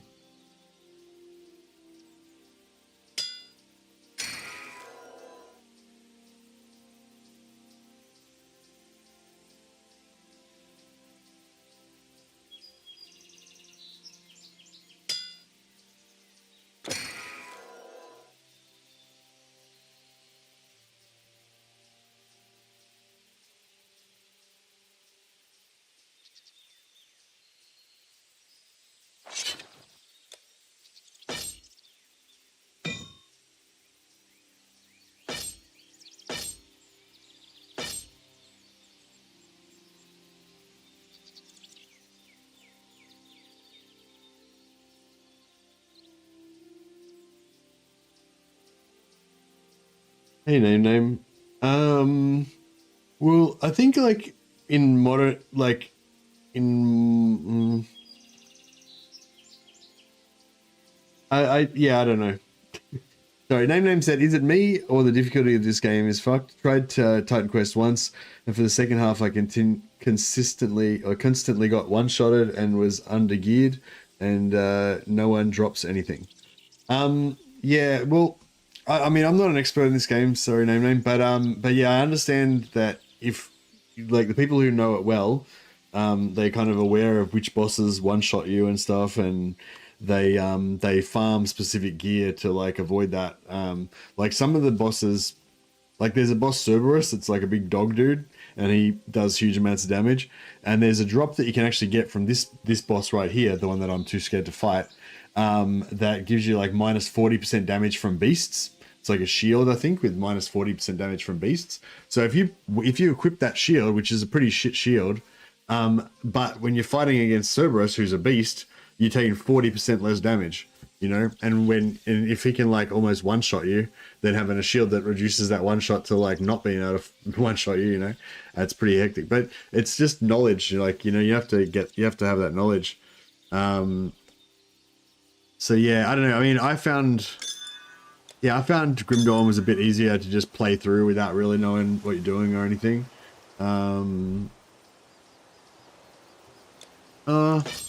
Actually, no, I don't know. I don't think, yeah, like, I think I'm going to go back to my original thing, which is I don't know either game well. I've played quite a lot of both games, but I wouldn't say I really know either of them well enough to make a comparison, but yeah.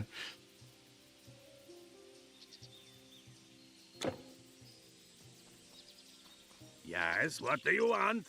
Okay. But yeah, I mean, it seems to be intentionally pretty hard. And like they don't seem to be too shy on like making monsters that can kill you, for sure.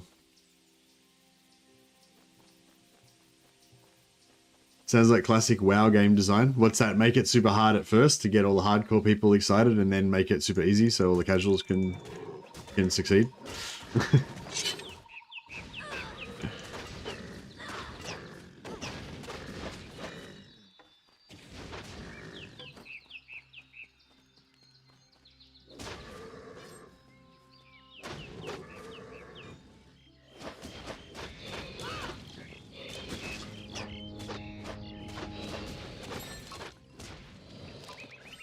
Yeah.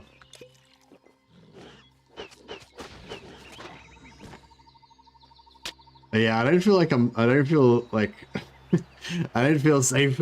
I don't feel safe here.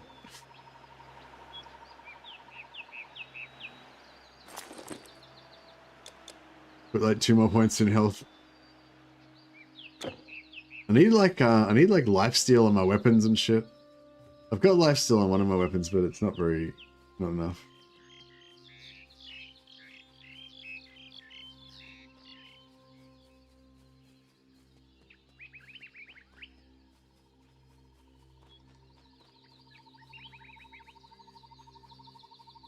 These things are tough. Monstrous boar.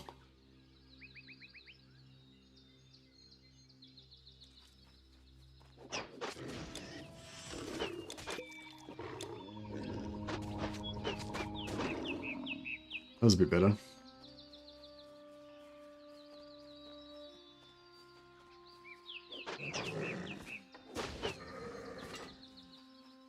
Maybe if I do that same, maybe if I drop the banner, I'd be a bit better off against the boss.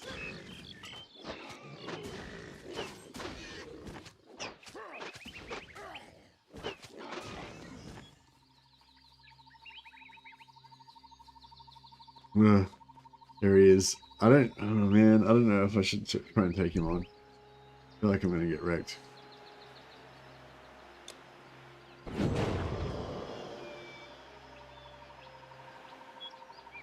Is he?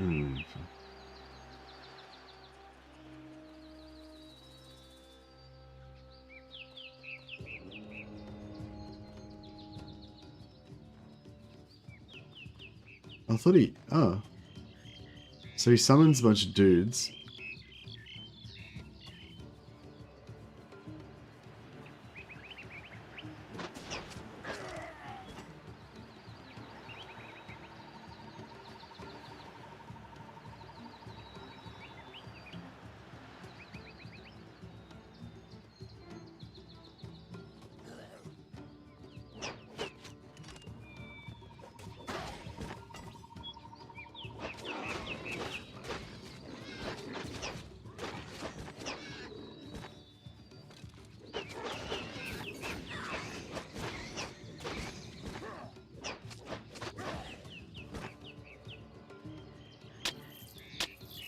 I wonder how often he can summon those ads.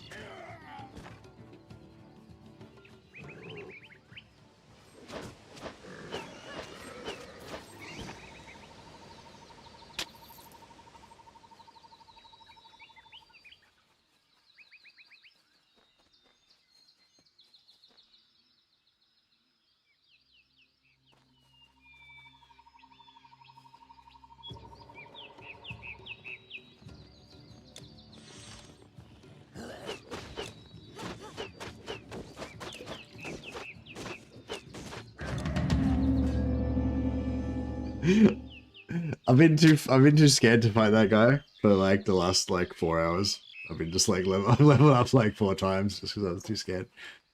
Maybe I didn't have the banner down last time I fought him though, so maybe that was the thing that made the difference. And I guess my DPS is a bit higher now too.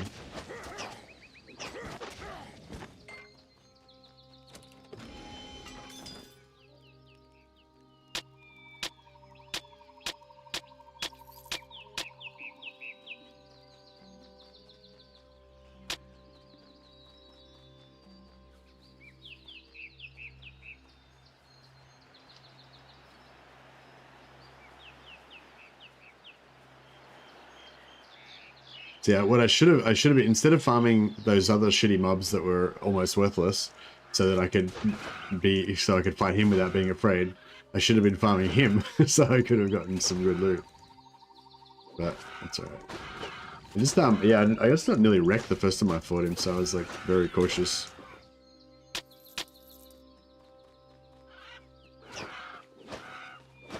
Yeah, I might try killing him a few more times since that seemed pretty easy.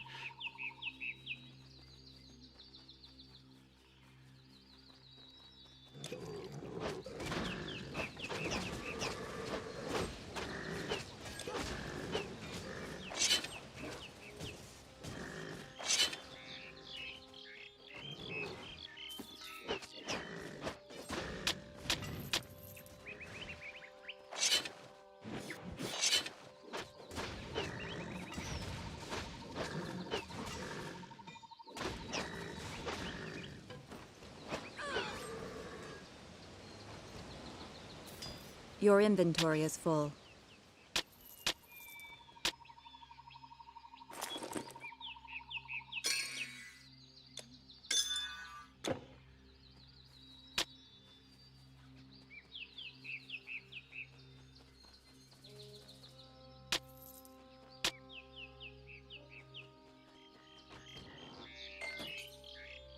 You can't carry anymore. You can't hold anymore. Oh well, I'm like completely full.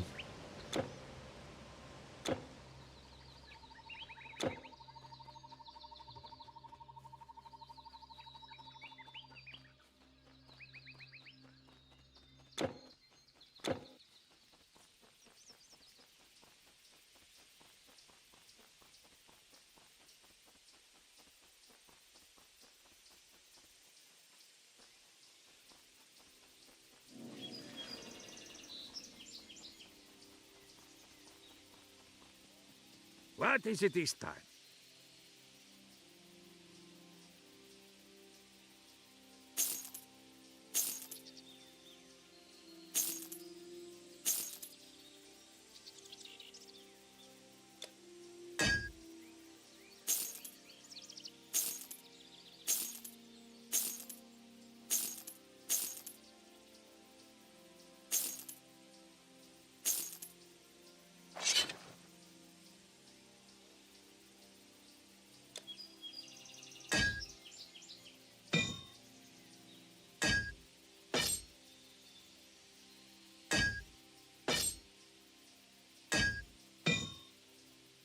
So that weapon's technically an upgrade. Because I could put a relic on it.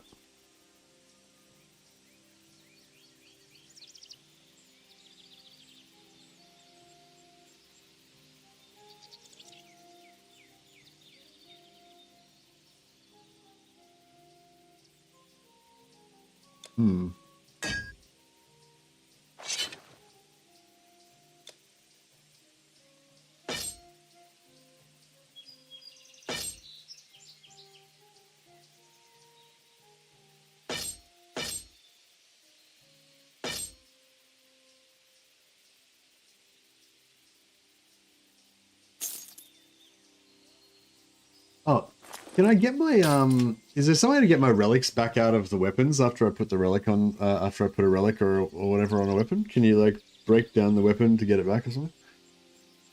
Goodbye.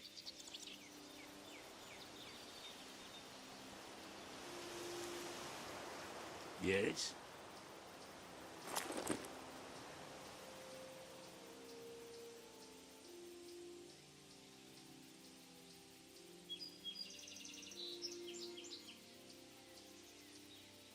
Come again.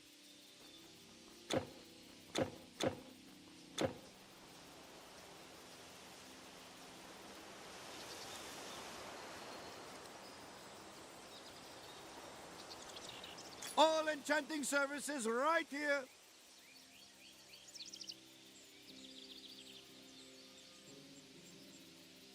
Apollo, watch over you. So, you killed it. I have to... So you're the one who brought the centaur down. I thought only a Spartan warrior could accomplish such a feat. So you are here on Diomedes' behalf. Very well. I will send a few of my men to defend his village. This isn't the first petition I've received requesting assistance. These beasts are everywhere now. And the lazy citizens who mocked Spartan discipline... We got a free skill point. So you get 40 extra health in there. We get 20 extra health in there.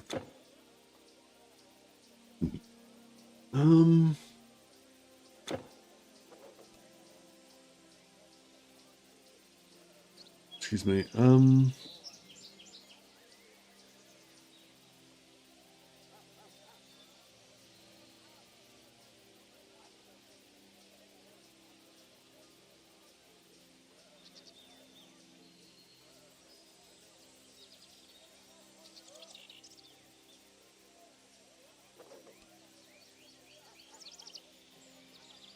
The offensive ability seems pretty good for one point.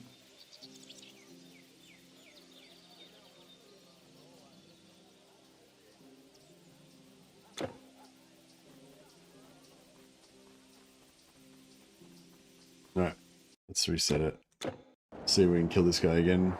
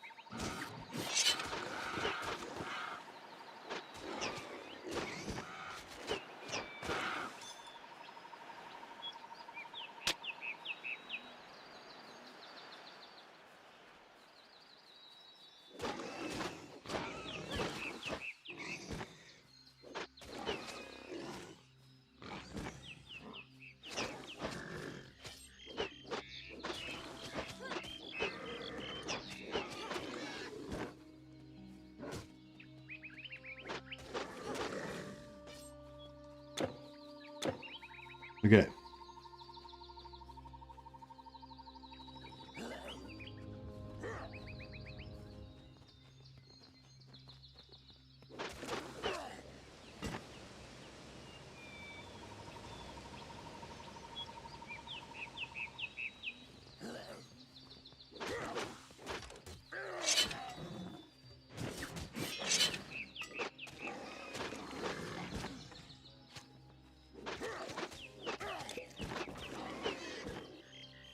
Right, see if we can kill this boss without dying.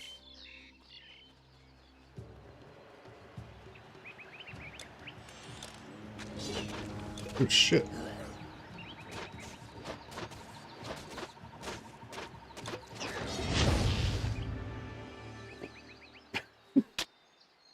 I mean, I think it's pretty safe, but it's not by any means, it's not relaxing, I'd say.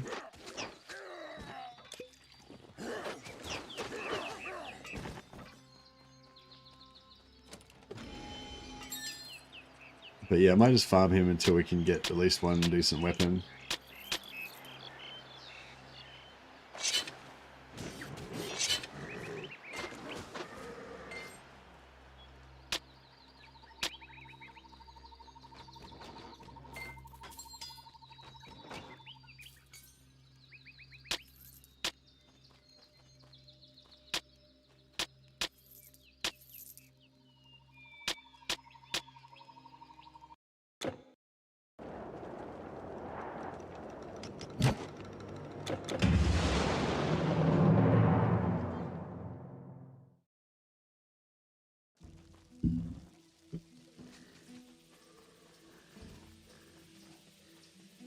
I'm busy enough supplying the Spartans. Hurry, what do you want?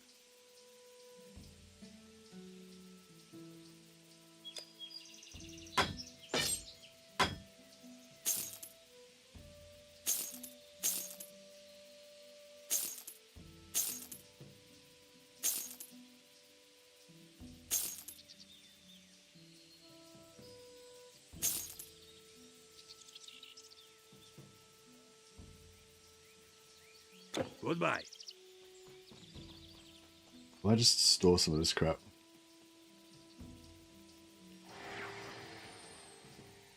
Before we to make some more loot, more room for loot.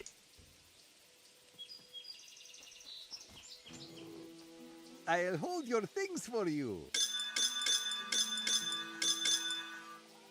Hermes guide you.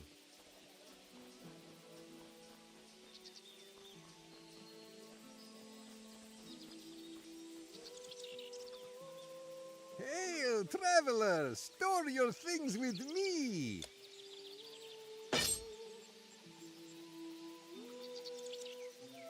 Here I keep you!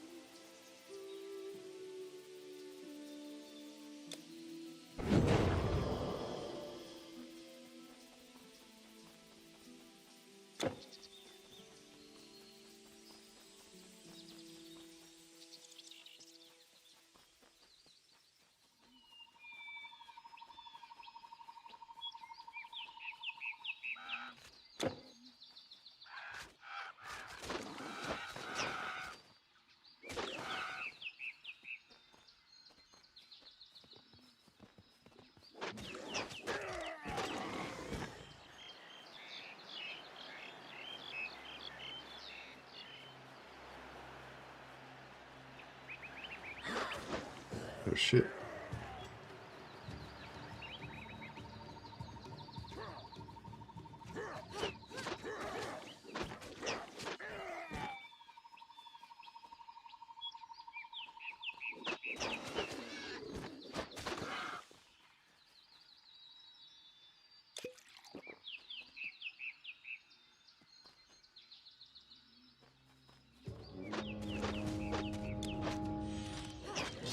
Oh, fuck.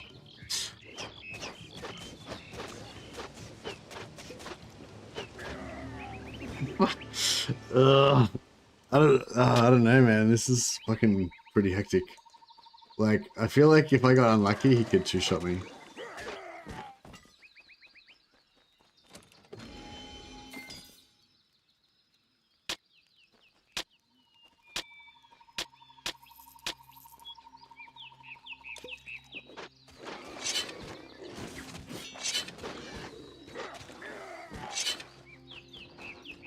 The loot is pretty good though.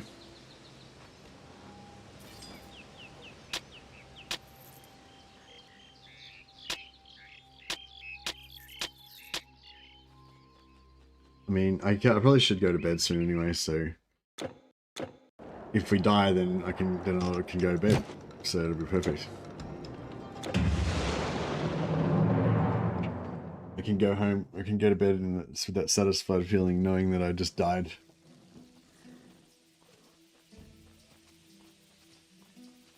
I'm busy enough supplying the Spartans. Oh, Hurry, what do you want? 78 health.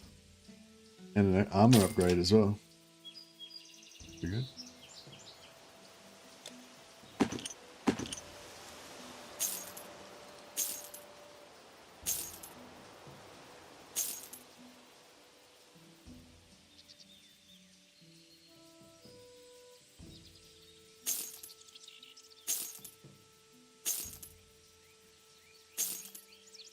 Yeah, this is Bye.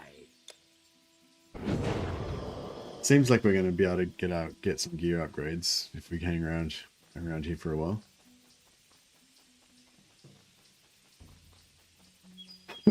And assuming we're gonna get exploded.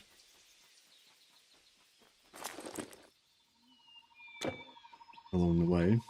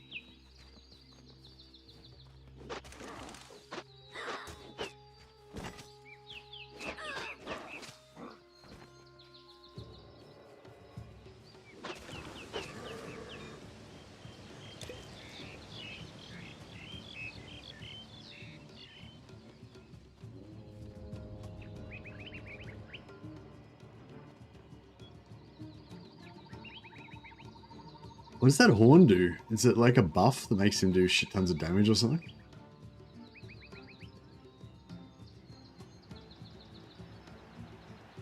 Is it just like, does it mean anything?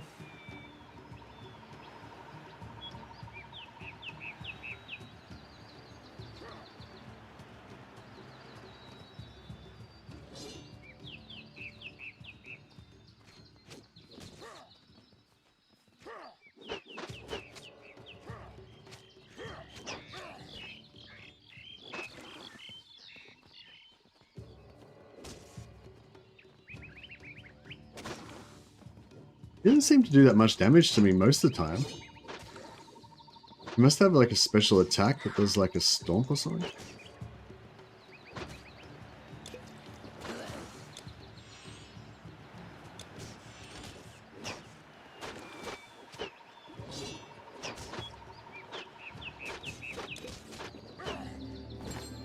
That was... We took way less damage that time. Maybe he has like a stompy type attack or something. I don't know, maybe he buffs... Yeah, I should probably just Google it. Probably the best thing. If you don't want to die, it's probably like to research. Or you just play it for millions of hours and die over and over again until you learn. Learning is how you die. No, dying is how you learn. Well, dying is how those who went before us can learn, so that we don't have to.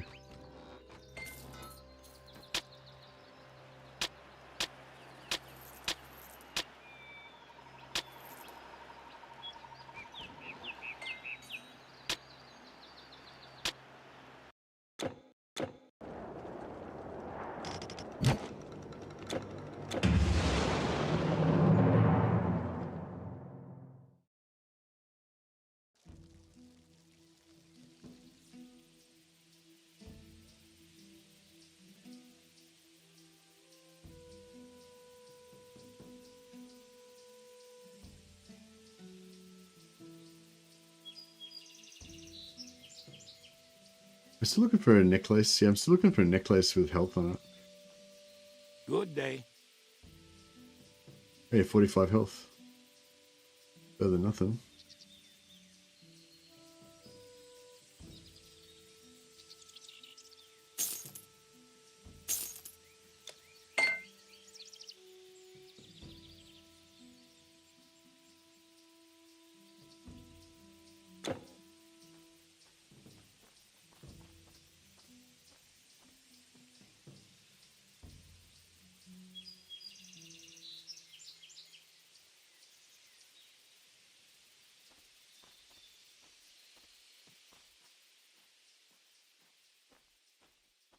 Yeah, if we get this down to the point where it's like not a heart attack every time we fight him, that'd be pretty cool.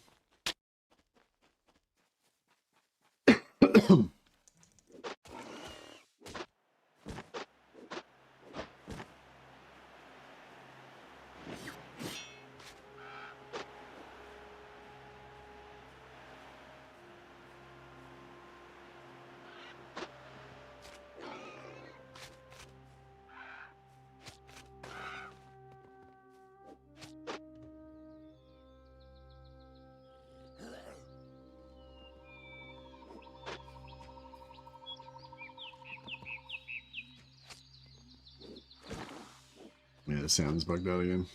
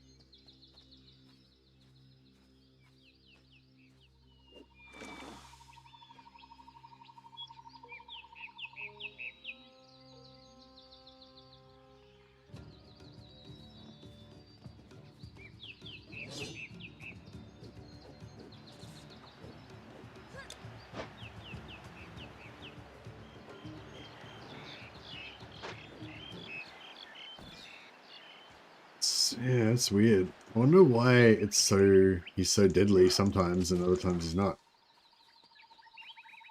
Thanks, Phoenix. Yeah, so bit COVID-y at the moment, unfortunately.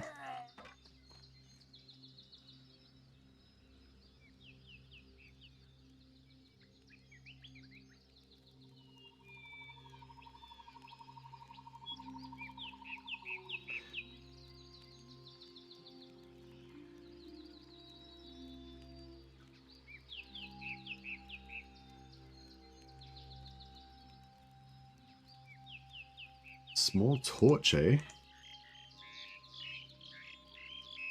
How much dexterity do we need? We only need 1 point of dexterity. Use that. I wonder if it's actually any good. Might be.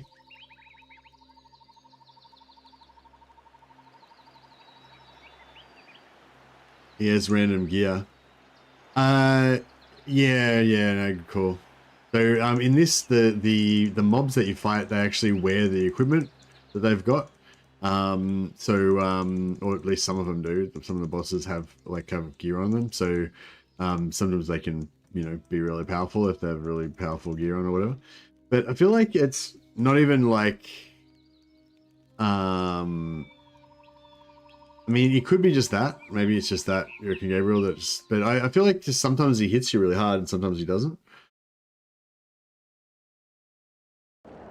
But maybe it's just the gear, yeah.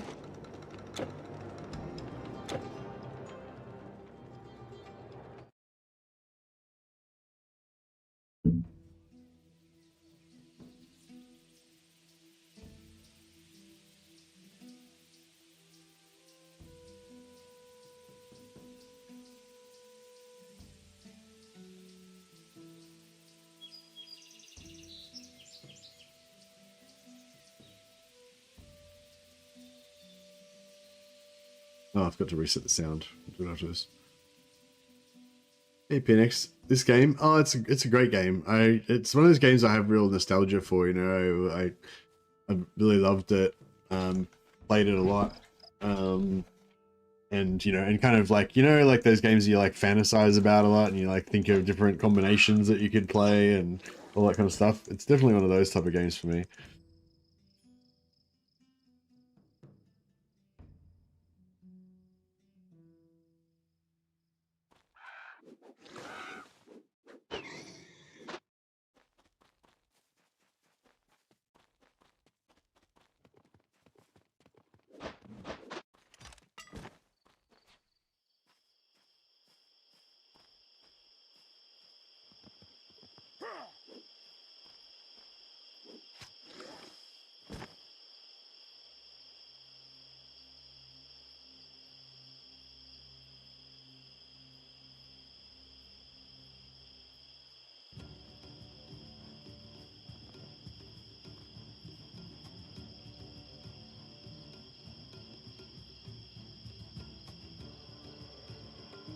Shit, is that what I mean?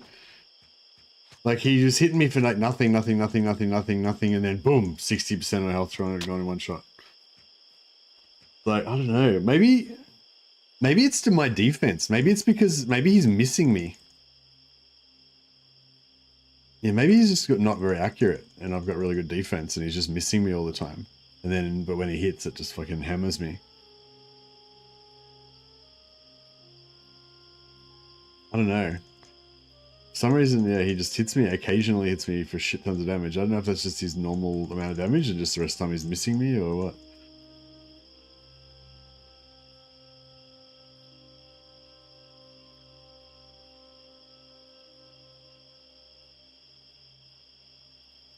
But it's not fun. Whatever the reason.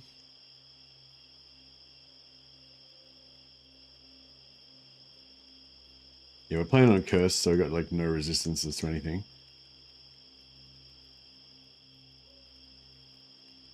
One of the good things about reduced damage from X enemy type is it's separate from resistances. So even if you're playing on Cursed and you got minus 100 resistances, you can still get items that reduce damage from a particular mob type or whatever, and you'll still get the full effect of it. Just restart the game because we had that sound bug.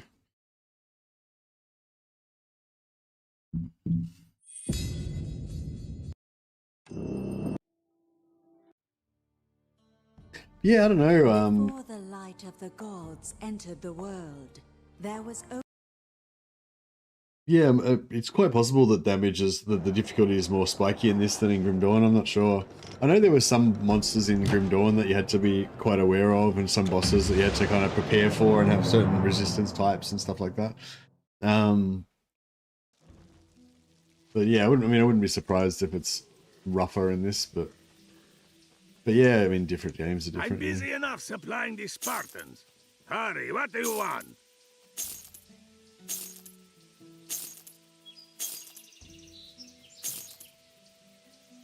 Oh, we hit a level. We got up a level. Okay.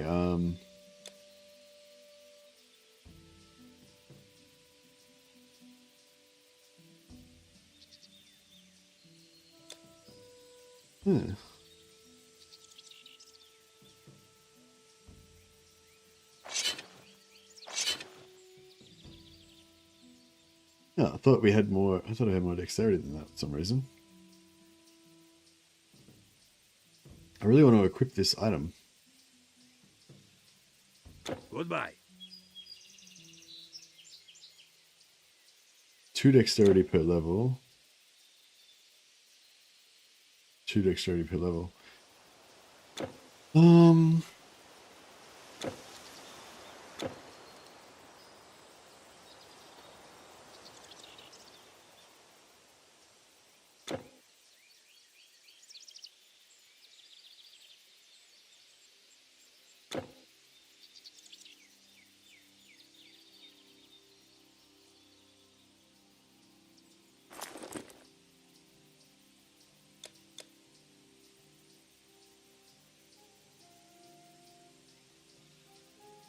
We've got 3 levels in combat. We could just equip it.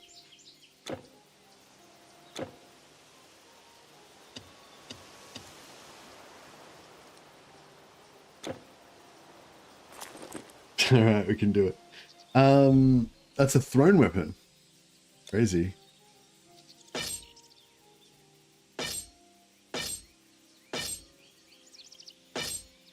Alright, I'm trapped in thrown hell. I keep finding thrown weapons and nothing else.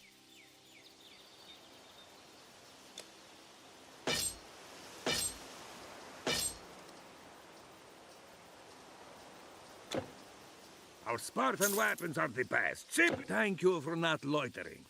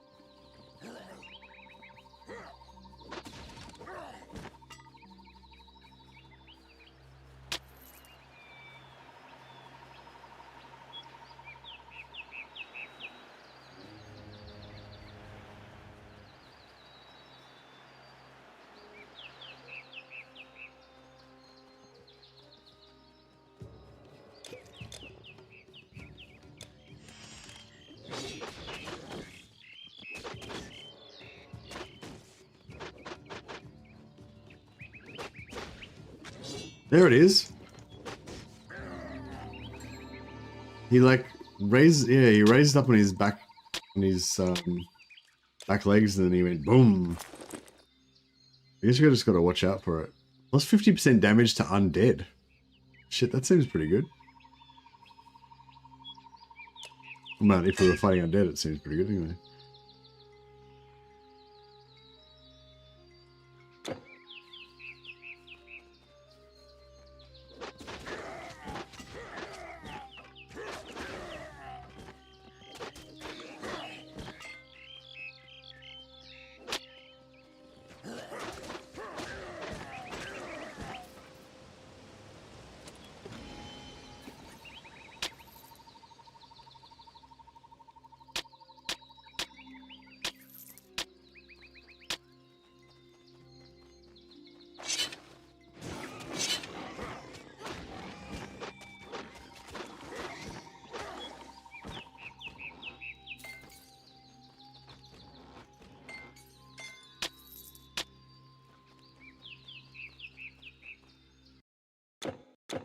Hmm.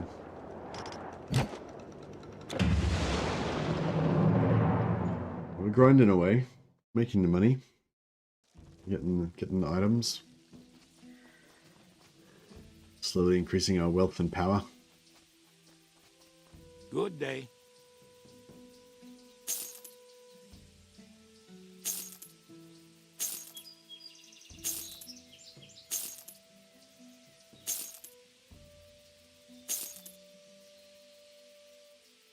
Five damage and 4% attack speed. See, that's a pretty sick item. Pretty sick thing to put on our weapons, but seems like a waste.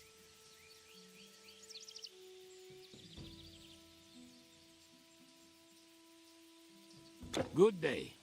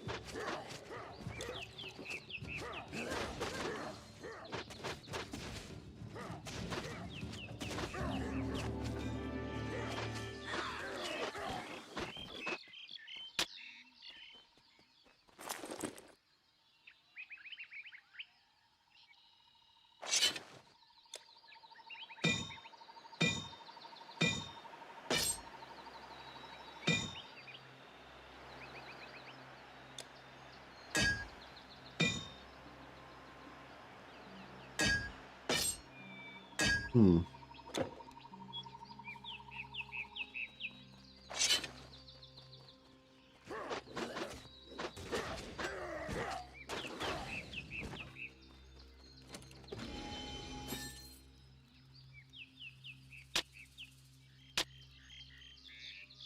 Oh, it's nice.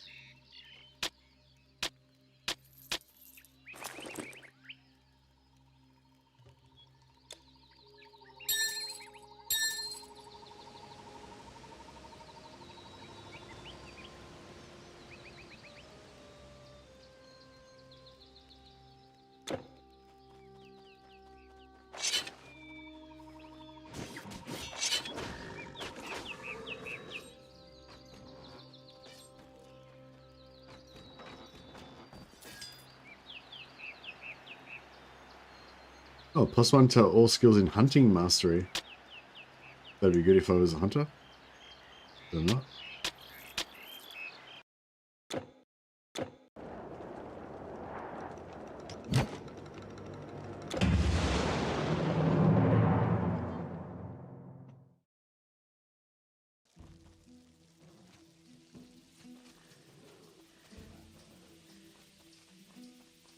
I'm busy enough supplying the Spartans.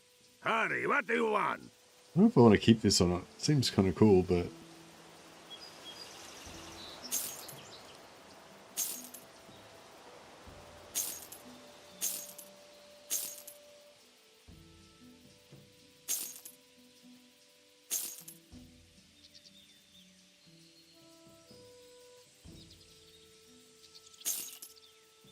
Goodbye.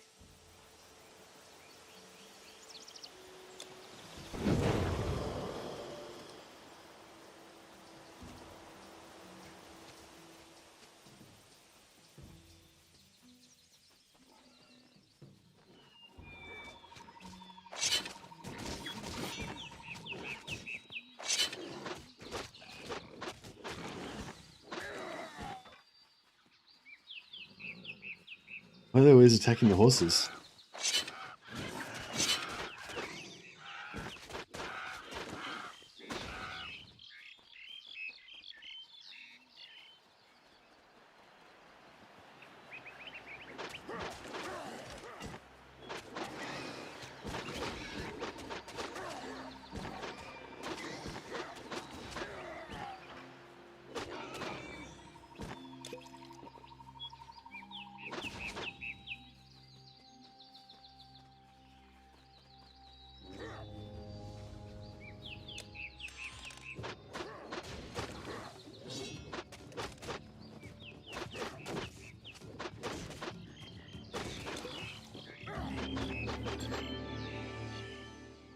Nice.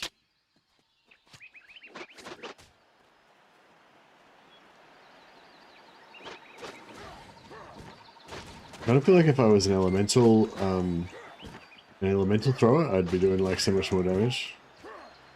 But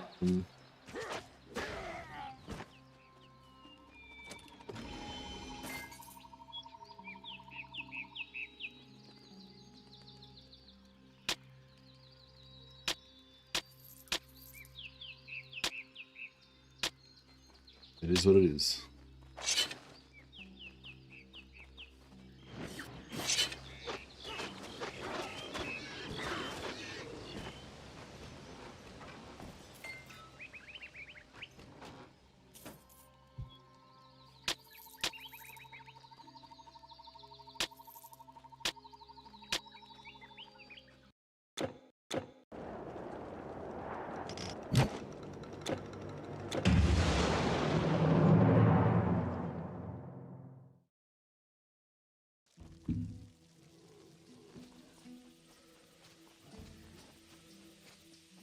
I'm busy enough supplying the Spartans. Hurry, what do you want?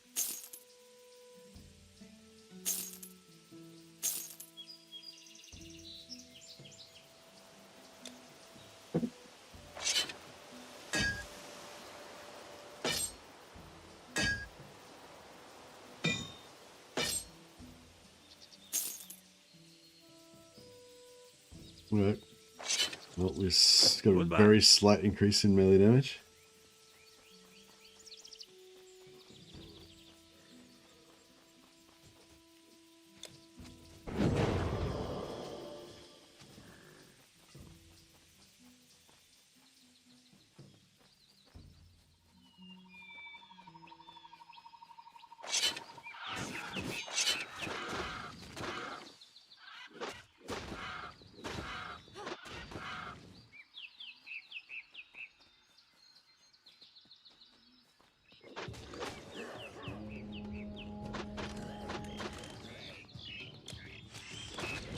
Fuck. Yeah, that fucking... whatever that hit is that he does every now and again, it does like 60% of my health. That is fucked. There it is. He fucking rears back and does it.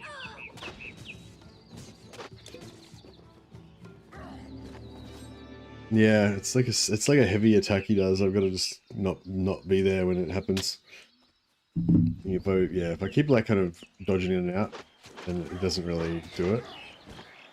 Because it takes like an extra half a second longer than a normal attack.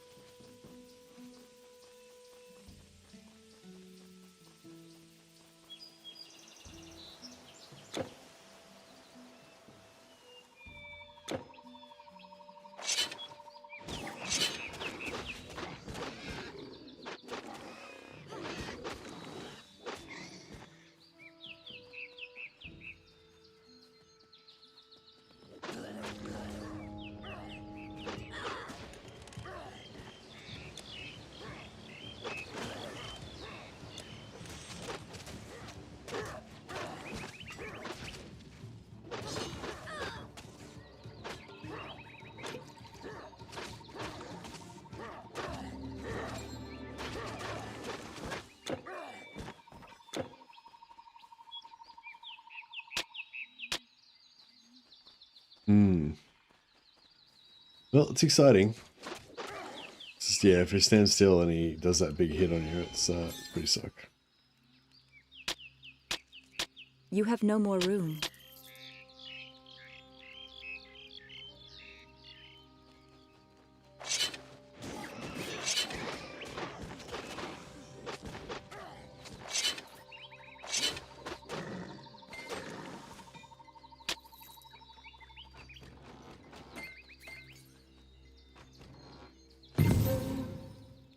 Oh.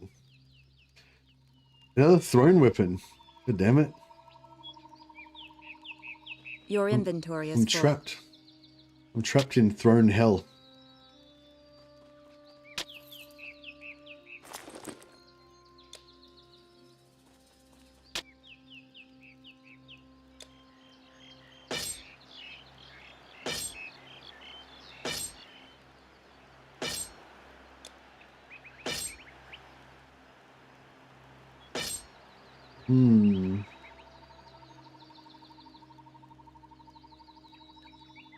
The 30% chance of 25% reduction to the enemy's health.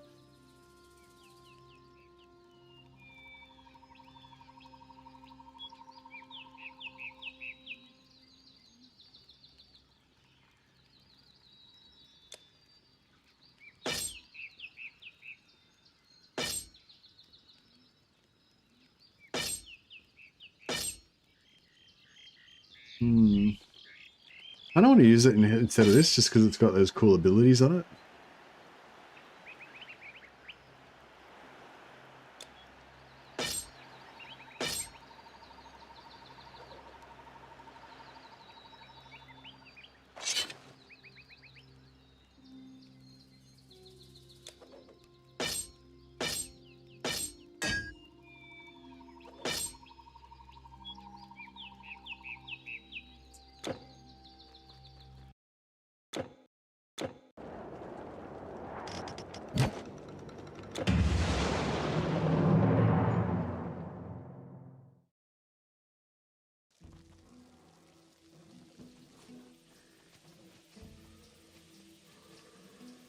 I don't want to keep that unique one just because it's cool.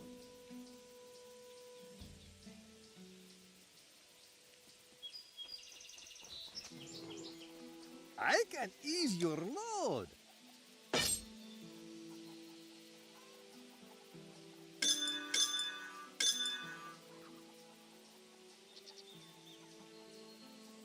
It'd be nice if we could get just some nice weapon that was like a huge jump up from what we've got now. So long. If you're going out there, don't go unprepared. It is not safe. Buy what you need. And then I could dump a bunch of relics onto it. We shall see you again, I hope.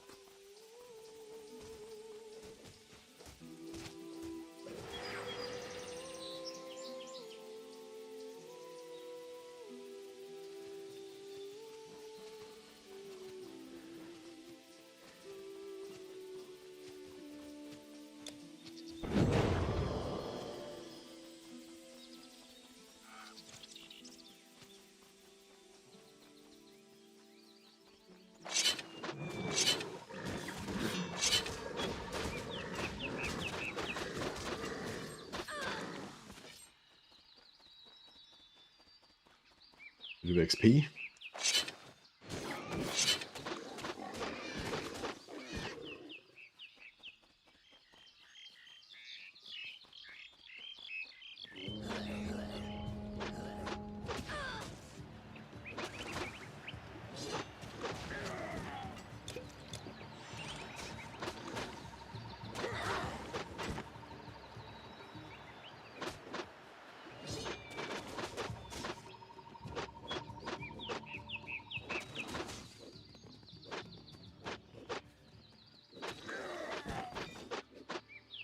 Ooh. Outrider's tunic. It's got less health, but it's got movement speed on it. And a lot more armor. I wonder if that might actually be worth wearing instead.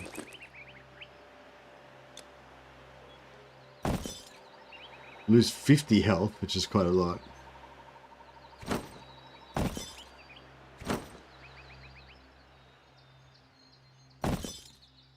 goes up quite a lot.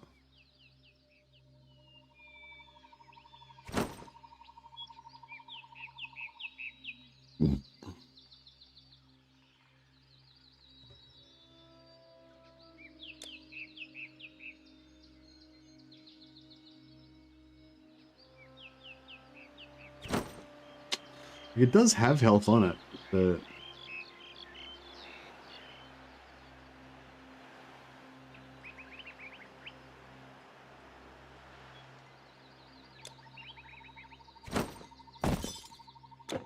I don't know.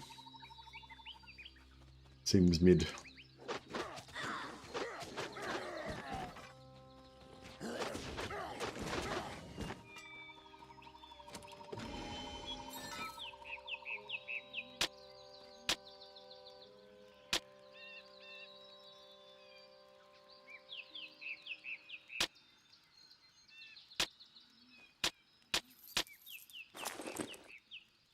Nice braces.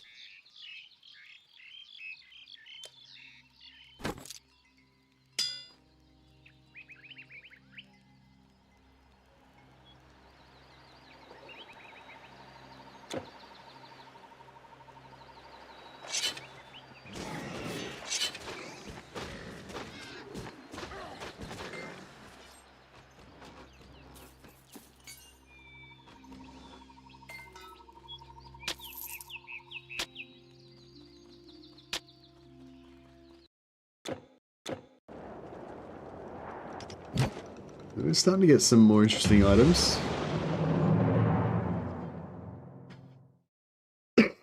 Slowly but surely. But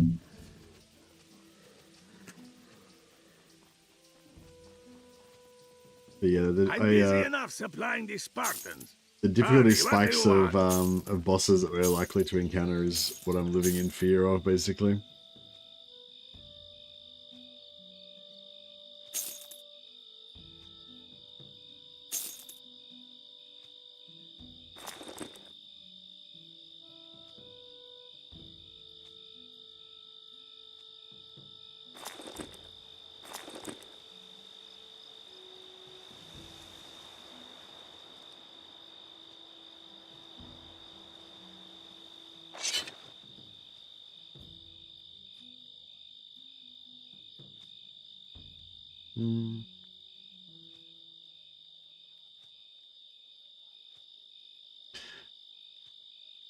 Goodbye.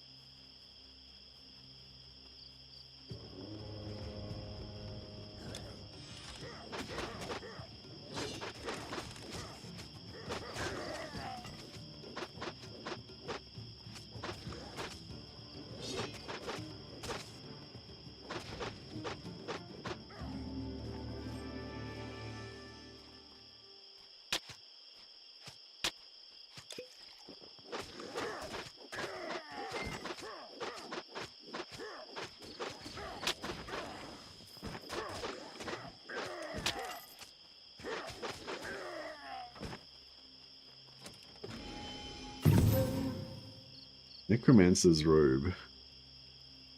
+1 to all skills in spirit mastery. Well, that's cool. I don't have spirit mastery, but we're definitely getting some better items. I'm running this chest.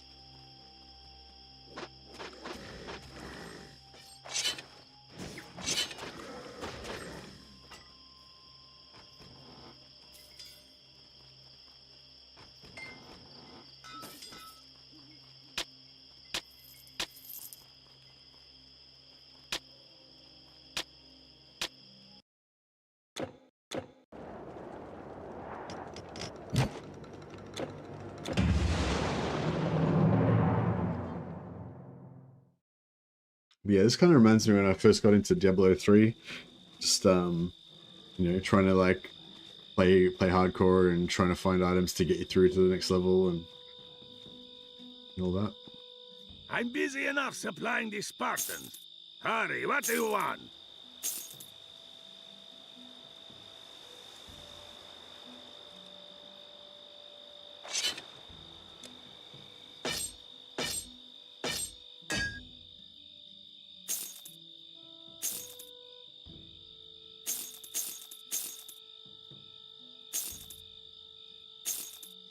I don't know if I should, maybe I should keep that.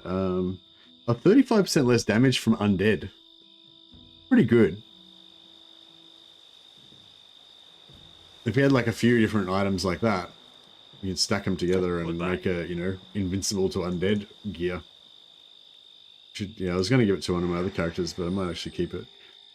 We might need it for some, like, you know, undead farming stuff. At some point. I can ease your load. Your goods are safe with me.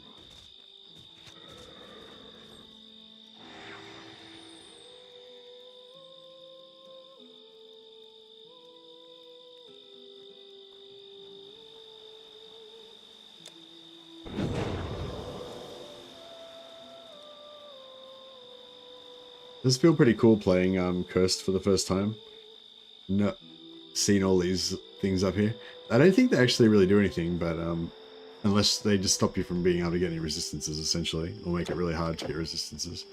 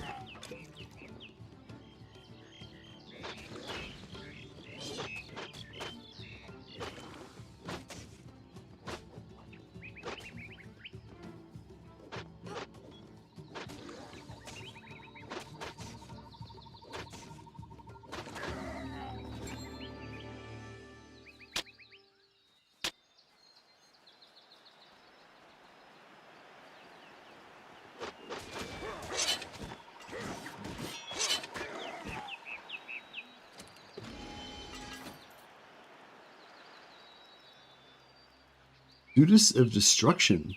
That sounds...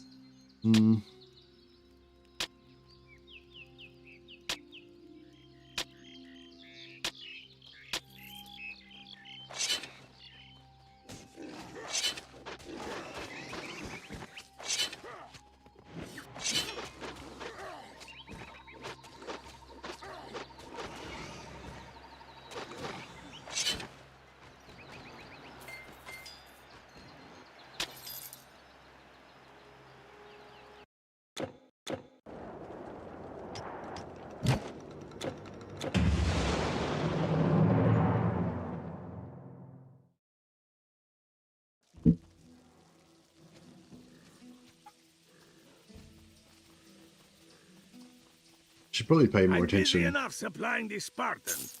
Hurry, what do you want?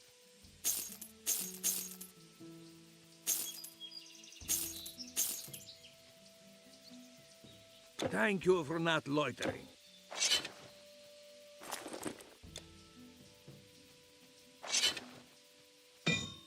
Oh. You got an upgrade, finally. You again. Really a shit upgrade. It makes almost no difference. Okay.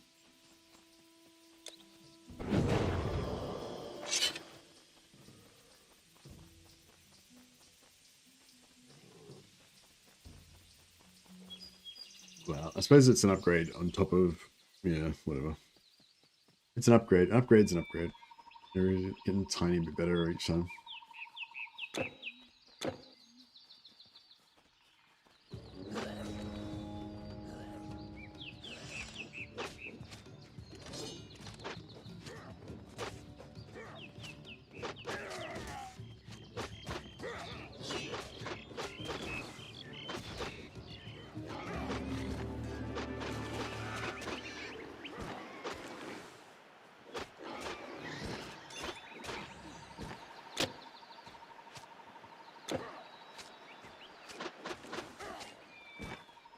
Well, we're getting pretty good at taking them out quick. With minimal heart attacks.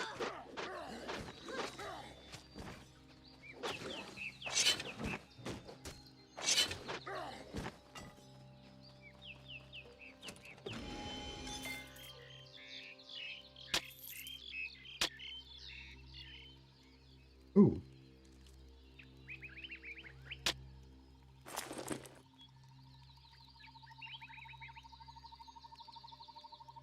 Slight upgrade.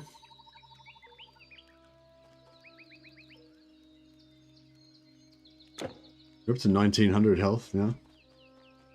Pretty good.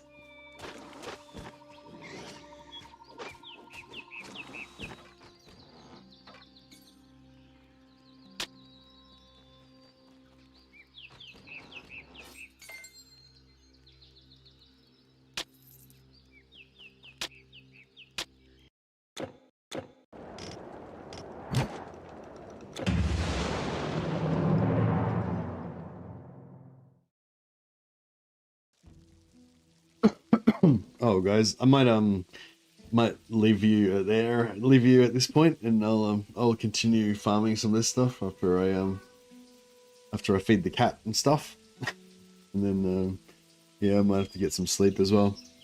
But yeah, thanks for hanging out, guys. Yeah, appreciate the company, and hopefully I've inspired somebody to get back into Titan Quest, or maybe to get ready for Titan Quest 2 when it comes out, or to try out Path of Exile 2, which is in early access at the moment apparently.